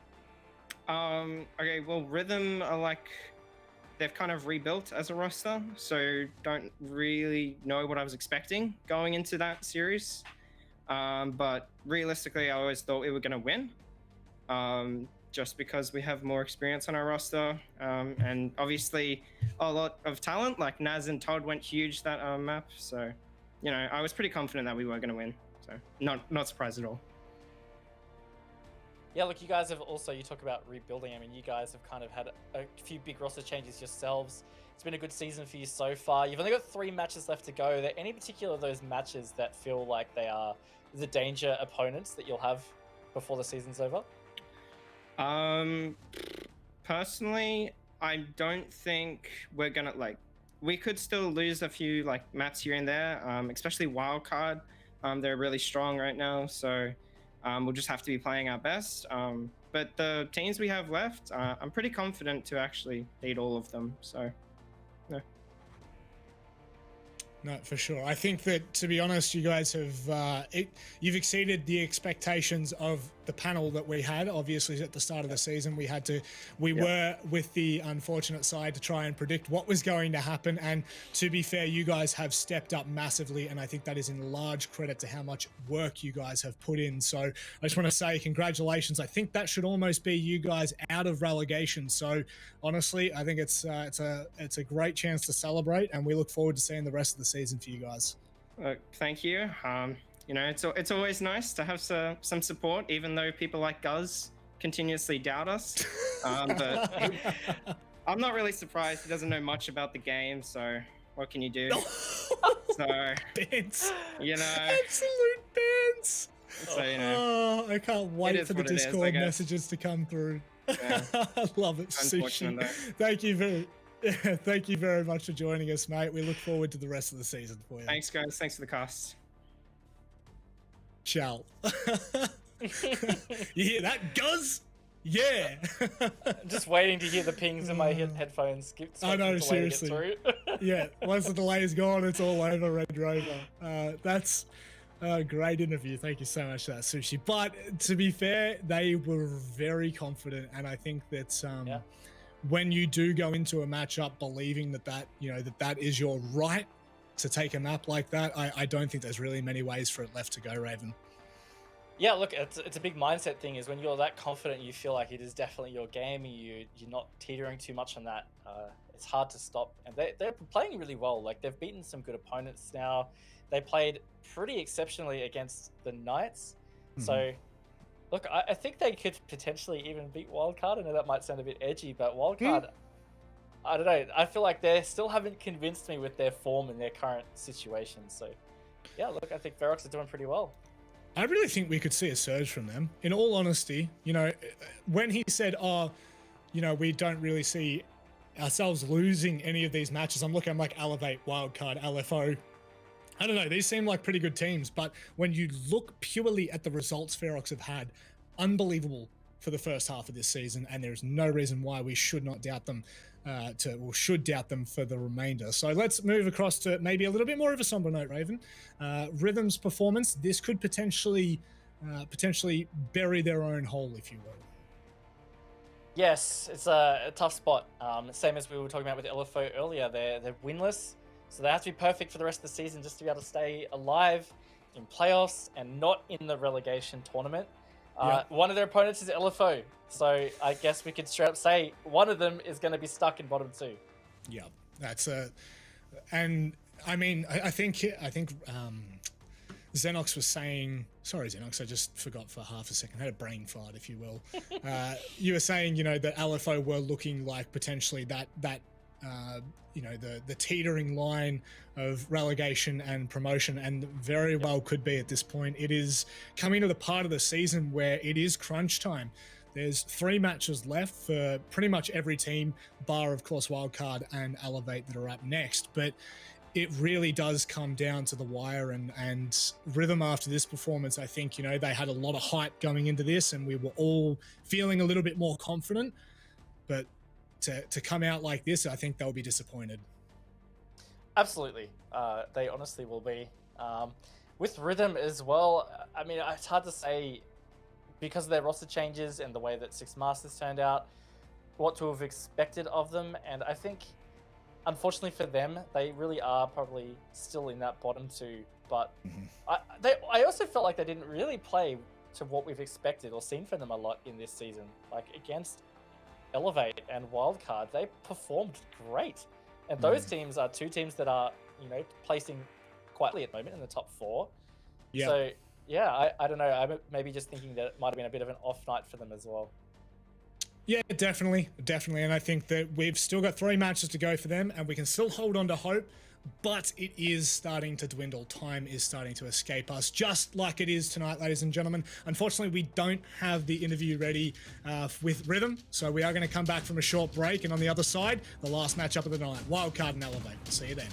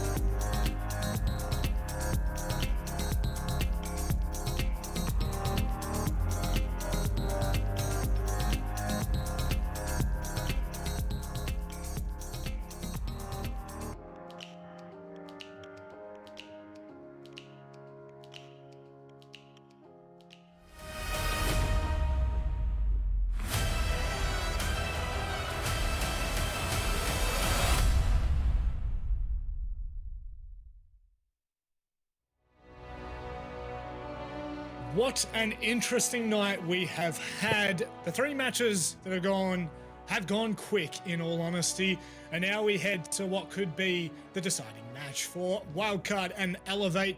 This is going to be a close one. Raven, again, would you like to recap any of tonight's matches before we move into what will be our final match?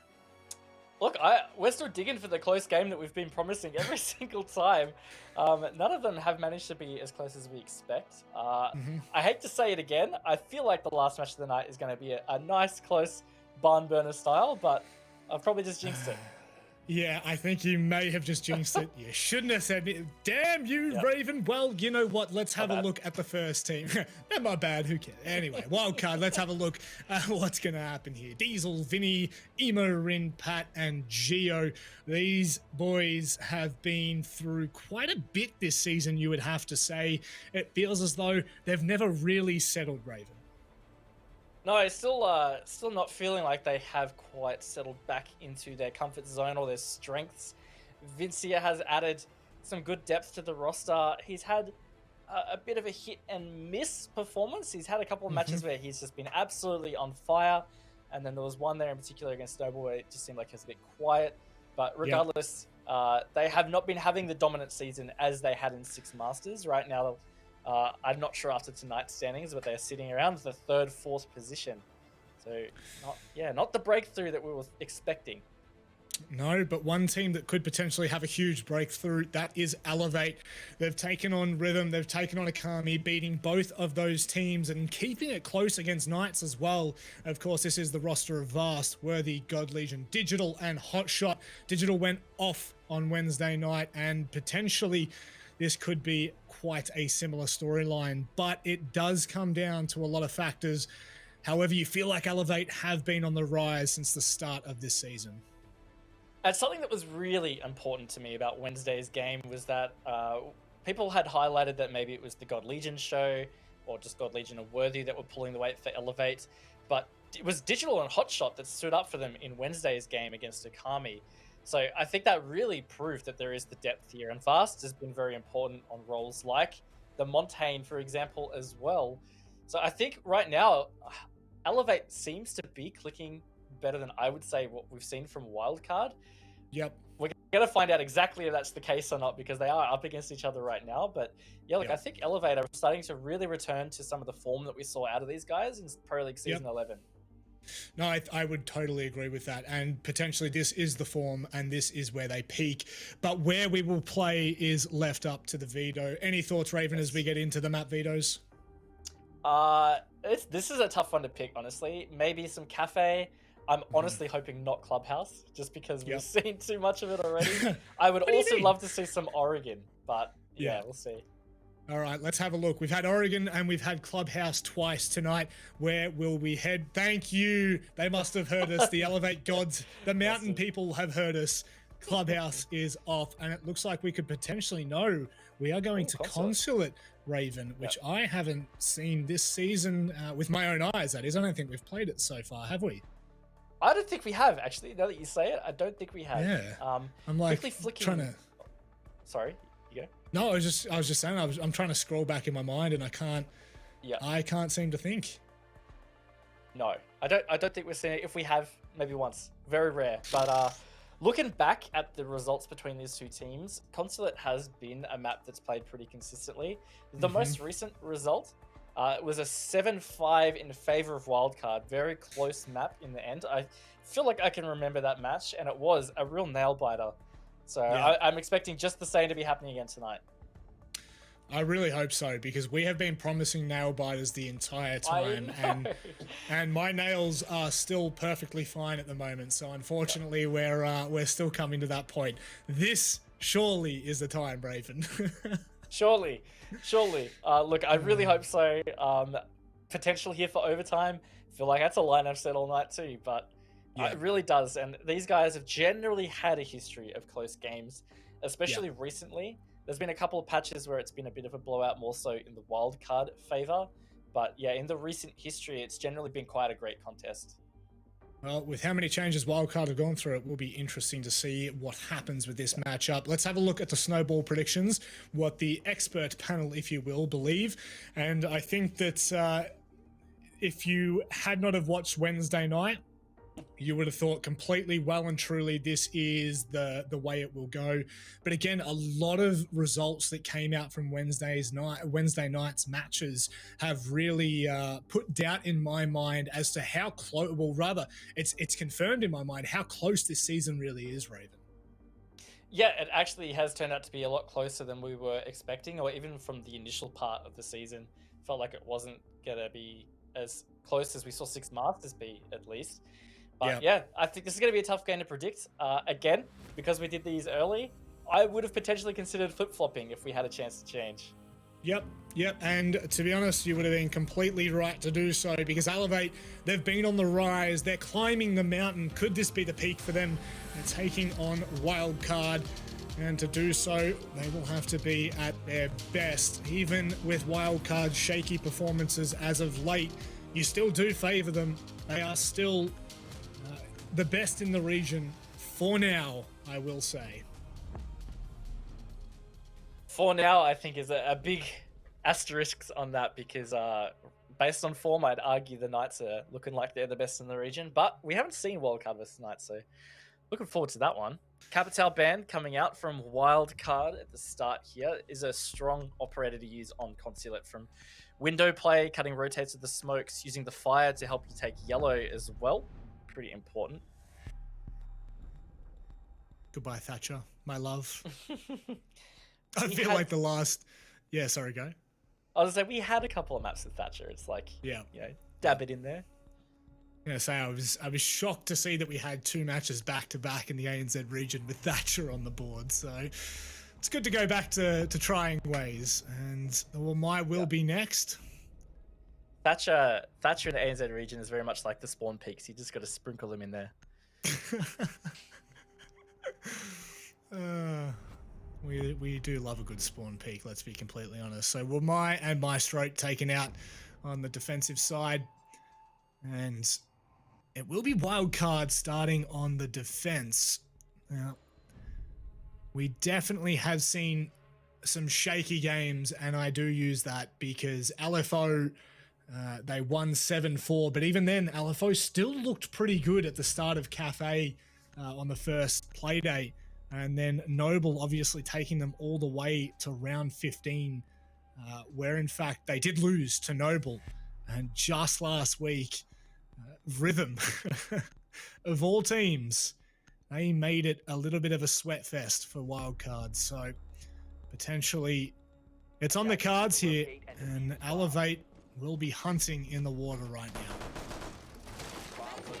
They will.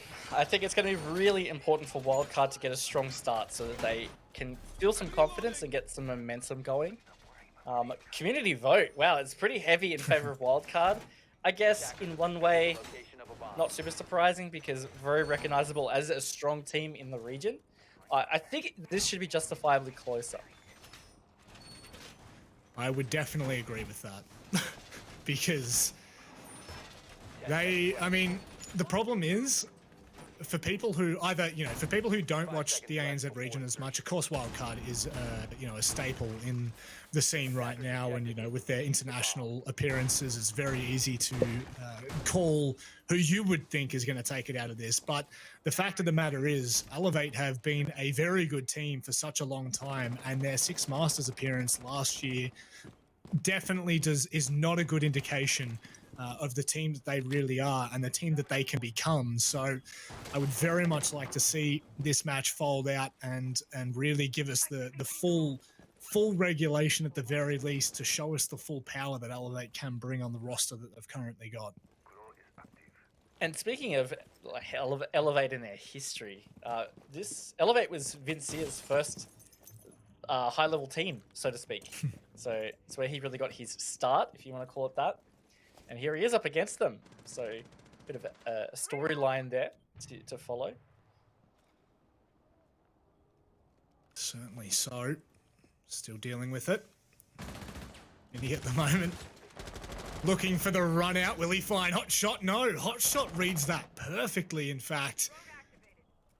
Vince here, unfortunately, off the board early on, will give Elevate the man advantage. A very ambitious start for Wildcard.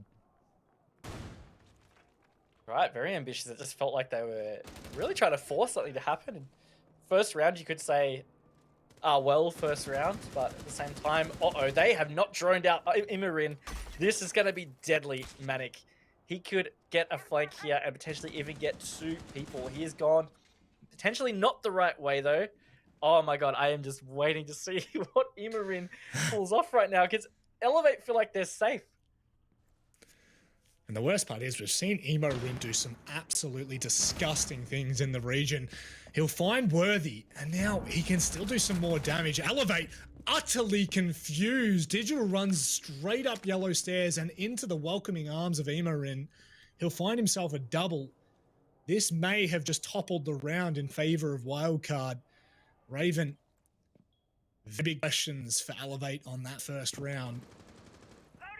Yeah, that was some not great droning, and honestly right now I feel like they just need to go to site or something, because in under 40 seconds, just trying to drone him out is going to be a pain. Immerin finds the triple. It is finally traded out though, but with less than 30 seconds, only 2 Elevate players up against the 3 Wildcard. It's going to be a tough ask. And that would be the kindest way of putting it. Vast at the moment going to hold from behind. At least the Banshee will be aware of his position and make known to the rest of Wildcard. Both players low and Elevate. They would have to hit some unbelievably nutty shots right now. It's not going to happen. A lockout from Wildcard on the back of Imerin's 3K. And Elevate will be disappointed with themselves. They will be, because that was such a real miss on that top floor. Yeah, there's not much else to say about how that round panned out, because that just opened it up. Immerin got 3 kills off the back of just being completely misdroned. Yep. You can see there, Digital just trying to react really promptly, just gets caught out and makes matters even worse. In that position, what do, Raven? Do you re-drone the top floor and potentially waste another 30 to 40 seconds just trying to flush Immerin out? It's such an awkward place to be. Yeah, look, it gets tough because your first instinct is going to be trying refrag that, which is why the Zofia did push up yellow stairs straight away. And there's so many places he could have rotated off that. They had meeting hatch open, the piano hatch open. He could have dropped either of those, gone down spiral stairs, could have gone to the Visa, just like so many places he could have gone. I think it was so critical to just not let him get away, because if you have to re-drone that, it takes so much time and still effort to pinch it off. Yeah. I just think be thorough with drones in the first place. Prevention is the best method, I think. So they'll learn their lesson, and with that, they will have to try and attack. Is this? Hang on, did I say lobby? I did. Lobby and piano. Yes. Yeah. For Wildcard. Yeah, I like it. It's a slight adjustment, keep the other team guessing. Wouldn't be a common thing to pick this second. You'd expect top floor and bottom floor are the main two, this being the third choice. So I like that from Wildcard. Looks like they're going to have a strong vertical presence, which is very important, because if you can't control meeting, it's a bit tricky to control that default plant at the lobby door. And we really know how crazy Diesel can be sometimes, so Elevate are going to be left with a particularly hard decision, whether to try and force them off the angles here or look for a different play. No one in piano currently. I believe Gio's just in bathroom on the other side of the wall and should have plenty of intel. You'll see it there. Mirror allowing him so much information, whether it be from yellow stairs or behind those piano windows. Only one player on that first floor, Raven. Yeah, it's a very solid vertical roam, and it's good because you really do need vertical control to make these attacks simple or easier, so to speak. You can hold a lot of angles And if the defense controls that, it's going to be hard to even get a sneaky plant down. They're going to work on flushing Geo out of this position, which I think is a great move. And in turn, if they do get Geo out of here, that might start to dismantle that vertical roam without even pushing it, because then they have to think about how they protect site. Oh, Worthy and Vast. That is a great start. And now Elevate have such a good opportunity. Hang on, did they try to both run out? Yeah, they did. Yep. Oh my word, that is... That's hilarious. I can't say anything else. And they're going to flush on in here. Geo, how big can he step up? Not big enough for wildcard, not just yet. But Pat, he's still having something to say. Then he does have that top line, of course, and can still support. Pat, will he be able to deny it? He's got the C4 in hand. Will it be in time? That's the question. It won't need to be because Vinny, he's dropped down. He's now got the control of lobby and Elevate in a 2 versus 2. How has this gone so horribly wrong for them? Oh, yeah, but God Legion with a great pre-fire around the corner. Only downed, though, so Pat is going to be able to just come and pick him up. It's going to be low HP with Pat on full. As God Legion goes to stick this plant. Going to be a tight finish, this one, Manic. Certainly is. Vinny now from underneath. Can he grab the C4 in time? He's seen the player. He's trying to trace it. Unfortunately, he can't do so. Chasing him with the C4. It will not land. 2 versus 2. Both teams quite low on HP. Time dwindling away for Wildcard right now. An incredibly tight line held from God Legion. And he'll pick up 2 to secure their first round. Wildcard have let the ball slip in this one. They did, and look, it was off the back of what I was going to say was a great entry, but just the double run out from Wildcard, maybe not the play. And that's 3 opening kills that have gone in favor of Elevate, all off runouts. You saw it with Vinny in that first round when he jumped out the yellow stairs window, and now we've just seen it again on the second round. Maybe they just need to chill a little bit more. I mean, they did end up winning that first one, but if they hadn't lost those 2 players in the run out, maybe they would have still had vertical control in that previous defense, and it could have been a bit different story. Certainly could have been. And now we do get to tell the tale of Elevate and their ability to adapt on the fly. We will be seeing Wildcard reattempt this, and likely we will not see another run out. And if we do, I will be gobsmacked. So, could you imagine, Raven? Could you imagine? I can't imagine, honestly, Manic, but I kind of hope that's what happens. Well, potentially this time with a little bit more success than the previous 2 attempts. I'm just kind of gobsmacked at the fact that they both died so quickly and 2 ran out. That's pop, pop, just like that. So now we will be reattempting, of course, as said previously, and Elevate, you know, as much as they did God's work making their way to site, Wildcard still nearly brought that one back, Raven, so you don't want to dismiss that too early. No, you don't. And it looks like the setup has changed ever so slightly here. Geo is not defaulting in public right now, at least. He's playing more towards piano. Diesel just misses one running by that front door. Good progress already. That front door player is playing with fire. Diesel keeps seeing his little legs run left and right. He's just waiting for the chance to take the shot. Oh, that's great. He's doing a little nudie across main desk. This time, it's Emo Rin that will shut down Hotshot. And potentially, was that a peek from the window? It looks like it had to have been. That it was. Well, it may not be a run out, but at the very least, they do find the opening kill on the back of a bit more of an aggressive play, Raven. Yeah, overall, it just feels like Wildcard are really wanting to play aggressive right now. Imarin does go for the double, but Vast is in getting this plant down. Geo has been downed.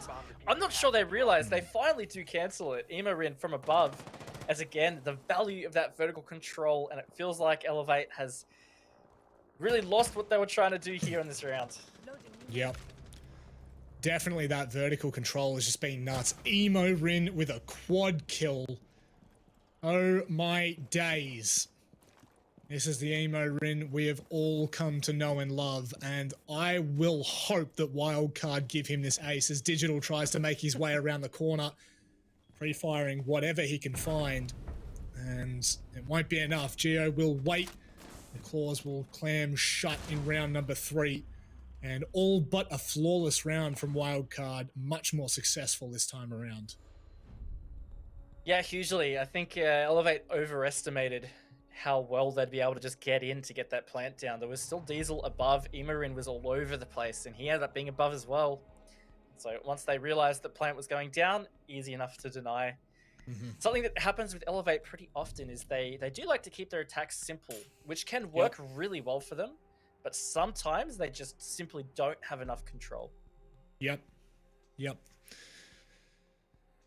So we will be going back down to the basement, Raven. And potentially, I think the only thing that really gave Elevate any sort of a look in was that run out, was that aggressive play. And did look somewhat like like Elevate were expecting it. I would say that slowly but surely Wildcard may just tame themselves a little bit more in respects to how aggressive they play, but shall wait and see how it unfolds now. Definitely a lot more convincing this time around. And very intrigued as to how Elevate really deal with Wildcard on their defense. I mean, we've always known Wildcard to be slow and methodical, especially on their attacks, but this has definitely been a very big change up to begin with. Yeah, it has. So I'm curious what Elevate will do for adaptations on attacking this site, because we did see it all the way back in round number 1. I mean, it hasn't been that long ago, but it feels like it's been a while. And it was that misdroning of Emo Rin that really cost them. So Elevate need to be very thorough with these drones. They were looking pretty good other than that mistake. Would agree with you on that. And Elevate this time will not be making any thought of that mistake. Emo Rin is still there though, so who knows? The savagery that is Emo Rin so far in this matchup could particularly catch again Elevate unaware as they start to bit by bit engulf that top floor. The fire and Digital picking up Vincia. Not the greatest start for Wildcard. Emo Rin backs away as well as Elevate take full control of the top floor. Vincia in general has had a bit of a shocker start. Hasn't really been able to get into the game as yet after these 3 rounds. Now 4, given that he's out of the game in this one. So successful roam clear from Elevate, but it's taken them half the round. So they have to start really making work on this floor so they can secure garage, or they've got to open garage wall. That's one thing. They haven't even cleared out Pat in this public bathroom. They could decide not to. I mean, that's the thing, right? And they know he's there now. That drone definitely saw him. Will he do? That's the question. They start to put a little bit more pressure on him. He will not actually concede just yet. It's the minute mark.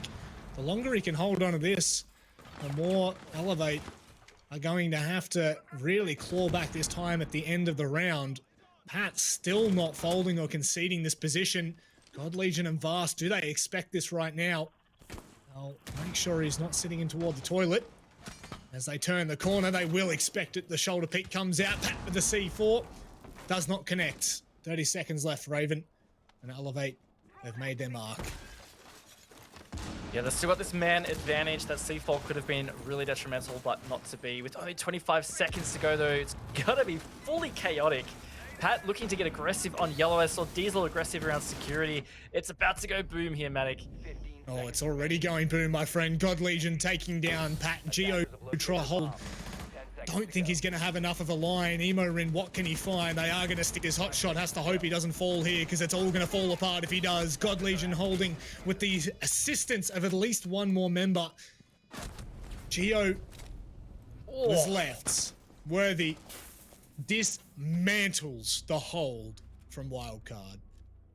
Yeah, I think Worthy got a triple in the end, all in that final, like 10 seconds or something. Pretty crazy, but a good attack from Elevate. Honestly, they cleared out that room really well. Once they cleared out Geo from public bathroom, they didn't have much time, but they held their positions and they won their gunfights beautifully.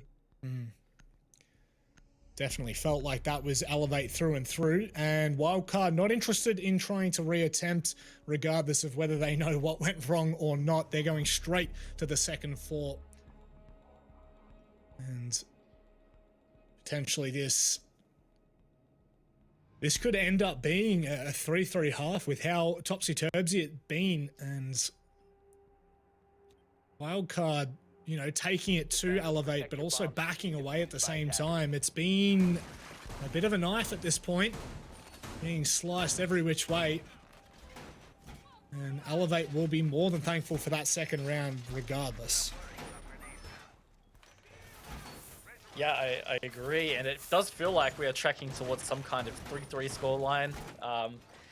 I feel like right now we're just heading straight towards overtime. It's just a trade after trade of rounds. Feels like these teams are quite close with the way the rounds are going or performing. We saw a dominant round from Wildcard, and just then we saw a dominant round from Elevate. 5 seconds remaining. Ridiculous at this point.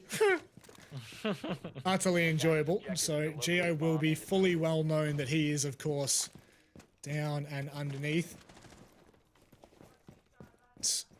How long they decide to hold these rooms, well, that's realistically up to Wildcard. So far, it really has been 50-50 in the way it's been working for them. And it looks like they're going to stick to it. Hold to their guns there. Vinny's going to swap out as Geo comes to the first floor. Playing a bit of tag. Would make for a great nuisance on the side of Elevate. Yeah, and they're probably, given that they're pushing quite heavy from this side, they're going to want to have to clear out Diesel from yellow. 3 ADSs there to protect him, so that's going to be a bit tricky there. And he's in such a great position to be able to hold that. Honestly, a lot of the highlight players I've seen of Diesel have all been in this spot, so you want him out of there if you're going to be trying to push in towards the console to get the plant down. Certainly make perfect sense why he's got those ADS systems with him, all 3 of them in fact. So this will be spice of a different category if Diesel can hold on to it. At 30 just ticking away. They will start to burn through the ADSs. How many will they expect there? All down, so... 3. Yep, that does look like they have done, Raven. And now Diesel, he'll start to slow it down a little bit. Yeah, just use those smoke bays. It's again, the beauty of that spot is that you can just use the smoke to really delay. They're really gunning for him here. Oh my gosh, Elevate just pushed everything through to that. God Legion even pushed through the smoke. He also been taken low, but still in this position. Oh, he's so nasty. He is just outplaying them at this point. A minute left on the clock, though. All smoke bait's gone from Diesel's hands, so it's all going to come down to his wits and his will. Vinny, though. Oh, how's this from Vinny and Geo? See you later. Nice haircut. Digital. And with Vast taking down Geo, it brings it back into a 3 versus 3. Still with firm control of Yellow Stairs, Raven. There's a lot left for Elevate to do. Yep, and there's one that's dropped below. Worthy does get that, so Worthy's having a great game. There is trade up on the top floor, though. Diesel low, so Elevate do have the HP advantage, but they're still coming externally from the building, so with only 25 seconds to go, it's going to be very tough for them to be able to get in and feel safe to get this plant down. Worthy coming in now. Diesel, though, taking down Hot Shot. That is a huge problem for Worthy. A 1 versus 2, low HP. If he can find the kill on the Pat, he has a chance. But Wildcard, they defend it successfully and purge round number 6 of Elevate. Rather, round number 5, if you will. There we go. Now we're into round 6, Raven. Now we are. And look, I think that all just came back to them not successfully flushing Diesel out of yellow. Yep. If they had been able to get that kill when God Legion pushed up, they would have had that control earlier, and I think they would have been able to make the penetration needed on site. Before those roamers even made their move, I mean, that was something that happened there, that Vinny got a kill and it was all traded out. But regardless, what happened at the end is Elevate still had to come from the windows with only 20 seconds to go. It's never great. Yep. To lobby we go. Wildcard obviously feeling very confident, as this will be their third attempt on this site. Currently going a success ratio of 50% in this matchup regardless, so it was a much cleaner round that second time around though, Raven. And although there weren't the 2 runouts that Wildcard attempted, they still managed to find the opening pick with Emo Rin peeking from the windows, I believe. So, you know, they're still just keeping Elevate on their toes. But they are. And this was the last time that this was played when Wildcard won it. This was also the time that Elevate did try to get a cheeky plant early. I think there was still about a minute and a half to go. Didn't quite check the clock, but regardless, they were in there quite early without that vertical control. So right now it's about Elevate looking at the situation, deciding, are they going to try and clear this top floor this time? Or they got another trick up their sleeve? Yep. And you know they've probably got another trick up their sleeve. Right now, I feels that way because they're all stacked up outside yellow stairs. So I'm thinking it's like some kind of piano push.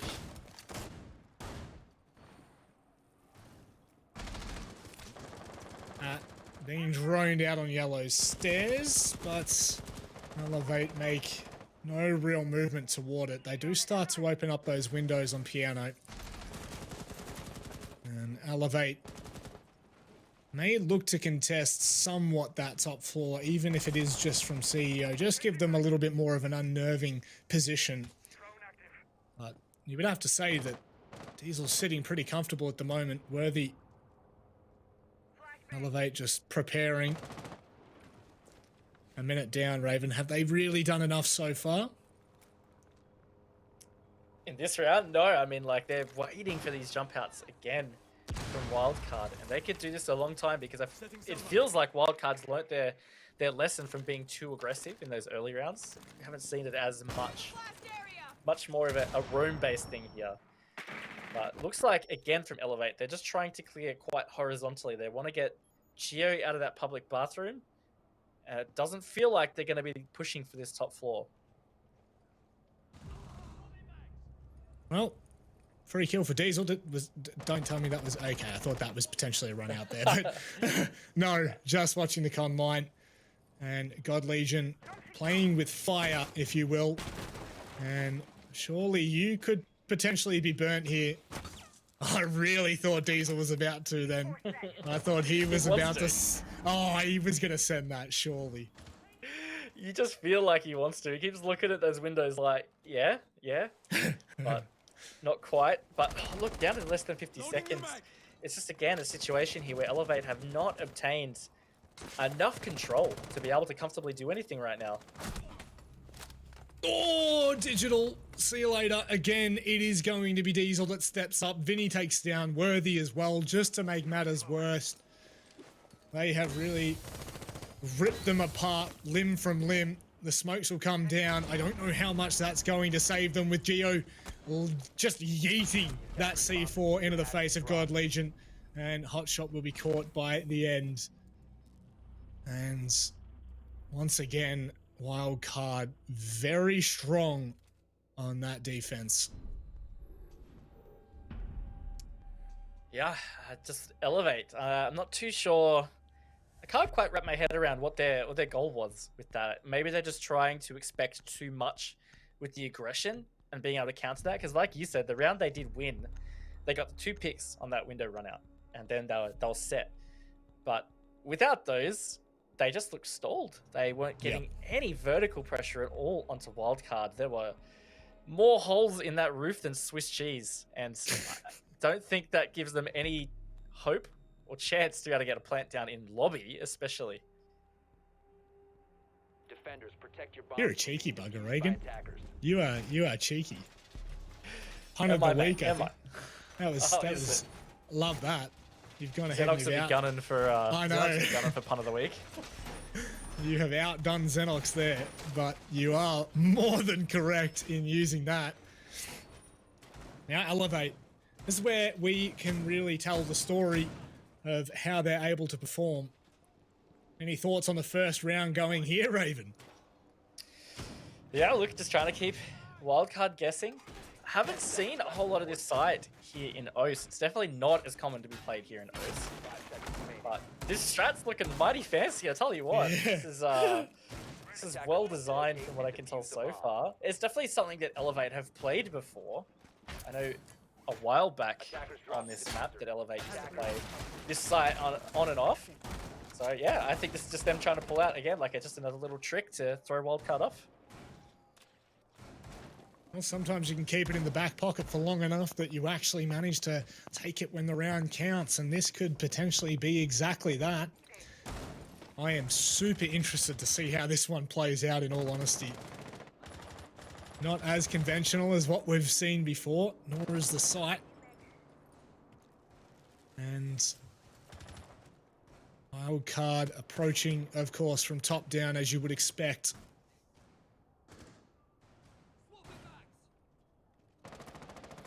Can be a bit tricky too, because you can get admin control so that you can cover plants in tellers, for example, but you can't cover the plant from below, which is usually where you're denying from the tellers. So it's just a bit tricky whether to decide to even push below, or you try and find a safe spot, or you back up your planter in some way in tellers.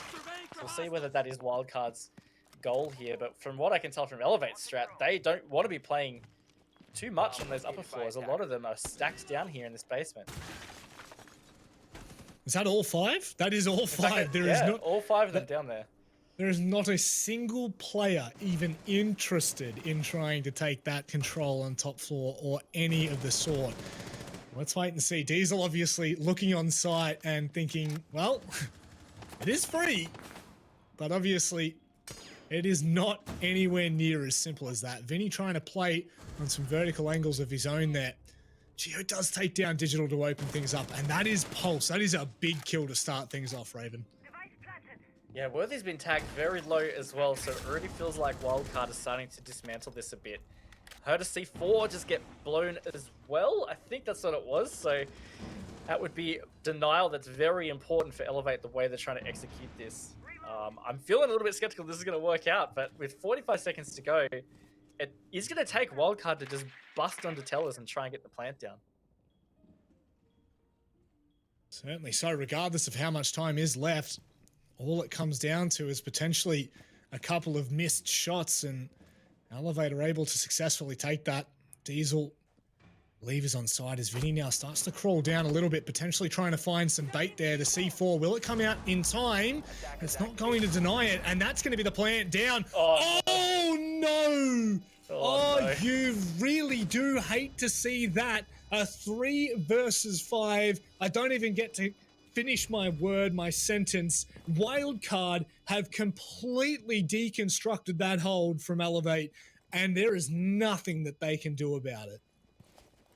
I think that just came down to the fact that Worthy was on something like 10 HP and the just collateral, but oof, Wildcard, like you said, they did dismantle that, and I don't know, I'm a bit skeptical about the strat. I mean, yeah, you can definitely deny tellers relatively easily from below, but if you're just letting your opponent get all that vertical control above, they can use those holes against you as well, which is, from what I can see, exactly what happened. So I felt like Elevate needed more presence there, but they're not going to try it again. Matic, they're going to go straight to Garage. I think they'll be a little bit bewildered after that one. That was an absolute stomping by Wildcard there. Not even interested in trying to play the games that Elevate were forcing them into, and rightfully so. As you said, they're completely going to a different site. No thank you, not interested. Because realistically, they do not have the rounds to play with to be reattempting anything like that. They really need to convert these, as only one small slip up and Wildcard are on match point. So for all of the hoo-ha that we love to bring, it could all go horribly wrong in a matter of rounds for Elevate. Something more traditional now. at least that we'll see from them, is this garage hold. So let's see whether this 10 does seconds remaining. create a little bit of more a competitive round. They've reinforced that public bathroom hatch, so potentially not looking to hold it. I'm curious if they do some kind of vertical roam, maybe on the top floor, and try wiggle around and play aggressive. I think I just saw Vast outline all the way on the top floor, so that might be the case.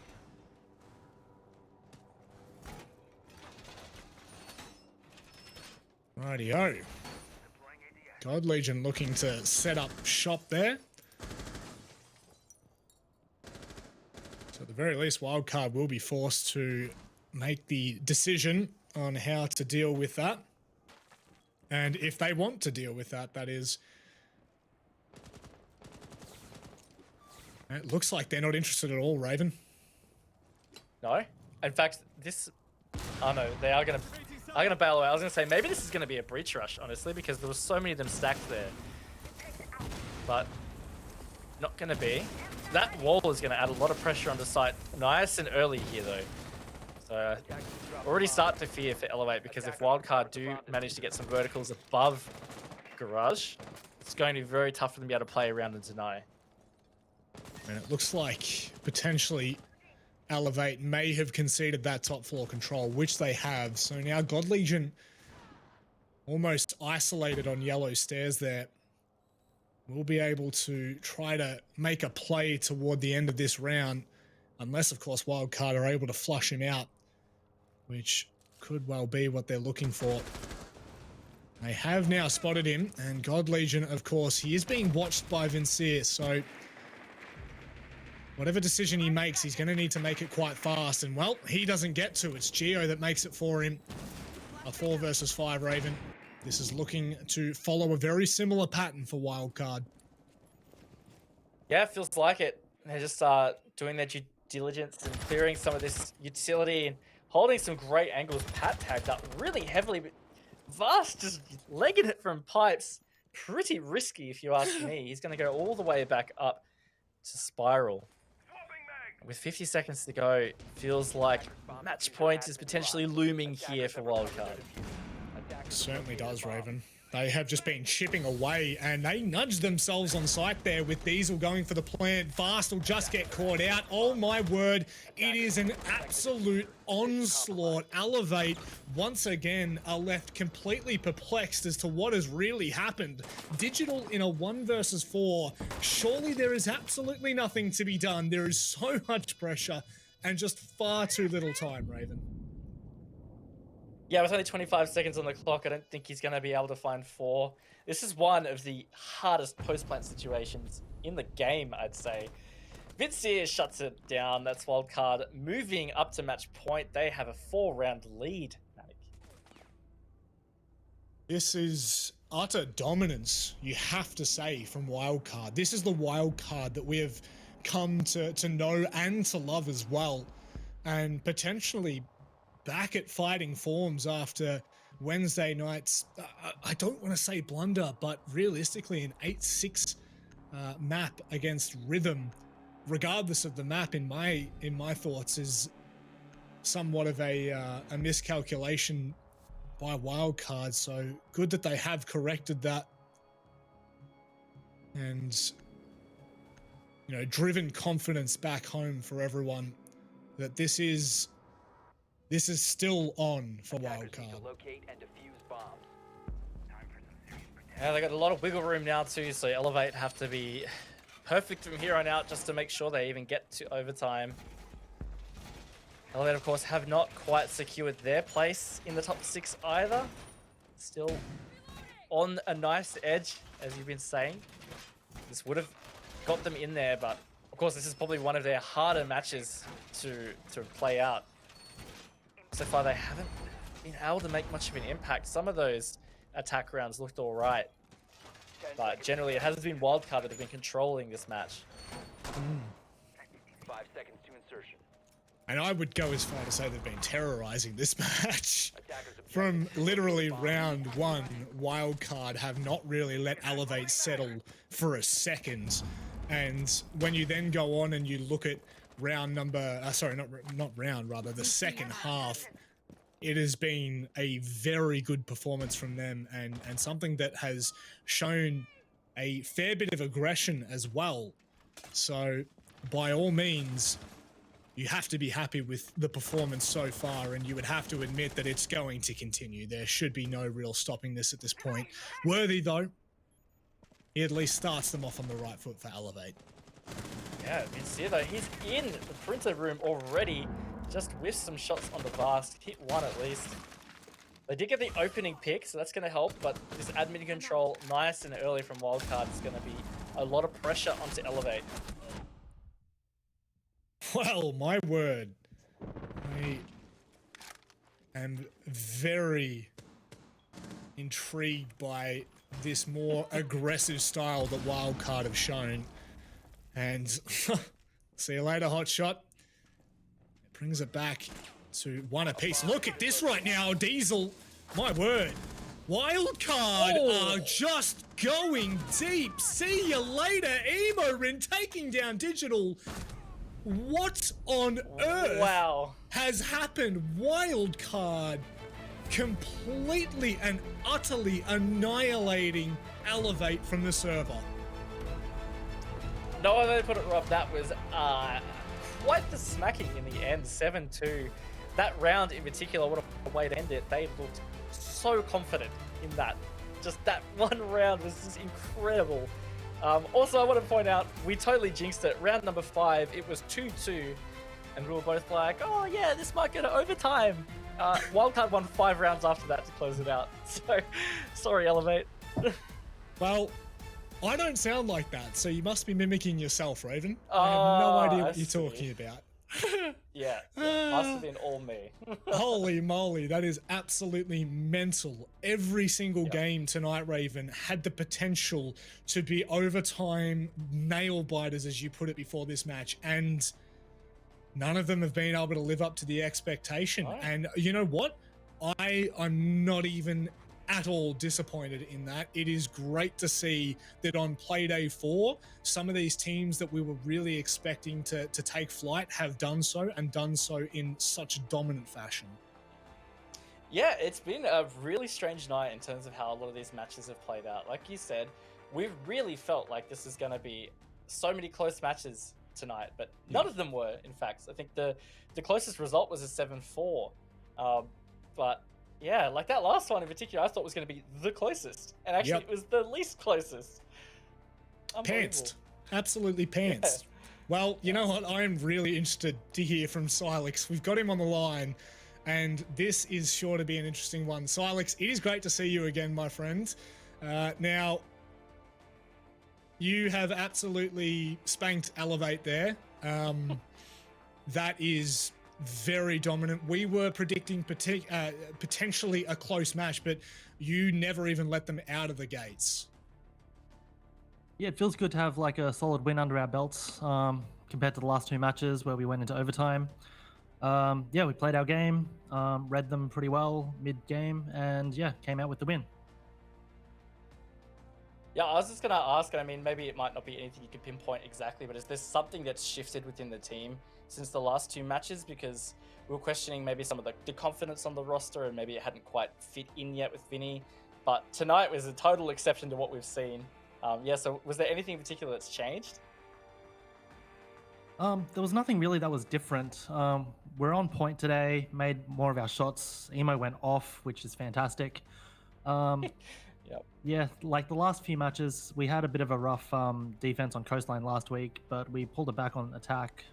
This time, our defense, we held strong, made fewer mistakes.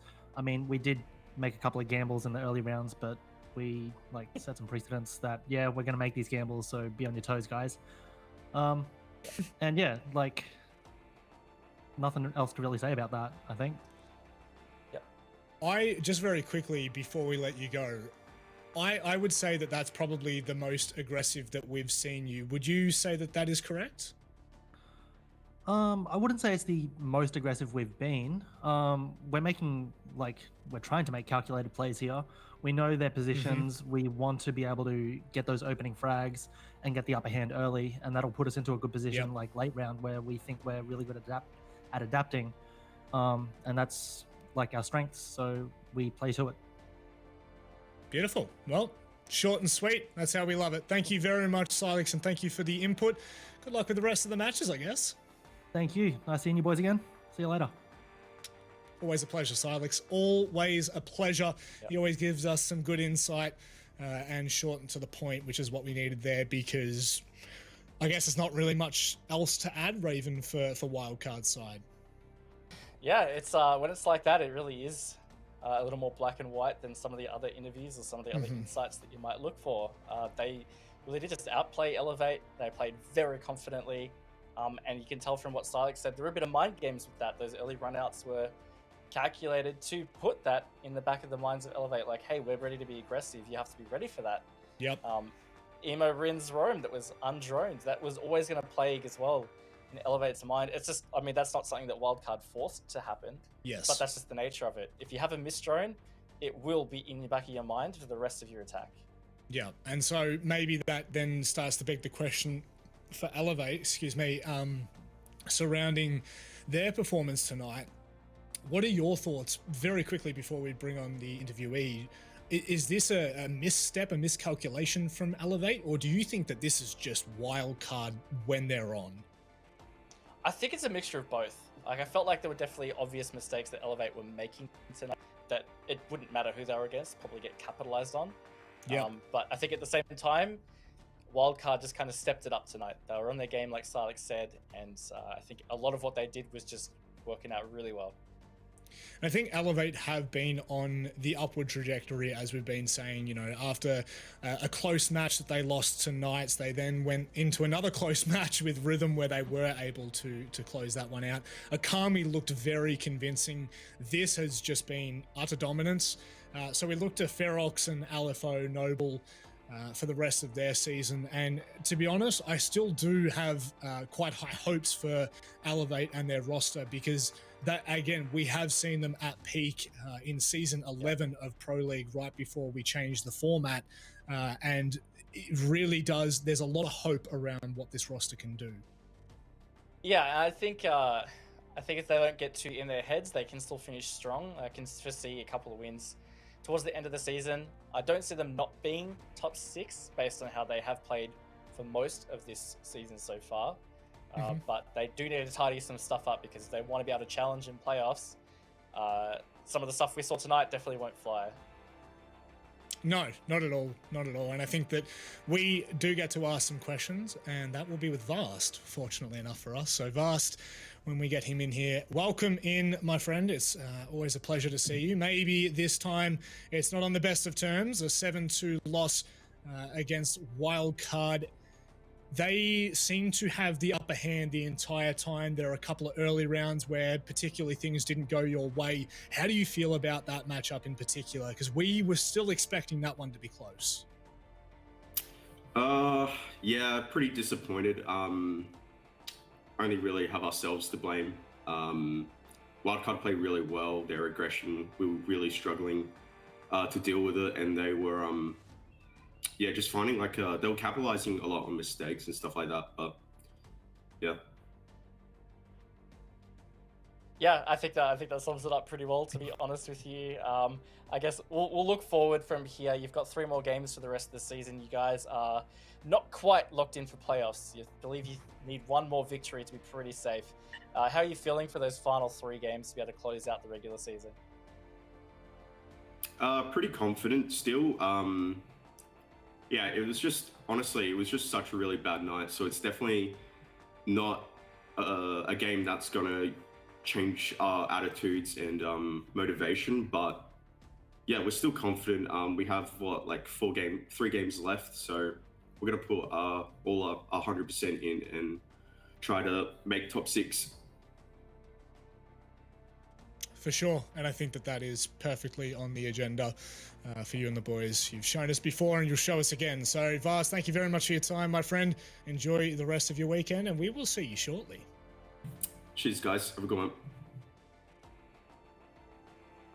Again, not indicative of their season or their performances of past is tonight, because sometimes things happen. Again, you don't have the opportunity to grab back any of that dignity or, try and claw back some of that result. If it's not on the night, it's not on. And that is just the way it is for them tonight. But still, high hopes for what that roster can achieve heading into playoffs, if we get there. Yeah, look, it's something that they still need to work on is the consistency. I tend to agree that it's not really a big indicator of what they're capable of, but they have also shown that they can be inconsistent, if anything else. It's something they will have to tidy up, like I said, because if they do want to make playoffs, but also compete in it with some of these top teams like Knights and Wildcard, they'll have to really nail that. Yeah, no, without a doubt. Well, let's have a look at how all of the matches went tonight. Of course, we came to you pleading that this was going to be a close night, that potentially we could be here until the AM, and how wrong we were, Raven. From start to finish, there have been huge performances. It personally got less close as the night went on, which was pretty much the opposite of what I was expecting. But look, I think some strong teams stepped up tonight, returned to form for Akami, for example, getting a victory against LFO. And I think a standout thing for me too is that the Knights really cemented. They are right up there as probably the top team at the moment. I am excited for a Knights versus Wildcard game. Oh, yeah, we are. And it's not far away at all. Literally only 5 days away, I think, at this point. So let's have a look at the standings. Let's have a look at where all these teams have landed after tonight's matches. Well, Knights, they have taken somewhat of a demanding lead, if you would say so. Still 5 rounds clear and 3 points clear of Wildcard and Noble. And as it tapers down the bottom there, Rhythm and LFO, dire straits at this point, considering the fact that Rhythm have LFO, Noble and Knights. And, well, of course, LFO have Rhythm, but they also have Elevate and Ferox. So these last 3 Playdays are going to have huge consequences for those two teams. Yeah, the standings will really shape up quite significantly based on a lot of those results, as you just pointed out. On the other hand, like you talked about Elevate having LFO, I'd say that's basically the game they need to win, right? If they beat LFO, I don't believe they'll be in danger of relegation playoffs. I have not done any maths for that, but that's just what it looks like at first glance here. Yeah. And that's just the reality for LFO and Rhythm right now, is just they cannot lose another game, or they're basically cementing themselves in that bottom 2. Yep. And I think it's if either of those teams manage to pull off two victories in the next 3 weeks, it is going to be an absolute dogfight for whoever is sitting at the middle of that table, just as it was last season, Raven. So that is sure to be an absolute gorgeous end to the season. Yeah, I'm looking forward to it. It's actually, it's always such a tense but exciting thing, is those final play days, is the standings lock in. Even more so this season because we do have relegations to think about. Normally it was just who's making playoffs, who doesn't. That's what it was like for Six Masters. But yeah, with relegations on the line, it's tense at both ends. Look, to be honest, with relegation looming large and only a handful of days to go, the next 3 play days are sure to be absolute bangers. But ladies and gentlemen, that is it for tonight. Thank you very much for joining us. Enjoy the rest of your weekend, and we will see you next Wednesday. Take care. My mind's on mine and it won't forget. But you bring me back from my darkness black. Cause the soul in me and the heart I have for you. It bleeds for you, it beats again. Oh, you bring me to life. Oh, you bring me to life. Oh, you bring me to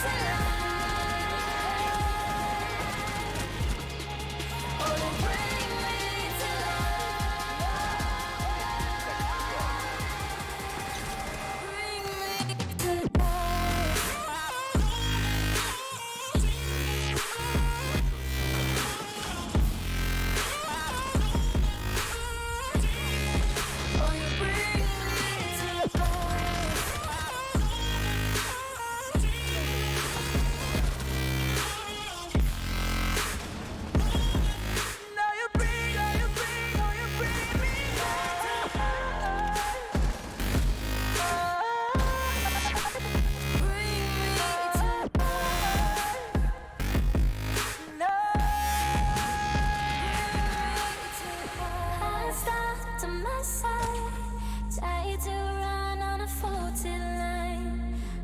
safe.